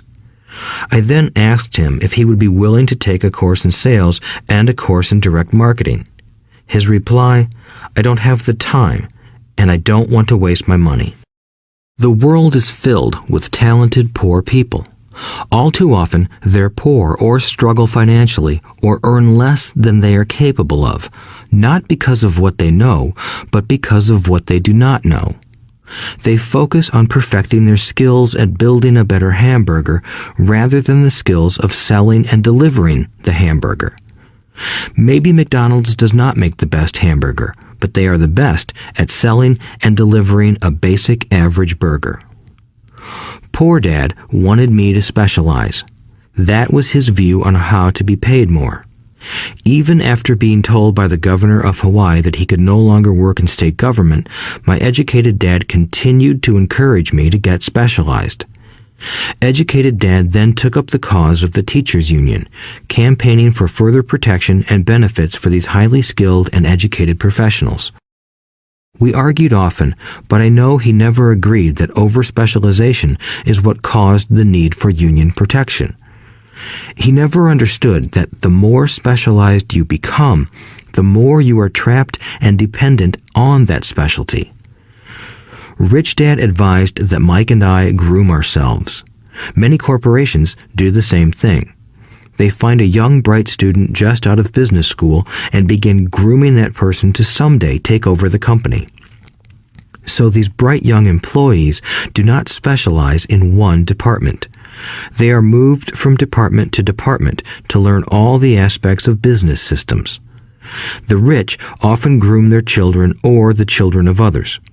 By doing so, their children gain an overall knowledge of the operations of the business and how the various departments interrelate. For the World War II generation, it was considered bad to skip from company to company. Today, it is considered smart. Since people will skip from company to company rather than seek greater specialization in skills, why not seek to learn more than to earn? In the short term, it may earn you less, but it will pay dividends in the long term. The main management skills needed for success are 1. Management of cash flow, 2. Management of systems, 3. Management of people. The most important specialized skills are sales and marketing. The ability to sell, to communicate to another human being, be it a customer, employee, boss, spouse, or child, is the base skill of personal success. Communication skills such as writing, speaking, and negotiating are crucial to a life of success. These are skills I work on constantly, attending courses or buying educational resources to expand my knowledge. As I have mentioned, my educated dad worked harder and harder the more competent he became. He also became more trapped the more specialized he got. Although his salary went up, his choices diminished. Soon after he was locked out of government work, he found out how vulnerable he really was professionally. It is like professional athletes who suddenly are injured or are too old to play. Their once high-paying position is gone, and they have limited skills to fall back on. I think that is why my educated dad sided so much with the unions after that. He realized how much a union would have benefited him. Rich Dad encouraged Mike and me to know a little about a lot. He encouraged us to work with people smarter than we were and to bring smart people together to work as a team.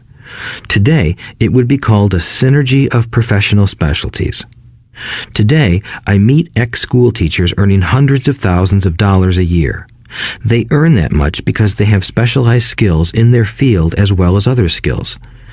They can teach as well as sell and market. I know of no other skills to be more important than selling and marketing. The skills of selling and marketing are difficult for most people, primarily due to their fear of rejection. The better you are at communicating, negotiating, and handling your fear of rejection, the easier life is. Just as I advise that newspaper writer who wanted to become a best-selling author, I advise anyone else today. Being technically specialized has its strengths as well as its weaknesses. I have friends who are geniuses, but they cannot communicate effectively with other human beings, and, as a result, their earnings are pitiful. I advise them to just spend a year learning to sell.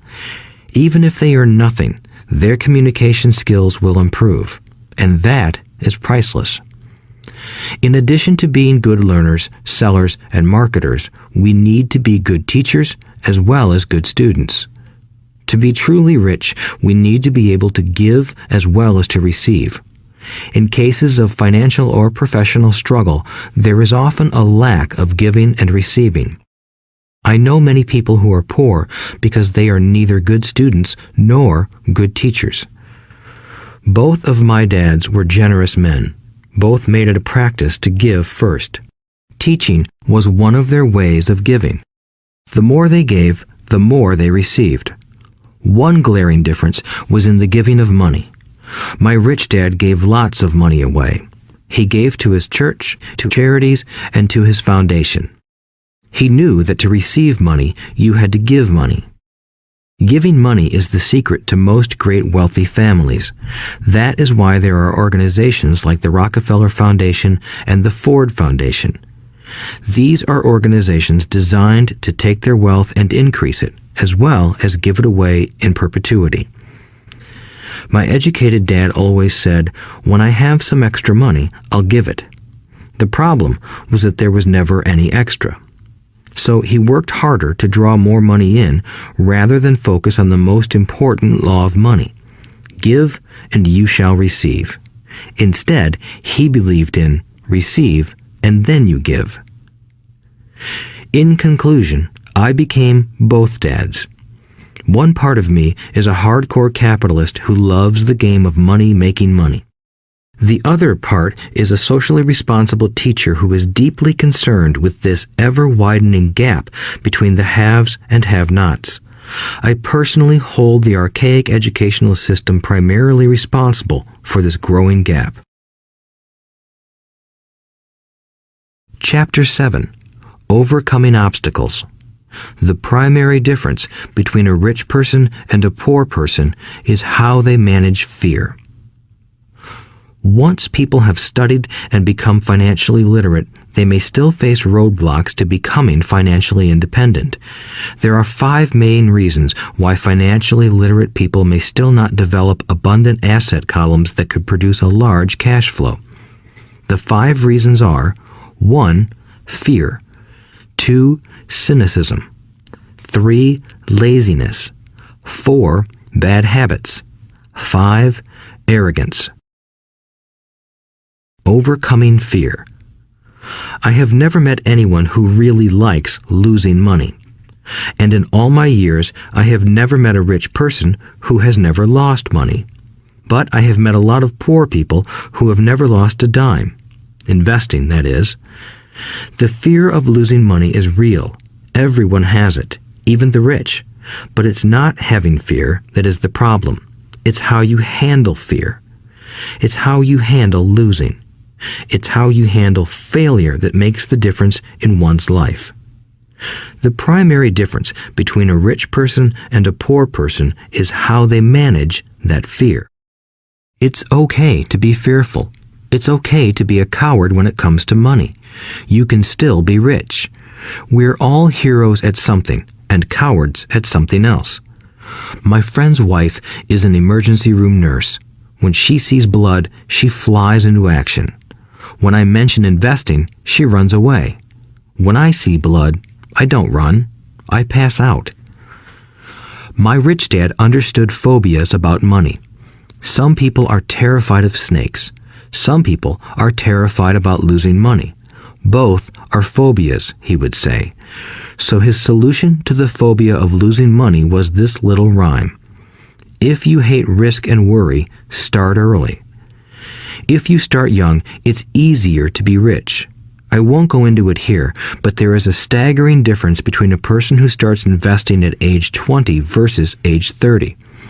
The purchase of Manhattan Island is said to be one of the greatest bargains of all time. New York was purchased for $24 in trinkets and beads.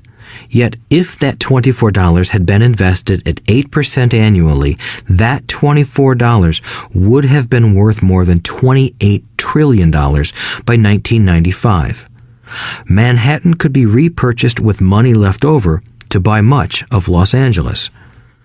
But what if you don't have much time left or would like to retire early? How do you handle the fear of losing money? My poor dad did nothing. He simply avoided the issue, refusing to discuss the subject. My rich dad, on the other hand, recommended that I think like a Texan. I like Texas and Texans, he used to say. In Texas, everything is bigger. When Texans win, they win big. And when they lose, it's spectacular. They like losing? I asked. That's not what I'm saying. Nobody likes losing.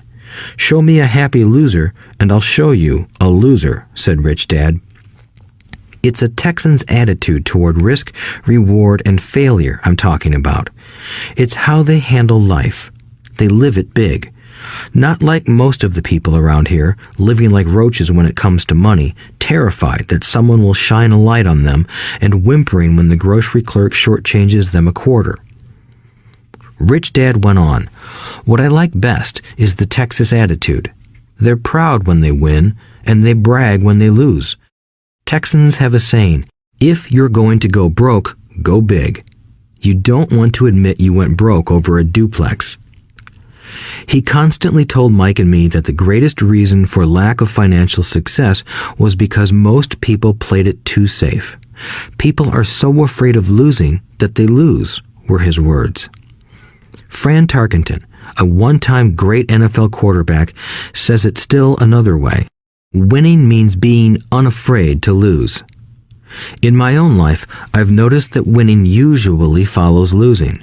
Before I finally learned to ride a bike, I first fell down many times.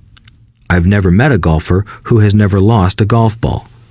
I've never met people who have fallen in love who have never had their heart broken. And I've never met someone rich who has never lost money. So for most people, the reason they don't win financially is because the pain of losing money is far greater than the joy of being rich.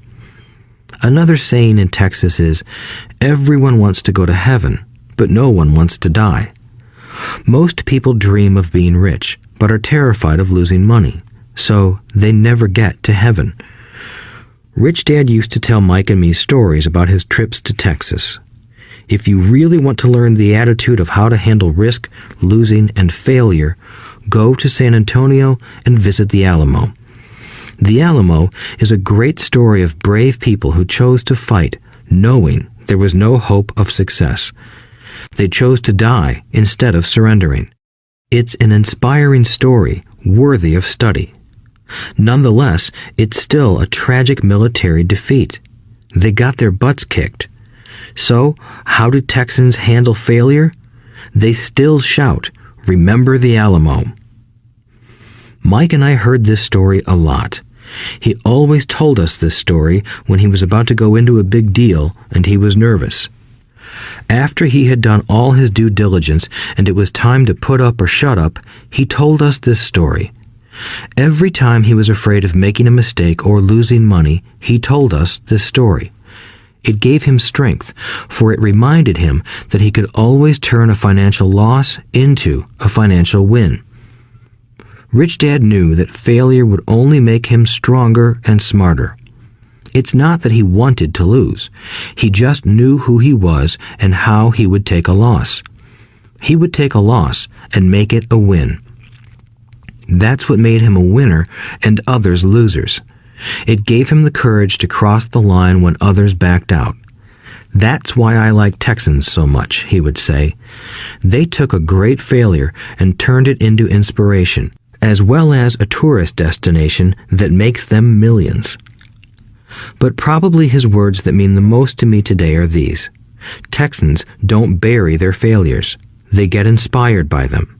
They take their failures and turn them into rallying cries. Failure inspires Texans to become winners. But that formula is not just the formula for Texans. It is the formula for all winners. I've said that falling off my bike was part of learning to ride. I remember falling off only made me more determined to learn to ride, not less. I also said that I have never met a golfer who has never lost a ball. For top professional golfers, losing a ball or a tournament provides the inspiration to be better, to practice harder, to study more. That's what makes them better. For winners, losing inspires them. For losers, losing defeats them. I like to quote John D. Rockefeller, who said, "I always tried to turn every disaster into an opportunity." And being Japanese American, I can say this. Many people say that Pearl Harbor was an American mistake. I say it was a Japanese mistake. From the movie Tora, Tora, Tora, a somber Japanese admiral says to his cheering subordinates, "I am afraid we have awakened a sleeping giant." Remember Pearl Harbor became a rallying cry. It turned one of America's greatest losses into the reason to win.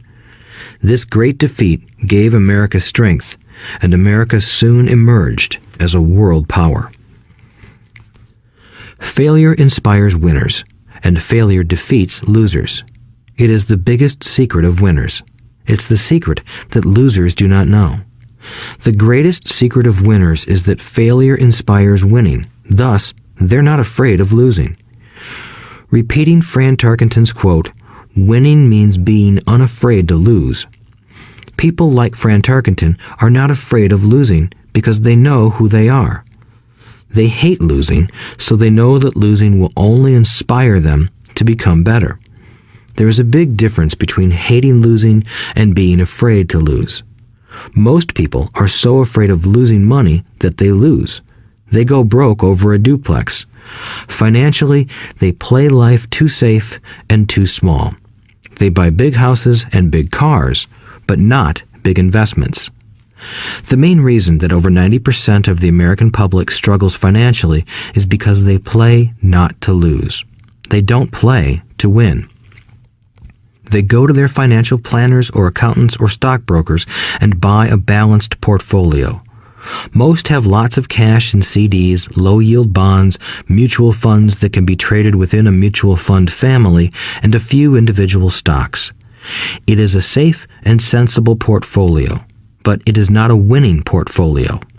It is a portfolio of someone playing not to lose. Don't get me wrong, it's probably a better portfolio than more than 70% of the population has, and that's frightening. It's a great portfolio for someone who loves safety. But playing it safe and balanced on your investment portfolio is not the way successful investors play the game.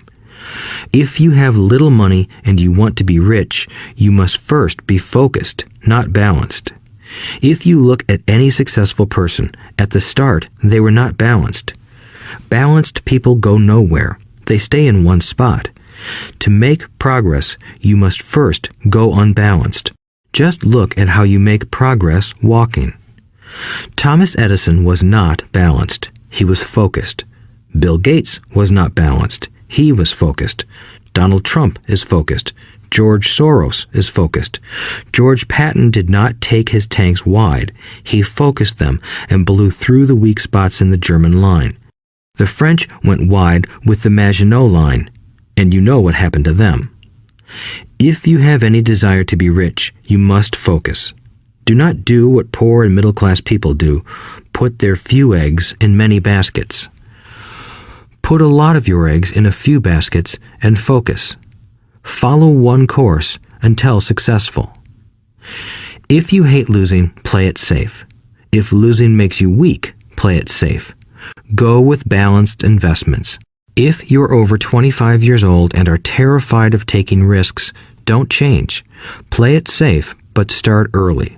Start accumulating your nest egg early because it will take time.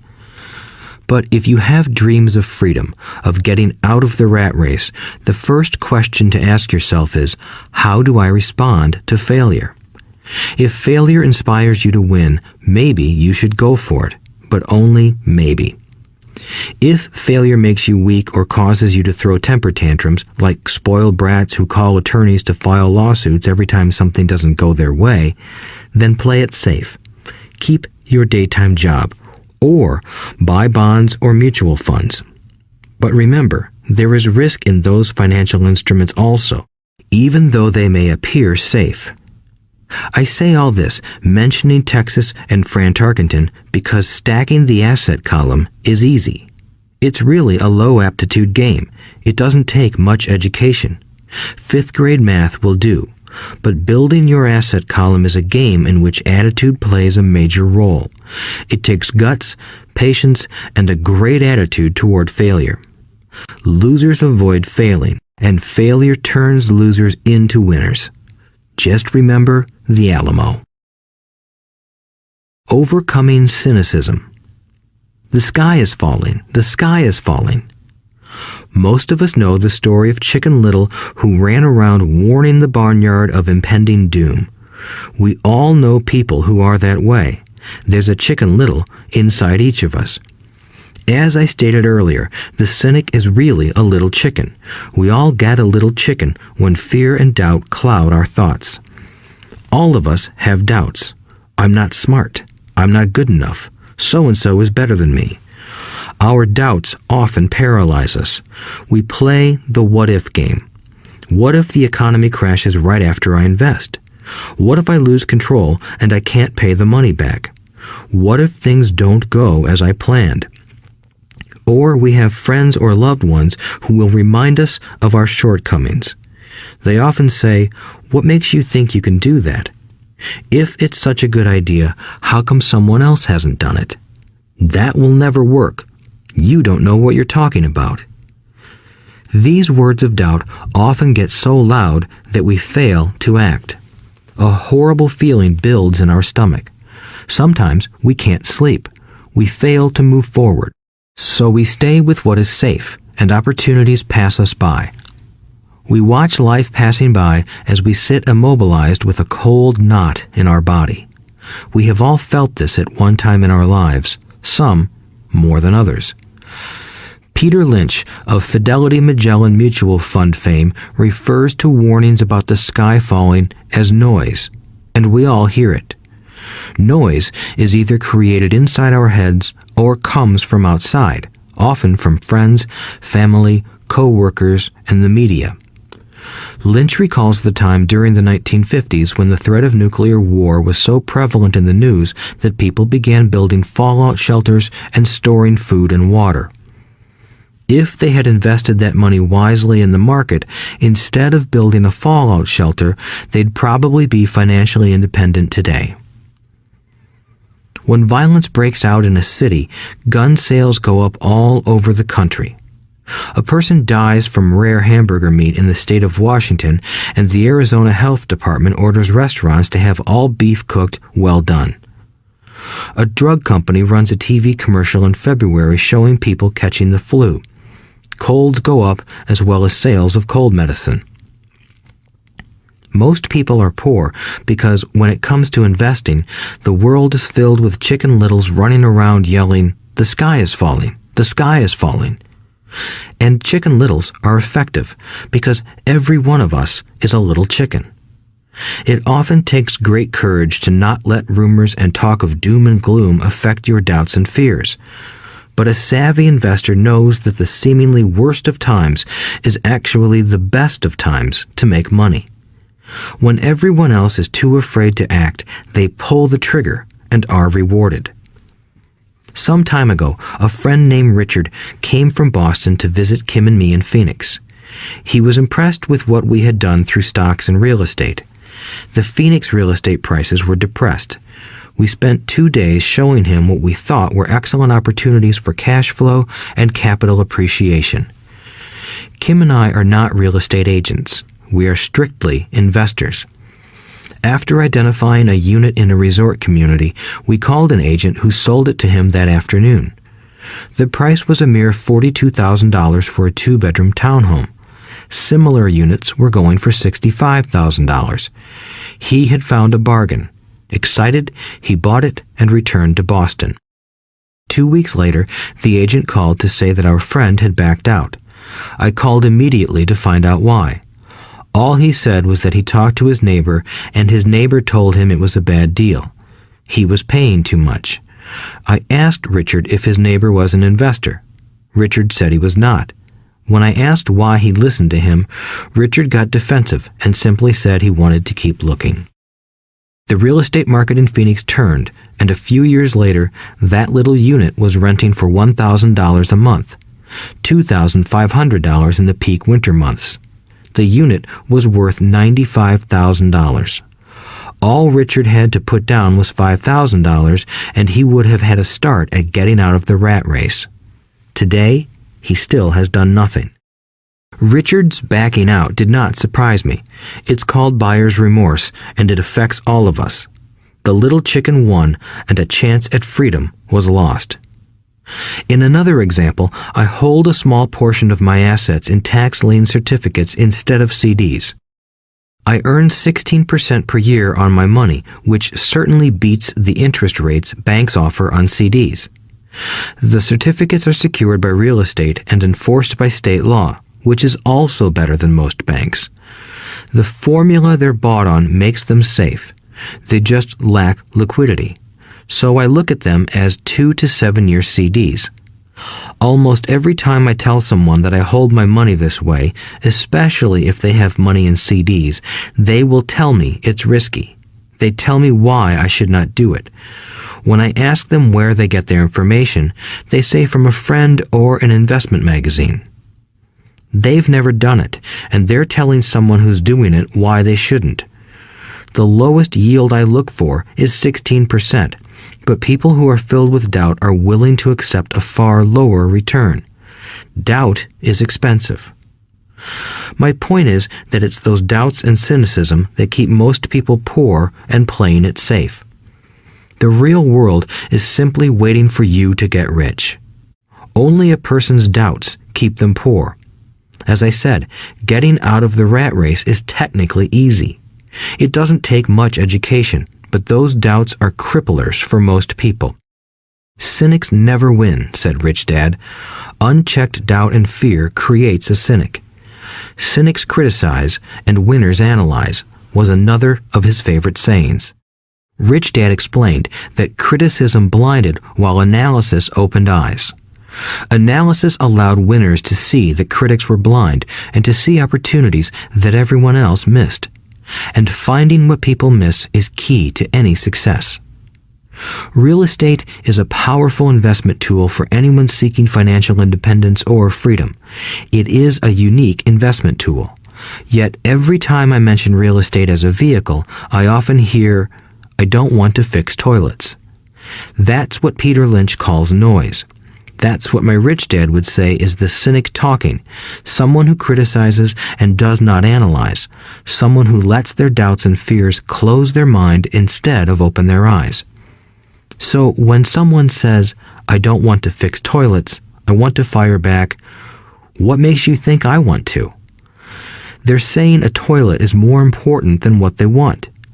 I talk about freedom from the rat race, and they focus on toilets. That is the thought pattern that keeps most people poor. They criticize instead of analyze. I don't once hold the key to your success, Rich Dad would say, because I too do not want to fix toilets. I shop hard for a property manager who does fix toilets. And by finding a great property manager who runs houses or apartments, well, my cash flow goes up. But more importantly, a great property manager allows me to buy a lot more real estate since I don't have to fix toilets. A great property manager is key to success in real estate. Finding a good manager is more important to me than the real estate. A great property manager often hears of great deals before real estate agents do, which makes them even more valuable. That is what Rich Dad meant by, I don't once hold the key to your success. Because I do not want to fix toilets either, I figured out how to buy more real estate and expedite my getting out of the rat race. The people who continue to say, I don't want to fix toilets, often deny themselves the use of this powerful investment vehicle. Toilets are more important than their freedom. In the stock market, I often hear people say, I don't want to lose money. Well, what makes them think I or anyone else likes losing money? They don't make money because they choose to not lose money. Instead of analyzing, they close their minds to another powerful investment vehicle, the stock market. I was riding with a friend past our neighborhood gas station. He looked up and saw that the price of gas was going up and thus the price of oil. My friend is a worrywart, or a Chicken Little. To him, the sky is always going to fall, and it usually does, on him. When we got home, he showed me all the stats as to why the price of oil was going to go up over the next few years, statistics I had never seen before, even though I already owned substantial shares of an existing oil company. With that information, I immediately began looking for and found a new undervalued oil company that was about to find some oil deposits. My broker was excited about this new company, and I bought 15,000 shares for 65 cents per share. 3 months later, this same friend and I drove by the same gas station, and sure enough, the price per gallon had gone up nearly 15%. Again, the Chicken Little worried and complained. I smiled, because a month earlier, that little oil company hit oil, and those 15,000 shares went up to more than $3 per share since he had first given me the tip. And the price of gas will continue to go up if what my friend says is true. If most people understood how a stop worked in stock market investing, there would be more people investing to win instead of investing not to lose. A stop is simply a computer command that sells your stock automatically if the price begins to drop, helping to minimize your losses and maximize some gains. It's a great tool for those who are terrified of losing. So whenever I hear people focusing on their I don't wants rather than what they do want, I know the noise in their head must be loud. Chicken Little has taken over their brain and is yelling, the sky is falling and toilets are breaking. So they avoid their don't wants, but they pay a huge price. They may never get what they want in life. Instead of analyzing, their inner Chicken Little closes their mind. Rich Dad gave me a way of looking at Chicken Little. Just do what Colonel Sanders did. At the age of 66, he lost his business and began to live on his Social Security check. It wasn't enough. He went around the country selling his recipe for fried chicken. He was turned down 1,009 times before someone said yes, and he went on to become a multimillionaire at an age when most people are quitting. He was a brave and tenacious man, Rich Dad said of Harlan Sanders. So when you're in doubt and feeling a little afraid, just do what Colonel Sanders did to his little chicken. He fried it. Overcoming laziness. Busy people are often the most lazy. We have all heard stories of a businessman who works hard to earn money. He works hard to be a good provider for his wife and children. He spends long hours at the office and brings work home on weekends. One day he comes home to an empty house. His wife has left with the kids. He knew he and his wife had problems, but rather than work to make the relationship strong, he stayed busy at work. Dismayed, his performance at work slips and he loses his job. Today, I often meet people who are too busy to take care of their wealth, and there are people too busy to take care of their health. The cause is the same. They're busy, and they stay busy as a way of avoiding something they do not want to face. Nobody has to tell them. Deep down, they know. In fact, if you remind them, they often respond with anger or irritation. If they aren't busy at work or with the kids, they're often busy watching TV, fishing, playing golf, or shopping. Yet deep down, they know they are avoiding something important. That's the most common form of laziness. Laziness by staying busy. So, what is the cure for laziness? The answer is a little greed. For many of us, we were raised thinking of greed or desire as bad. Greedy people are bad people, my mom used to say, yet we all have inside of us this yearning to have nice, new, or exciting things. So, to keep that emotion of desire under control, often parents find ways of suppressing that desire with guilt. You only think about yourself. Don't you know you have brothers and sisters? Was one of my mom's favorites. You want me to buy you what? Was a favorite of my dad. Do you think we're made of money? Do you think money grows on trees? We're not rich people, you know. It wasn't so much the words, but the angry guilt trip that went with the words that got to me. Or the reverse guilt trip was the, I'm sacrificing my life to buy this for you. I'm buying this for you because I never had this advantage when I was a kid.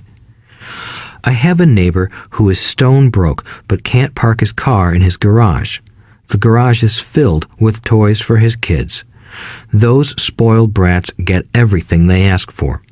I don't want them to know the feeling of want are his everyday words. He has nothing set aside for their college or his retirement, but his kids have every toy ever made. He recently got a new credit card in the mail and took his kids to visit Las Vegas. I'm doing it for the kids, he said with great sacrifice. Rich Dad forbade the words, I can't afford it. In my real home, that's all I heard. Instead, Rich Dad required his children to say, how can I afford it? He believed that the words, I can't afford it, shut down your brain. It didn't have to think anymore. How can I afford it opened up the brain and forced it to think and search for answers. But most importantly, he felt the words, I can't afford it, were a lie, and the human spirit knows it. The human spirit is very, very powerful, he would say.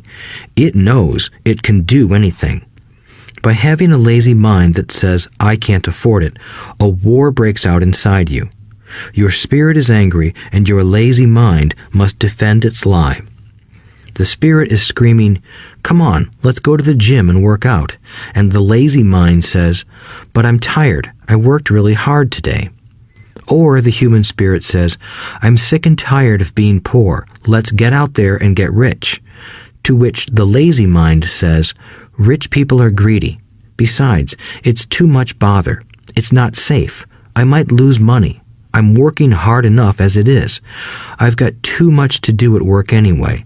Look at what I have to do tonight. My boss wants it finished by morning.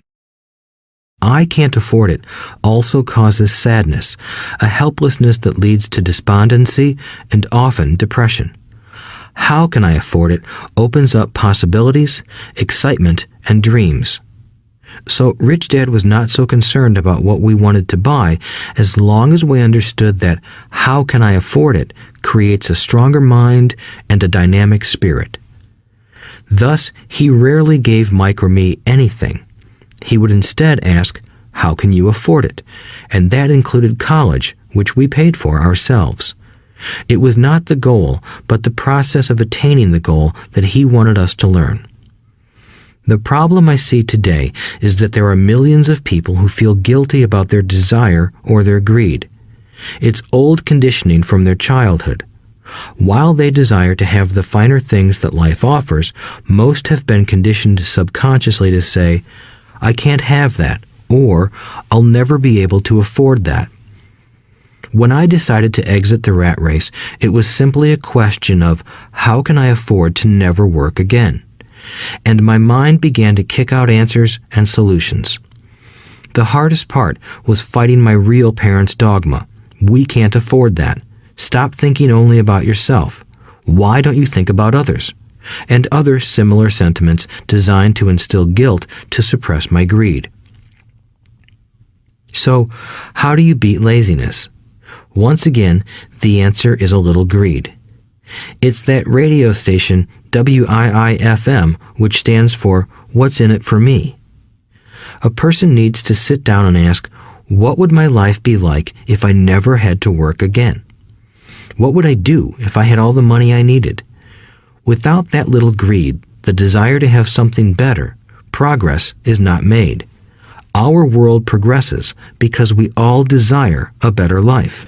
New inventions are made because we desire something better. We go to school and study hard because we want something better. So whenever you find yourself avoiding something you know you should be doing, then the only thing to ask yourself is, what's in it for me? Be a little greedy. It's the best cure for laziness. Too much greed, however, as anything in excess can be, is not good. But just remember what Michael Douglas said in the movie Wall Street. Greed is good. Rich Dad said it differently. Guilt is worse than greed, for guilt robs the body of its soul. I think Eleanor Roosevelt said it best. Do what you feel in your heart to be right, for you'll be criticized anyway. You'll be damned if you do, and damned if you don't. Overcoming bad habits. Our lives are a reflection of our habits more than our education. After seeing the movie Conan the Barbarian, starring Arnold Schwarzenegger, a friend said, "I'd love to have a body like Schwarzenegger."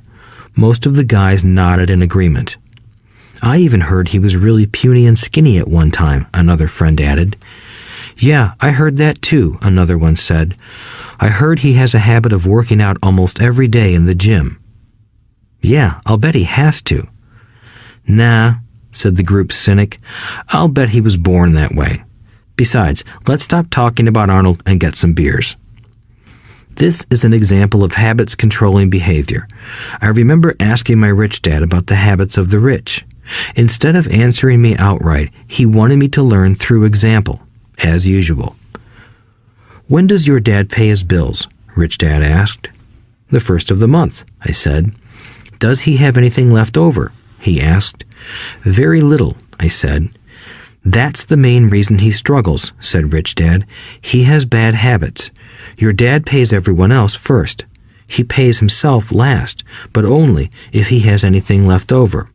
"Which he usually doesn't," I said. "But he has to pay his bills, doesn't he? You're saying he shouldn't pay his bills?" "Of course not," said Rich Dad. "I firmly believe in paying my bills on time.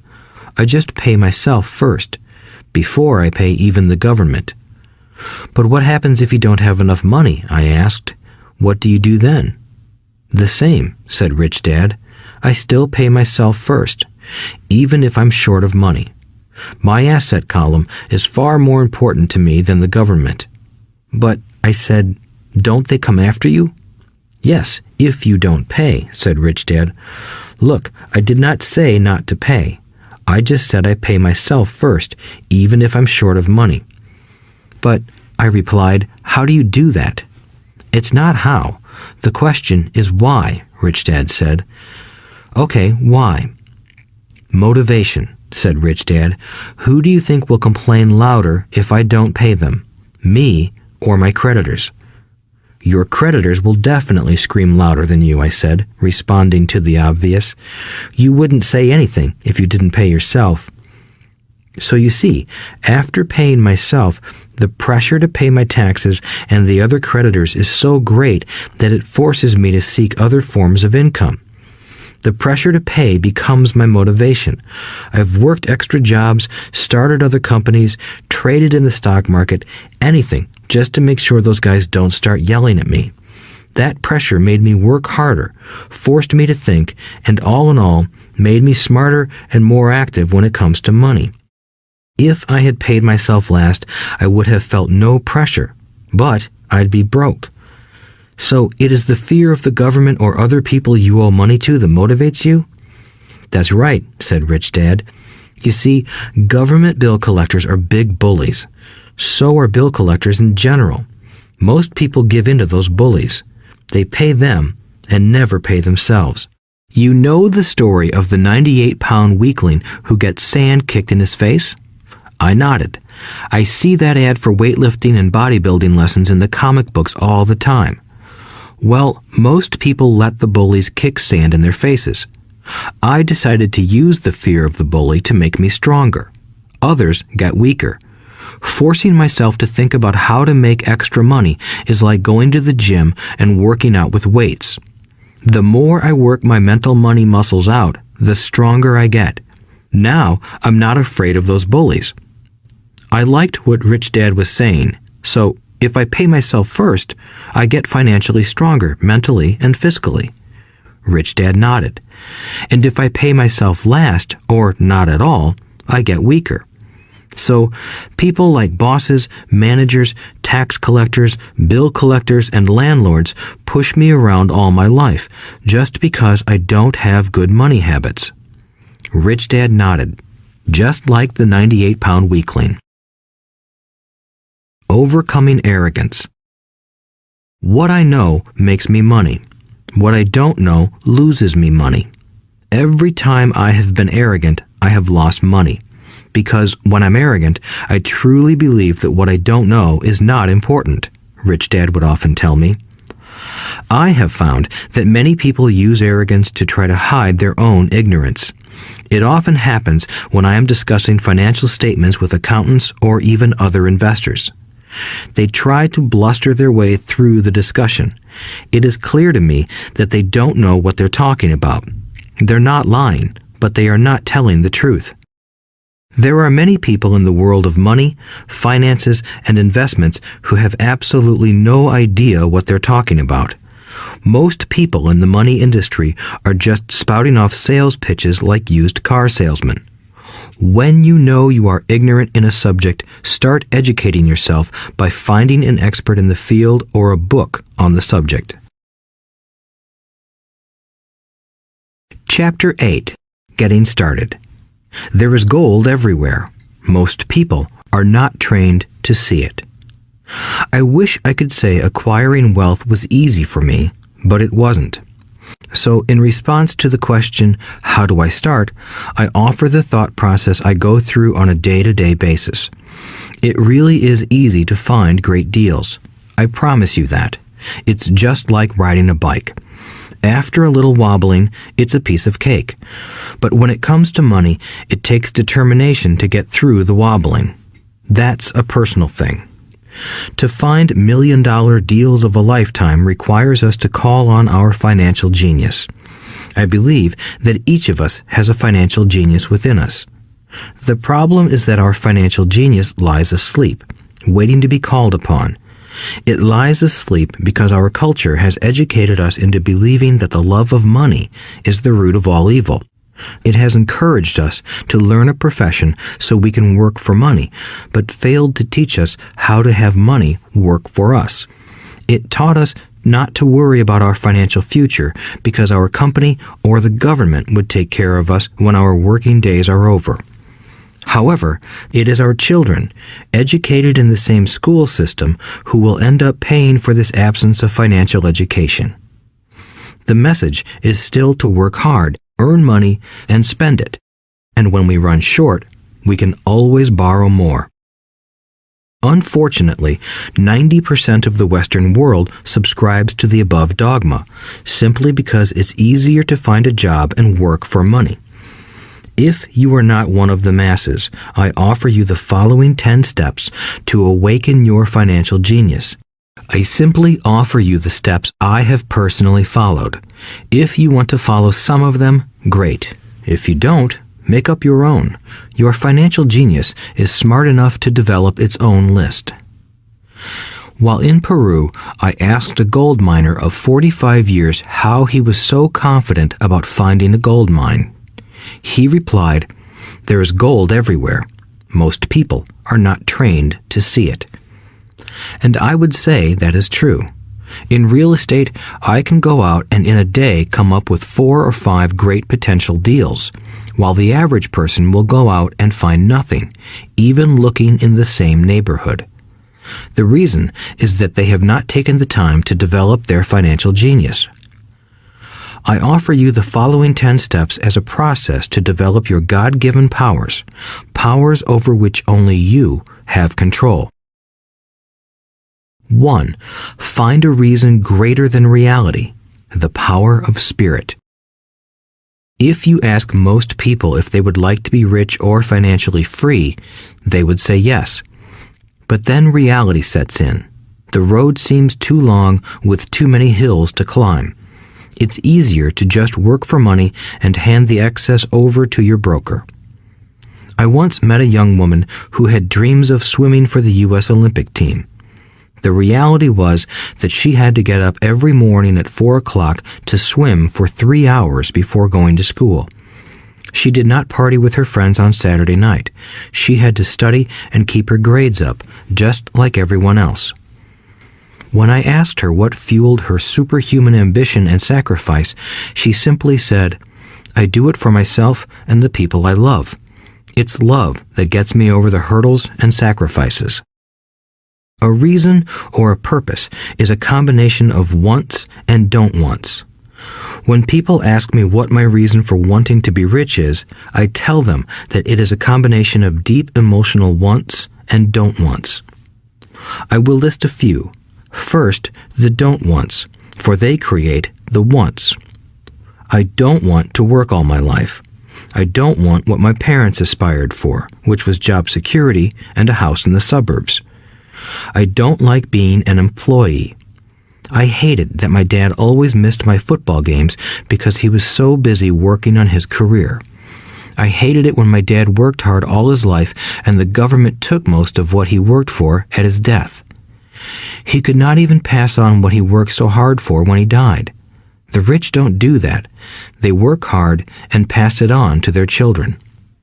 Now, the wants.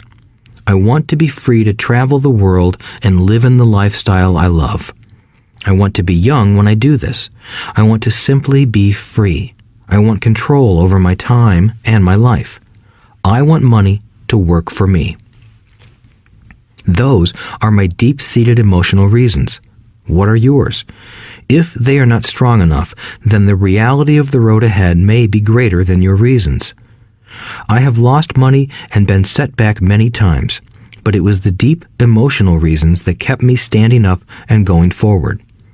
I wanted to be free by age 40, but it took me until I was 47, with many learning experiences along the way. As I said, I wish I could say it was easy. It wasn't, but it wasn't that hard either. I've learned that without a strong reason or purpose, anything in life is hard. If you do not have a strong reason, there is no sense listening further. It will sound like too much work. 2. Make daily choices. The power of choice. Choice is the main reason people want to live in a free country. We want the power to choose. Financially, with every dollar we get in our hands, we hold the power to choose our future, to be rich, poor, or middle class. Our spending habits reflect who we are. Poor people simply have poor spending habits. The benefit I had as a boy was that I loved playing Monopoly constantly. Nobody told me Monopoly was only for kids, so I just kept playing the game as an adult. I also had a rich dad who pointed out to me the difference between an asset and a liability. So a long time ago, as a little boy, I chose to be rich, and I knew that all I had to do was learn to acquire assets, real assets. My best friend, Mike, had an asset column handed to him, but he still had to choose to learn to keep it.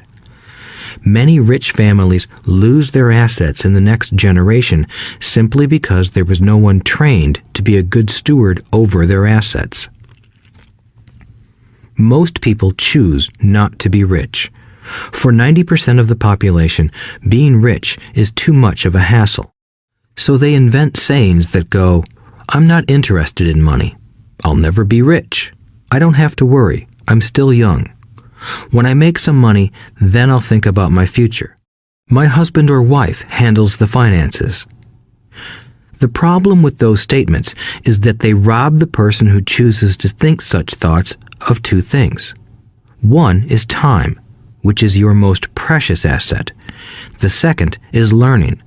Having no money should not be an excuse to not learn, but that is a choice we all make daily. The choice of what we do with our time, our money, and what we put in our heads. That is the power of choice. All of us have choice. I just choose to be rich, and I make that choice every day. Invest first in education. In reality, the only real asset you have is your mind, the most powerful tool we have dominion over. Each of us has the choice of what we put in our brain once we're old enough. You can watch TV, read golf magazines, or go to ceramics class or a class on financial planning. You choose. Most people simply buy investments rather than first investing in learning about investing. A friend of mine recently had her apartment burglarized. The thieves took her electronics and left all the books. And we all have that same choice. 90% of the population buys TV sets, and only about 10% buy business books. So what do? I go to seminars. I like it when they are at least 2 days long because I like to immerse myself in a subject. In 1973, I was watching this guy on TV who was advertising a 3-day seminar on how to buy real estate for nothing down. I spent $385, and that course has made me at least $2 million, if not more. But more importantly, it bought me life. I don't have to work for the rest of my life because of that one course. I go to at least 2 such courses every year. I love CDs and audiobooks. The reason? I can easily review what I just heard. I was listening to an investor say something I completely disagreed with. Instead of becoming arrogant and critical, I simply listened to that 5-minute stretch at least 20 times, maybe more. But suddenly, by keeping my mind open, I understood why he said what he said. It was like magic. I felt like I had a window into the mind of one of the greatest investors of our time. I gained tremendous insight into the vast resources of his education and experience. The net result? I still have the old way I used to think, and I now have a new way of looking at the same problem or situation. I have 2 ways to analyze a problem or trend, and that is priceless. Today, I often say, how would Donald Trump do this, or Warren Buffett, or George Soros? The only way I can access their vast mental power is to be humble enough to read or listen to what they have to say. Arrogant or critical people are often people with low self-esteem who are afraid of taking risks. That's because if you learn something new, you are then required to make mistakes in order to fully understand what you have learned. If you have listened this far, arrogance is not one of your problems. Arrogant people rarely read or listen to experts. Why should they? They are the center of the universe. There are so many intelligent people who argue or defend when a new idea clashes with the way they think. In this case, their so-called intelligence combined with arrogance equals ignorance. Each of us knows people who are highly educated or believe they are smart, but their balance sheet paints a different picture. A truly intelligent person welcomes new ideas, for new ideas can add to the synergy of other accumulated ideas. Listening is more important than talking. If that were not true, God would not have given us 2 ears and only 1 mouth. Too many people think with their mouth instead of listening in order to absorb new ideas and possibilities. They argue instead of asking questions. I take a long view on my wealth. I do not subscribe to the get-rich-quick mentality most lottery players or casino gamblers have. I may go in and out of stocks, but I am long on education. If you want to fly an airplane, I advise taking lessons first. I am always shocked at people who buy stocks or real estate but never invest in their greatest asset, their mind. Just because you bought a house or two does not make you an expert at real estate. 3. Choose friends carefully. The power of association. First of all, I do not choose my friends by their financial statements. I have friends who have actually taken a vow of poverty, as well as friends who earn millions every year. The point is that I learn from all of them. Now, I will admit that there are people I have actually sought out because they had money. But I was not after their money. I was seeking their knowledge. In some cases, these people who had money have become dear friends. I've noticed that my friends with money talk about money. They don't do it to brag. They're interested in the subject. So I learn from them, and they learn from me. My friends who are in dire financial straits do not like talking about money, business, or investing. They often think it rude or unintellectual. So I also learn from my friends who struggle financially. I find out what not to do. I have several friends who have generated over $1 billion in their short lifetimes. The 3 of them report the same phenomenon. Their friends who have no money have never come to them to ask them how they did it, but they do come asking for one of 2 things, or both, a loan or a job. Warning: don't listen to poor or frightened people. I have such friends, and while I love them dearly, they are the Chicken Littles of life. To them, when it comes to money, especially investments, it's always the sky is falling, the sky is falling. They can always tell you why something won't work. The problem is that people listen to them.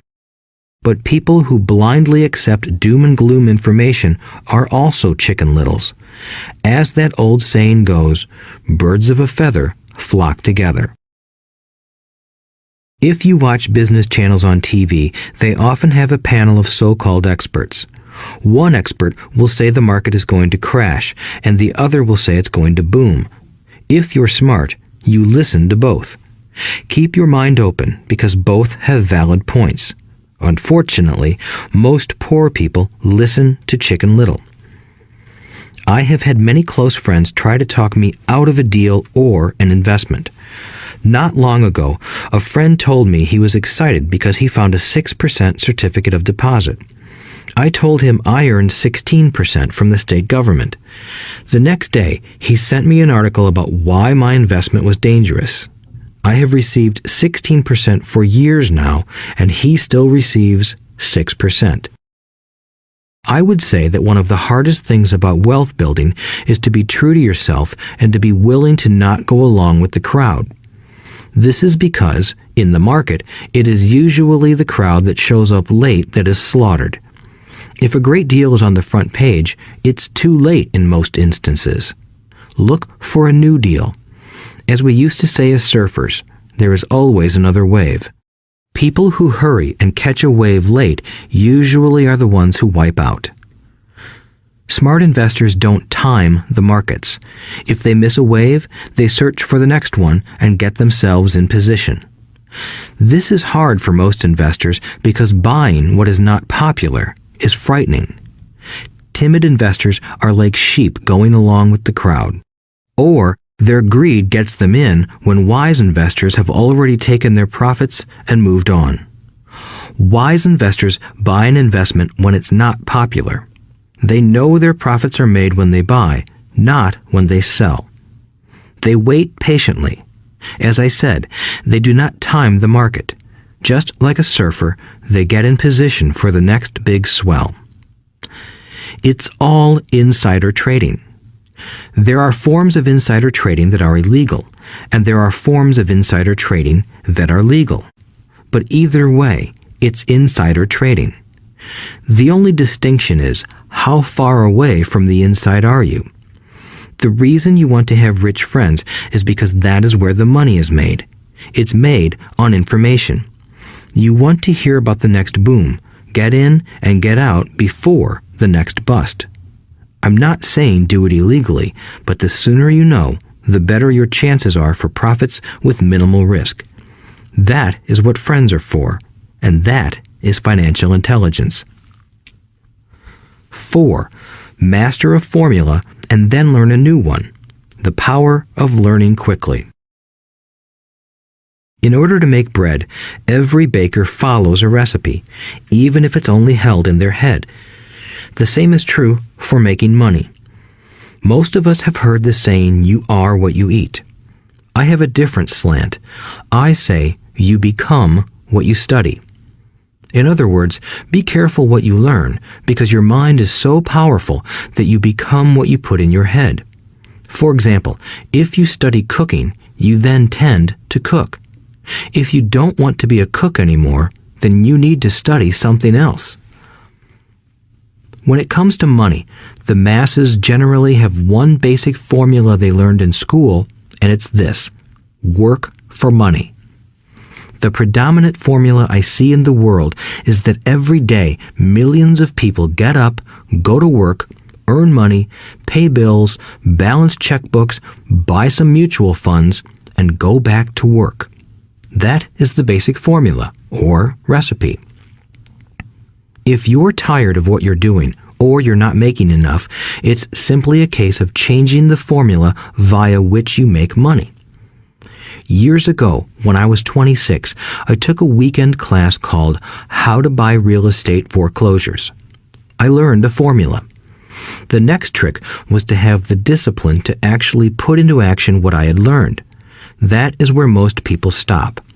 For 3 years, while working for Xerox, I spent my spare time learning to master the art of buying foreclosures. I've made several $1 million using that formula. So, after I mastered that formula, I went in search of other formulas. For many of the classes, I did not directly use the information I learned, but I always learned something new. I have attended classes designed for derivative traders, commodity option traders, and chaologists. I was way out of my league, being in a room full of people with doctorates in nuclear physics and space science. Yet, I learned a lot that made my stock and real estate investing more meaningful and lucrative. Most junior colleges and community colleges have classes on financial planning and buying traditional investments. They are good places to start, but I always search for a faster formula. That is why, on a fairly regular basis, I make more in a day than many people will make in their lifetime. Another side note, in today's fast-changing world, it's not so much what you know anymore that counts, because often what you know is old. It is how fast you learn. That skill is priceless. It's priceless in finding faster formulas, recipes, if you will, for making dough. Working hard for money is an old formula born in the day of cavemen. 5. Pay yourself first. The power of self-discipline. If you cannot get control of yourself, do not try to get rich. It makes no sense to invest, make money, and blow it.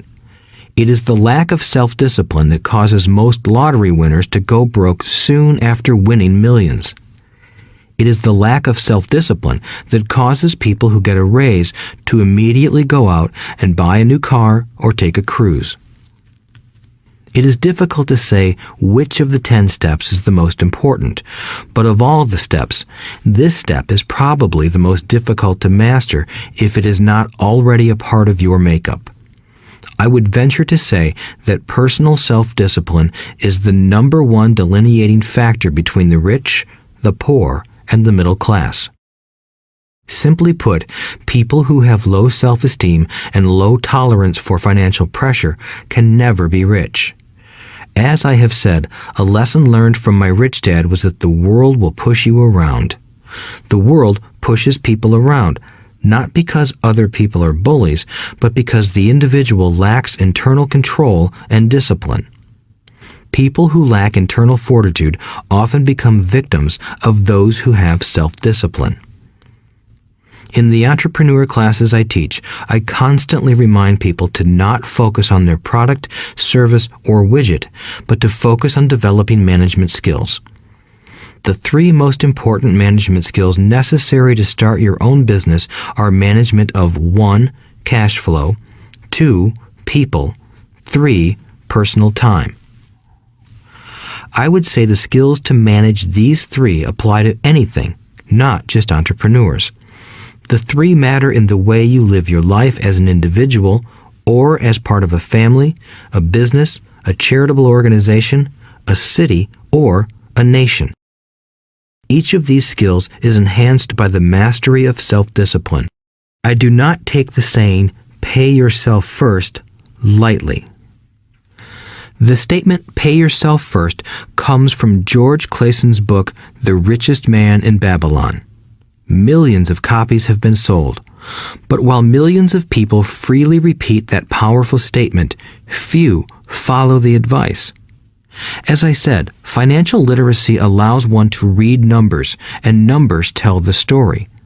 By looking at a person's income statement and balance sheet, I can readily see if people who spout the words, "pay yourself first," actually practice what they preach. In reality, each month, many allocate money to their asset column before they pay their monthly expenses.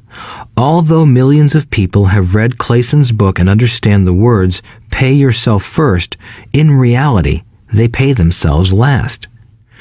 Now, I can hear the howls from those of you who sincerely believe in paying your bills first, and I can hear all the responsible people who pay their bills on time. I am not saying be irresponsible and not pay your bills. All I am saying is do what the book says, which is pay yourself first.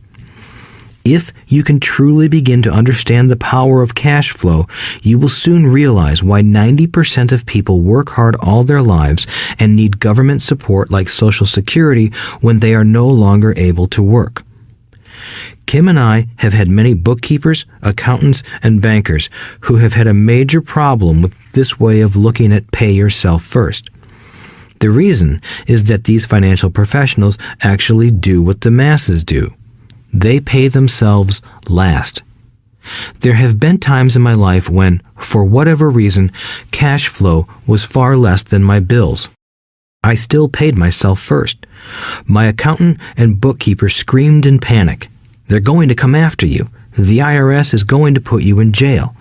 You're going to ruin your credit rating. They'll cut off the electricity." I still paid myself first. Why, you ask? Because that's what the story, The Richest Man in Babylon, was all about. The power of self-discipline and the power of internal fortitude. As my rich dad taught me the first month I worked for him, most people allow the world to push them around. A bill collector calls and you pay or else. A sales clerk says, "Oh, just put it on your charge card." Your real estate agent tells you, "Go ahead. The government allows you a tax deduction on your home." That is what the book is really about. Having the guts to go against the tide and get rich. You may not be weak, but when it comes to money, many people get wimpy. I am not saying be irresponsible. The reason I don't have high credit card debt and doodad debt is because I pay myself first. The reason I minimize my income is because I don't want to pay it to the government. That is why my income comes from my asset column through a Nevada corporation. If I work for money, the government takes it. Although I pay my bills last, I am financially astute enough to not get into a tough financial situation. I don't like consumer debt. I actually have liabilities that are higher than 99% of the population, but I don't pay for them. Other people pay for my liabilities. They're called tenants. So rule number 1 in paying yourself first is don't get into debt in the first place. Although I pay my bills last, I set it up to have only small, unimportant bills that are due. When I occasionally come up short, I still pay myself first. I let the creditors and even the government scream. I like it when they get tough. Why? Because those guys do me a favor. They inspire me to go out and create more money. So I pay myself first, invest the money, and let the creditors yell. I generally pay them right away anyway. Kim and I have excellent credit. We just don't cave into pressure and spend our savings or liquidate stocks to pay for consumer debt. that is not too financially intelligent.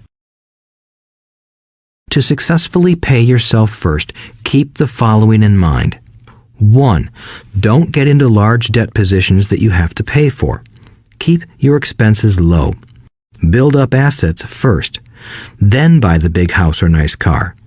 Being stuck in the rat race is not intelligent. 2. When you come up short, let the pressure build and don't dip into your savings or investments. Use the pressure to inspire your financial genius to come up with new ways of making more money and then pay your bills.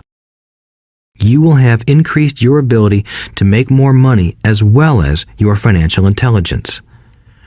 So many times I have gotten into financial hot water and used my brain to create more income while staunchly defending the assets in my asset column. My bookkeeper has screamed and dived for cover, but I was like a good soldier defending the fort. Fort assets. Poor people have poor habits. A common bad habit is innocently called dipping into savings. The rich know that savings are only used to create more money, not to pay bills. I know that sounds tough, but as I said, if you're not tough inside, the world will always push you around anyway. If you do not like financial pressure, then find a formula that works for you. A good one is to cut expenses, put your money in the bank, pay more than your fair share of income tax, buy safe mutual funds, and take the vow of the average. But this violates the pay yourself first rule. This rule does not encourage self-sacrifice or financial abstinence. It doesn't mean pay yourself first and starve. Life was meant to be enjoyed. If you call on your financial genius, you can have all the goodies of life, get rich, and pay bills. And that is financial intelligence. 6. Pay your brokers well. The power of good advice. Sometimes I see people posting a sign in front of their house that says, "For sale by owner." Or I see people on TV claiming to be discount brokers. My rich dad taught me to take the opposite approach. He believed in paying professionals well, and I have adopted that policy also. Today, I have expensive attorneys, accountants, real estate brokers, and stockbrokers. Why? Because if, and I do mean if, the people are professionals, their services should make you money. And the more money they make, the more money I make. We live in the information age. Information is priceless. A good broker should provide you with information as well as take the time to educate you. I have several brokers who do that for me. Some taught me when I had little or no money, and I am still with them today. What I pay a broker is tiny in comparison with what kind of money I can make because of the information they provide. I love it when my real estate broker or stockbroker makes a lot of money because that usually means I made a lot of money. A good broker saves me time in addition to making me money. Like when I bought the vacant land for $9,000 and sold it immediately for over $25,000 so I could buy my Porsche quicker. A broker is my eyes and ears in the market. They're there every day, so I do not have to be. I'd rather play golf. People who sell their house on their own must not value their time much. Why would I want to save a few bucks when I could use that time to make more money or spend it with those I love? What I find funny is that so many poor and middle-class people insist on tipping restaurant help 15 to 20%, even for bad service, but complain about paying a broker 3 to 7%. They enjoy tipping people in the expense column and stiffing people in the asset column. That is not financially intelligent. Keep in mind that not all brokers are created equal. Unfortunately, most brokers are only salespeople. They sell, but they themselves own little or no real estate. There is a tremendous difference between a broker who sells houses and a broker who sells investments. The same is true for stock, bond, mutual fund, and insurance, brokers who call themselves financial planners. When I interview any paid professional, I first find out how much property or stocks they personally own and what percentage they pay in taxes. And that applies to my tax attorney as well as my accountant. I have an accountant who minds his own business. His profession is accounting, but his business is real estate. I used to have an accountant who was a small business accountant, but he had no real estate. I switched because we did not love the same business. Find a broker who has your best interests at heart. Many brokers will spend the time educating you, and they could be the best asset you find. Just be fair, and most of them will be fair to you. If all you can think about is cutting their commissions, then why should they want to help you? It's just simple logic. As I said earlier, one of the management skills is the management of people. Many people only manage people they feel smarter than and they have power over. Many middle managers remain middle managers, failing to get promoted because they know how to work with people below them, but not with people above them. The real skill is to manage and reward the people who are smarter than you in some technical area. That is why companies have a board of directors. You should have one too. That is financial intelligence. 7. Be an Indian giver. The power of getting something for nothing. When the first European settlers came to America, they were taken aback by a cultural practice some American Indians had. For example, if a settler was cold, the Indian would give the person a blanket. Mistaking it for a gift, the settler was often offended when the Indian asked for it back. The Indians also got upset when they realized that settlers did not want to give it back. That is where the term Indian giver came from, a simple cultural misunderstanding. In the world of the asset column, being an Indian giver is vital to wealth. The sophisticated investor's first question is, how fast do I get my money back? They also want to know what they get for free, also called a piece of the action. That is why the ROI, or return on investment, is so important. For example, I found a small condominium that was in foreclosure a few blocks from where I lived. The bank wanted $60,000 and I submitted a bid for $50,000, which they took simply because, along with my bid, was a cashier's check for $50,000. They realized I was serious. Most investors would say, "Aren't you tying up a lot of cash? Would it not be better to get a loan on it?" The answer is, not in this case. My investment company uses this condominium as a vacation rental in the winter months when the snowbirds come to Arizona. It rents for $2,500 a month for 4 months out of the year. For rental during the off-season, it rents for only $1,000 a month. I had my money back in about 3 years. Now I own this asset, which pumps money out for me, month in and month out. The same is done with stocks. Frequently, my broker calls and recommends I move a sizable amount of money into the stock of a company that he feels is just about to make a move that will add value to the stock, like announcing a new product. I will move my money in for a week to a month while the stock moves up. Then I pull my initial dollar amount out and stop worrying about the fluctuations of the market because my initial money is back and ready to work on another asset. So my money goes in, and then it comes out, and I own an asset that was technically free. True, I have lost money on many occasions, but I only play with money I can afford to lose. I would say, on an average 10 investments, I hit home runs on 2 or 3, while 5 or 6 do nothing, and I lose on 2 or 3. But I limit my losses to only the money I have in at that time. People who hate risk put their money in the bank. In the long run, safe savings are better than no savings. But it takes a long time to get your money back, and, in most instances, you don't get anything for free with it.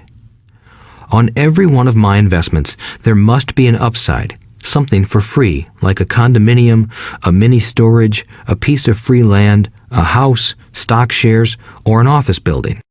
and there must be limited risk or a low-risk idea. There are books devoted entirely to this subject, so I will not talk about it here. Ray Kroc of McDonald's fame sold hamburger franchises, not because he loved hamburgers, but because he wanted the real estate under the franchise for free. So wise investors must look at more than ROI. They look at the assets they get for free once they get their money back. That is financial intelligence. 8. Use assets to buy luxuries. The power of focus. A friend's child has been developing a nasty habit of burning a hole in his pocket. Just 16, he wanted his own car. The excuse? All his friends' parents gave their kids cars. The child wanted to go into his savings and use it for a down payment. That was when his father called me and then came to see me. Do you think I should let him do it, or should I just buy him a car? I answered, it might relieve the pressure in the short term, but what have you taught him in the long term? Can you use this desire to own a car and inspire your son to learn something? Suddenly, the lights went on and he hurried home. 2 months later, I ran into my friend again. Does your son have his new car? I asked. No, he doesn't, but I gave him $3,000 for the car. I told him to use my money instead of his college money. Well, that's generous of you, I said. Not really. The money came with a hitch. So what was the hitch? I asked. Well, first we played your cash flow game. We then had a long discussion about the wise use of money. After that, I gave him a subscription to the Wall Street Journal and a few books on the stock market. Then what? I asked. What was the catch? I told him that $3,000 was his, but he could not directly buy a car with it. He could use it to find a stockbroker and buy and sell stocks. Once he had made $6,000 with the $3,000, the money would be his for the car, and the $3,000 would go into his college fund. And what are the results? I asked. Well, he got lucky early in his trading, but lost everything a few days later. Then he really got interested. Today, I would say he is down $2,000, but his interest is up. He has read all the books I bought him, and he's gone to the library to get more. He reads the Wall Street Journal voraciously, watching for indicators. He's only got $1,000 left, but his interest and learning are sky high. He knows that if he loses that money, he walks for 2 more years. But he does not seem to care. He even seems uninterested in getting a car because he's found a game that is more fun. What happens if he loses all the money? I asked. We'll cross that bridge when we get to it. I'd rather have him lose everything now than wait till he's our age to risk losing everything. And besides, that is the best $3,000 I've ever spent on his education. What he is learning will serve him for life, and he seems to have gained a new respect for the power of money. As I said earlier, if a person cannot master the power of self-discipline, it is best not to try to get rich. I say this because although the process of developing cash flow from an asset column is easy in theory, what's hard is the mental fortitude to direct money to the correct use. Due to external temptations, it is much easier in today's consumer world to simply blow money out the expense column. With weak mental fortitude, that money flows into the paths of least resistance. That is the cause of poverty and financial struggle. The following example illustrates the financial intelligence needed to direct money to make more money. If we give 100 people $10,000 at the start of the year, I believe that at the end of the year, 80 would have nothing left. In fact, many would have created greater debt by making a down payment on a new car, refrigerator, electronics, or a holiday.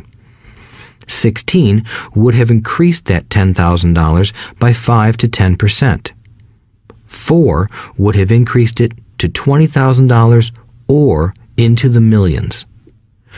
We go to school to learn a profession so we can work for money.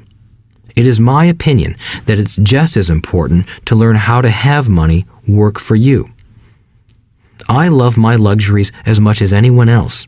The difference is I don't buy them on credit. It's the keep up with the Joneses trap. When I wanted to buy a Porsche, the easy road would have been to call my banker and get a loan.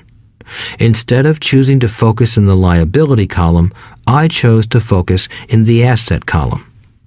As a habit, I use my desire to consume to inspire and motivate my financial genius to invest. Too often today, we focus on borrowing money to get the things we want instead of focusing on creating money. One is easier in the short term, but harder in the long term. It's a bad habit that we as individuals and as a nation have gotten into. Remember, the easy road often becomes hard, and the hard road often becomes easy.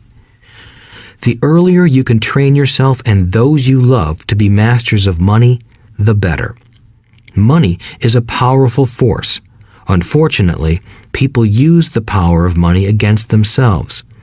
If your financial intelligence is low, money will run all over you. It will be smarter than you. If money is smarter than you, you will work for it all your life. To be the master of money, you need to be smarter than it.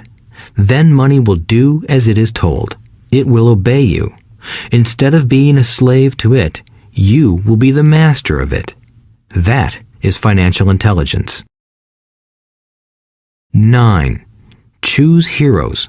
The power of myth.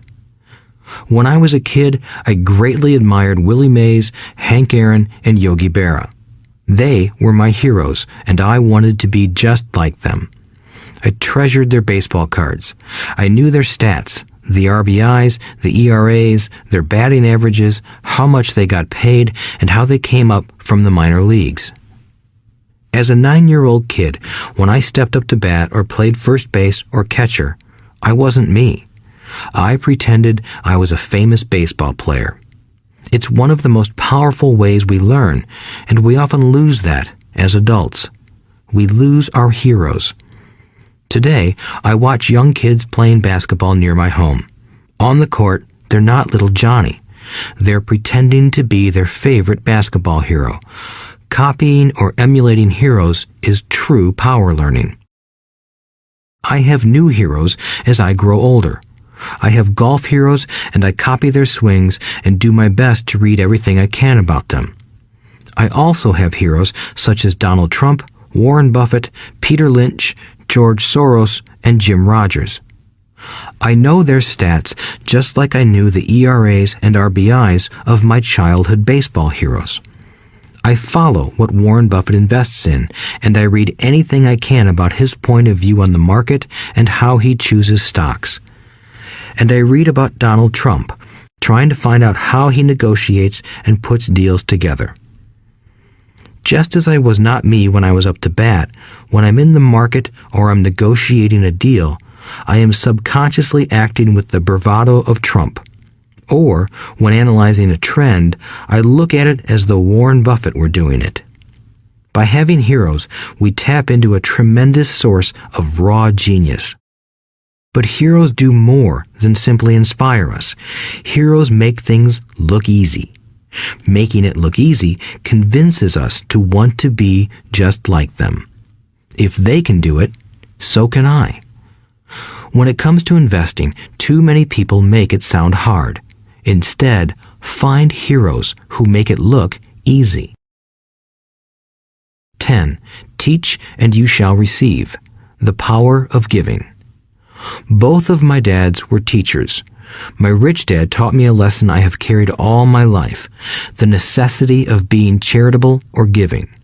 My educated dad gave a lot of his time and knowledge, but almost never gave away money. He usually said that he would give when he had some extra money, but of course, there was rarely any extra. My rich dad gave money as well as education. He believed firmly in tithing. If you want something, you first need to give, he would always say. When he was short of money, he gave money to his church or to his favorite charity. If I could leave one single idea with you, it is that idea. Whenever you feel short or in need of something, give what you want first, and it will come back in buckets. That is true for money, a smile, love, or friendship. I know it is often the last thing a person may want to do, but it has always worked for me. I trust that the principle of reciprocity is true, and I give what I want. I want money, so I give money, and it comes back in multiples. I want sales, so I help someone else sell something, and sales come to me. I want contacts, and I help someone else get contacts. Like magic, contacts come to me. I heard a saying years ago that went, "God does not need to receive, but humans need to give." My rich dad would often say, poor people are more greedy than rich people. He would explain that if a person was rich, that person was providing something that other people wanted. In my life, whenever I have felt needy or short of money or short of help, I simply went out or found in my heart what I wanted and decided to give it first. And when I gave, it always came back. It reminds me of the story of the guy sitting with firewood in his arms on a cold, freezing night. He is yelling at the pot-bellied stove, "When you give me some heat, then I'll put some wood in you." And when it comes to money, love, happiness, sales, and contacts, all one needs to remember is to give first. Often, just the process of thinking of what I want and how I could give that to someone else breaks free a torrent of bounty. Whenever I feel that people aren't smiling at me, I simply begin smiling and saying hello. Like magic, the next thing I know, I'm surrounded by smiling people. It is true that your world is only a mirror of you. So that's why I say, teach and you shall receive. I have found that the more I teach those who want to learn, the more I learn. If you want to learn about money, teach it to someone else. A torrent of new ideas and finer distinctions will come in. There are times when I have given and nothing has come back, or what I have received is not what I wanted. But upon closer inspection and soul-searching, I was often giving to receive in those instances, instead of giving for the joy that giving itself brings. My dad taught teachers, and he became a master teacher. My rich dad always taught young people his way of doing business. In retrospect, it was their generosity with what they knew that made them smarter. There are powers in this world that are much smarter than we are. You can get there on your own, but it's easier with the help of the powers that be. You only need to be generous with what you have. Chapter 9. Still want more? Here are some to-dos. Many people may not be satisfied with my 10 steps. They see them more as philosophies than actions. I think understanding the philosophy is just as important as the action. There are many people who want to do instead of think, and then there are people who think but do not do. I would say that I am both. I love new ideas, and I love action. So for those who want a to-do list on how to get started, I will share with you some of the things I do in abbreviated form. Stop doing what you're doing. In other words, take a break and assess what is working and what is not working.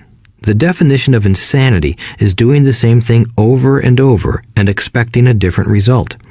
Stop doing what is not working and look for something new. Look for new ideas. For new investing ideas, I go to bookstores and search for books on different and unique subjects. I call them formulas. I buy how-to books on formulas I know nothing about. For example, in the bookstore I found the book The 16% Solution by Joel Moskowitz. I bought the book and read it, and the next Thursday I did exactly as the book said. Most people do not take action, or they let someone talk them out of whatever new formula they are studying. My neighbor told me why 16% would not work. I did not listen to him because he's never done it. Find someone who has done what you want to do. take them to lunch, and ask them for tips and tricks of the trade. As for 16% tax lien certificates, I went to the county tax office and found the government employee who worked in that office. I found out that she, too, invested in the tax liens. Immediately, I invited her to lunch. She was thrilled to tell me everything she knew and how to do it. After lunch, she spent all afternoon showing me everything. By the next day, I found 2 great properties with her help that have been accruing interest at 16% ever since. It took a day to read the book, a day to take action, an hour for lunch, and a day to acquire 2 great deals. Take classes, read, and attend seminars. I search newspapers and the internet for new and interesting classes, many of which are free or inexpensive. I also attend and pay for expensive seminars on what I want to learn. I am wealthy and free from needing a job simply because of the courses I took. I have friends who did not take those classes who told me I was wasting my money, and yet they're still at the same job. Make lots of offers. When I want a piece of real estate, I look at many properties and generally write an offer. If you don't know what the right offer is, neither do I. That is the job of the real estate agent. They make the offers. I do as little work as possible. A friend wanted me to show her how to buy apartment houses. So one Saturday, she, her agent, and I went and looked at 6 apartment houses. 4 were dogs, but 2 were good. I said to write offers on all 6, offering half of what the owners asked for. She and the agent nearly had heart attacks. They thought it was rude and would offend the sellers, but I really don't think the agent wanted to work that hard. So they did nothing and went on looking for a better deal. No offers were ever made, and that person is still looking for the right deal at the right price. Well, you don't know what the right price is until you have a second party who wants to deal. Most sellers ask too much. It is rare that a seller asks a price that is less than something is worth. Moral of the story: make offers. People who are not investors have no idea what it feels like to try to sell something. I have had a piece of real estate that I wanted to sell for months. I would have welcomed any offer. They could have offered me 10 pigs and I would have been happy. Not at the offer, but just because someone was interested. I would have countered, maybe for a pig farm in exchange. But that's how the game works. The game of buying and selling is fun. Keep that in mind. It's fun and only a game. Make offers. Someone might say yes. I always make offers with escape clauses. In real estate, I make an offer with language that details subject to contingencies, such as the approval of a business partner. Never specify who the business partner is. Most people don't know that my partner is my cat. If they accept the offer and I don't want the deal, I call home and speak to my cat. I make this ridiculous statement to illustrate how absurdly easy and simple the game is. So many people make things too difficult and take it too seriously. Finding a good deal, the right business, the right people, the right investors, or whatever is just like dating. You must go to the market and talk to a lot of people, make a lot of offers, counter-offers, negotiate, reject, and accept. I know single people who sit at home and wait for the phone to ring, but it's better to go to the market, even if it's only the supermarket. Search, offer, reject, negotiate, and accept are all parts of the process of almost everything in life. Jog, walk, or drive a certain area once a month for 10 minutes. I have found some of my best real estate investments doing this. I will jog a certain neighborhood for a year and look for change. For there to be profit in a deal, there must be 2 elements, a bargain and change. There are lots of bargains, but it's change that turns a bargain into a profitable opportunity. So when I jog a neighborhood I might like to invest in. It is the repetition that causes me to notice slight differences. I notice real estate signs that are up for a long time. That means the seller might be more agreeable to deal. I watch for moving trucks going in or out. I stop and talk to the drivers. I talk to the postal carriers. It's amazing how much information they acquire about an area. I find a bad area, especially an area that the news has scared everyone away from. I drive it for sometimes a year, waiting for signs of something changing for the better. I talk to retailers, especially new ones, and find out why they're moving in. It takes only a few minutes a month, and I do it while doing something else, like exercising or going to and from the store. Shop for bargains in all markets. Consumers will always be poor. When the supermarket has a sale, say on toilet paper, the consumer runs in and stocks up. But when the housing or stock market has a sale, most often called a crash or correction, the same consumer often runs away from it. When the supermarket raises its prices, the consumer shops somewhere else. But when housing or the stock market raises their prices, the same consumer often rushes in and starts buying. Always remember, profits are made in the buying, not in the selling. Look in the right places. A neighbor bought a condominium for $100,000. I bought the identical condo next door for $50,000. He told me he's waiting for the price to go up. I told him that profit is made when you buy, not when you sell. He shopped with a real estate broker who owns no property of her own. I shopped at the foreclosure auction. I paid $500 for a class on how to do this. My neighbor thought that the $500 for a real estate investment class was too expensive. He said he could not afford the money or the time. So he waits for the prices to go up. Look for people who want to buy first, then look for someone who wants to sell. A friend was looking for a certain piece of land. He had the money, but did not have the time. I found a large piece of land, larger than what my friend wanted to buy, tied it up with an option, called my friend, and he said he wanted a piece of it. So I sold the piece to him and then bought the land. I kept the remaining land as mine for free. Moral of the story: buy the pie and cut it in pieces. Most people look for what they can afford, so they look too small. They buy only a piece of the pie, so they end up paying more for less. Small thinkers don't get the big breaks. If you want to get richer, think big. Think big.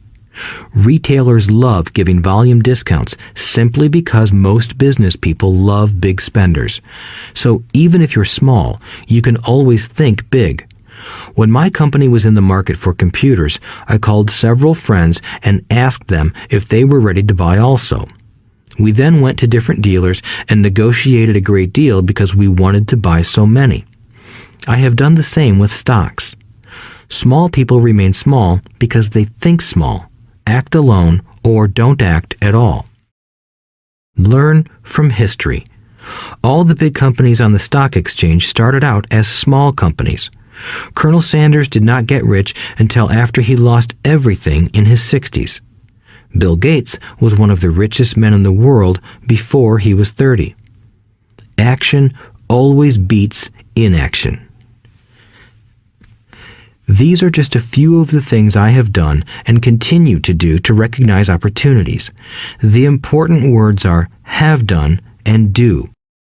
As repeated many times throughout this audiobook, you must take action before you can receive the financial rewards. Act now. Final thoughts. I would like to share some final thoughts with you. The main reason I wrote this book, and the reason it has remained a bestseller since 2000, was to share insights into how increased financial intelligence can be used to solve many of life's common problems. Without financial training, we all too often use the standard formulas to get through life.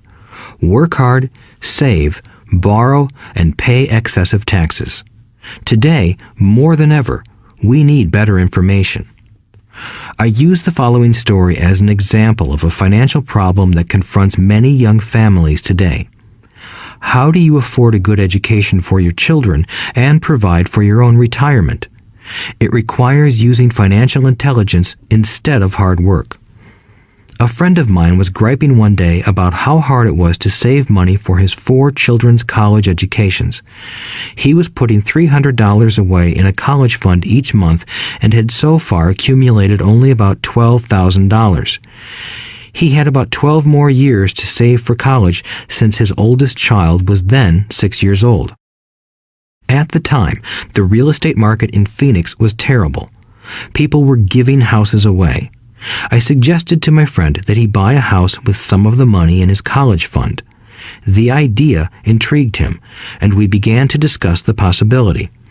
His primary concern was that he did not have credit with the bank to buy another house since he was so overextended. I assured him that there were other ways to finance a property rather than through the bank. We looked for a house for 2 weeks, a house that would fit all our criteria. There were plenty to choose from, so shopping was fun. Finally, we found a 3-bedroom, 2-bath home in a prime neighborhood. The owner had been downsized and needed to sell that day because he and his family were moving to California where another job waited. The owner wanted $102,000, but we offered only $79,000. He took it immediately and agreed to carry back the loan with a 10% down payment. All my friend had to come up with was $7,900. As soon as the owner moved, my friend put the house up for rent. After all expenses were paid, including the mortgage, he put $125 in his pocket each month. His plan was to keep the house for 12 years and let the mortgage get paid down faster by applying the extra $125 to the principal each month. We figured that in 12 years, a large portion of the mortgage would be paid off and he could possibly be clearing $800 a month by the time his first child went to college. He could also sell the house if it had appreciated in value. 3 years later, the real estate market greatly improved in Phoenix, and he was offered $156,000 for the same house by the tenant who lived in it. Again, he asked me what I thought. I advised that he sell it, using a 1031 tax-deferred exchange. Suddenly, he had nearly $80,000 to operate with. I called another friend in Austin, Texas, who then moved this tax-deferred capital gain into a mini storage facility. Within 3 months, he began receiving checks for a little less than $1,000 a month, which he then poured back into the college fund. A couple of years later, the mini warehouse sold, and he received a check for nearly $330,000 as proceeds from the sale. He rolled those funds into a new project that would now generate over $3,000 a month in income, again going into the college fund. He is now very confident that his goal will be met easily. It only took $7,900 to start and a little financial intelligence. His children will be able to afford the education they want, and he will then use the underlying asset, wrapped in his legal entity, to pay for his retirement. As a result of this successful investment strategy, he will be able to retire early. Thank you for listening to this audiobook. I hope it has provided some insights into utilizing the power of money to work for you. Today, we need greater financial intelligence to simply survive. The idea that it takes money to make money is the thinking of financially unsophisticated people. It does not mean that they're not intelligent. They have simply not learned the science of making money. Money is only an idea. If you want more money, simply change your thinking. Every self-made person started small with an idea and then turned it into something big. The same applies to investing. It takes only a few dollars to start and grow it into something big. I meet so many people who spend their lives chasing the big deal or trying to amass a lot of money to get into a big deal. But to me, that is foolish. Too often, I have seen unsophisticated investors put their large nest egg into one deal and lose most of it rapidly. They may have been good workers, but they were not good investors. Education and wisdom about money are important. Start early. Buy a book. Go to a seminar. Practice. Start small. I turned $5,000 cash into a $1 million asset, producing $5,000 a month cash flow in less than 6 years. But I started learning as a kid. I encourage you to learn because it's not that hard. In fact, it's pretty easy once you get the hang of it. I think I have made my message clear. It's what is in your head that determines what is in your hands. Money is only an idea. There is a great book called Think and Grow Rich. The title is not Work Hard and Grow Rich. Learn to have money work hard for you, and your life will be easier and happier. Today, don't play it safe. Play it smart. The 3 incomes. In the world of accounting, there are 3 different types of income. 1. Ordinary earned. 2. Portfolio. 3. Passive. When my poor dad said to me, "Go to school, get good grades, and find a safe, secure job," he was recommending I work for earned income. When my rich dad said, "The rich don't work for money, they have their money work for them," he was talking about passive income and portfolio income. Passive income, in most cases, is income derived from real estate investments. Portfolio income is income derived from paper assets such as stocks and bonds. Portfolio income is the income that makes Bill Gates the richest man in the world, not earned income. Rich Dad used to say, the key to becoming wealthy is the ability to convert earned income into passive income or portfolio income as quickly as possible. He would say, taxes are highest on earned income. The least taxed income is passive income. That is another reason why you want your money working hard for you. The government taxes the income you work hard for more than the income your money works hard for. In my second book, Rich Dad's Cash Flow Quadrant, I explain the 4 different types of people who make up the world of business. They are E, employee, S, self-employed, B, business owner, and I, investor. Most people go to school to learn to be an E or an S. The cash flow quadrant is written about the core differences of these 4 types and how people can change their quadrant. In fact, most of our products are created for people in the B and I quadrants. In Rich Dad's Guide to Investing, book number 3 in the Rich Dad series, I go into more detail on the importance of converting earned income into passive and portfolio income. Rich Dad used to say, all a real investor does is convert earned income into passive and portfolio income. If you know what you're doing, investing is not risky. It's just common sense. The key to financial freedom.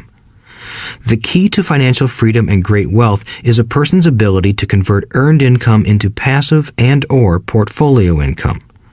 My rich dad spent a lot of time teaching Mike and me this skill. Having this ability is the reason my wife Kim and I are financially free, never needing to work again. We continue to work because we choose to. Today, we own a real estate investment company for passive income and participate in private placements and initial public offerings of stock for portfolio income. We also went back to work to build a financial education company so that we can continue to create and publish books and games.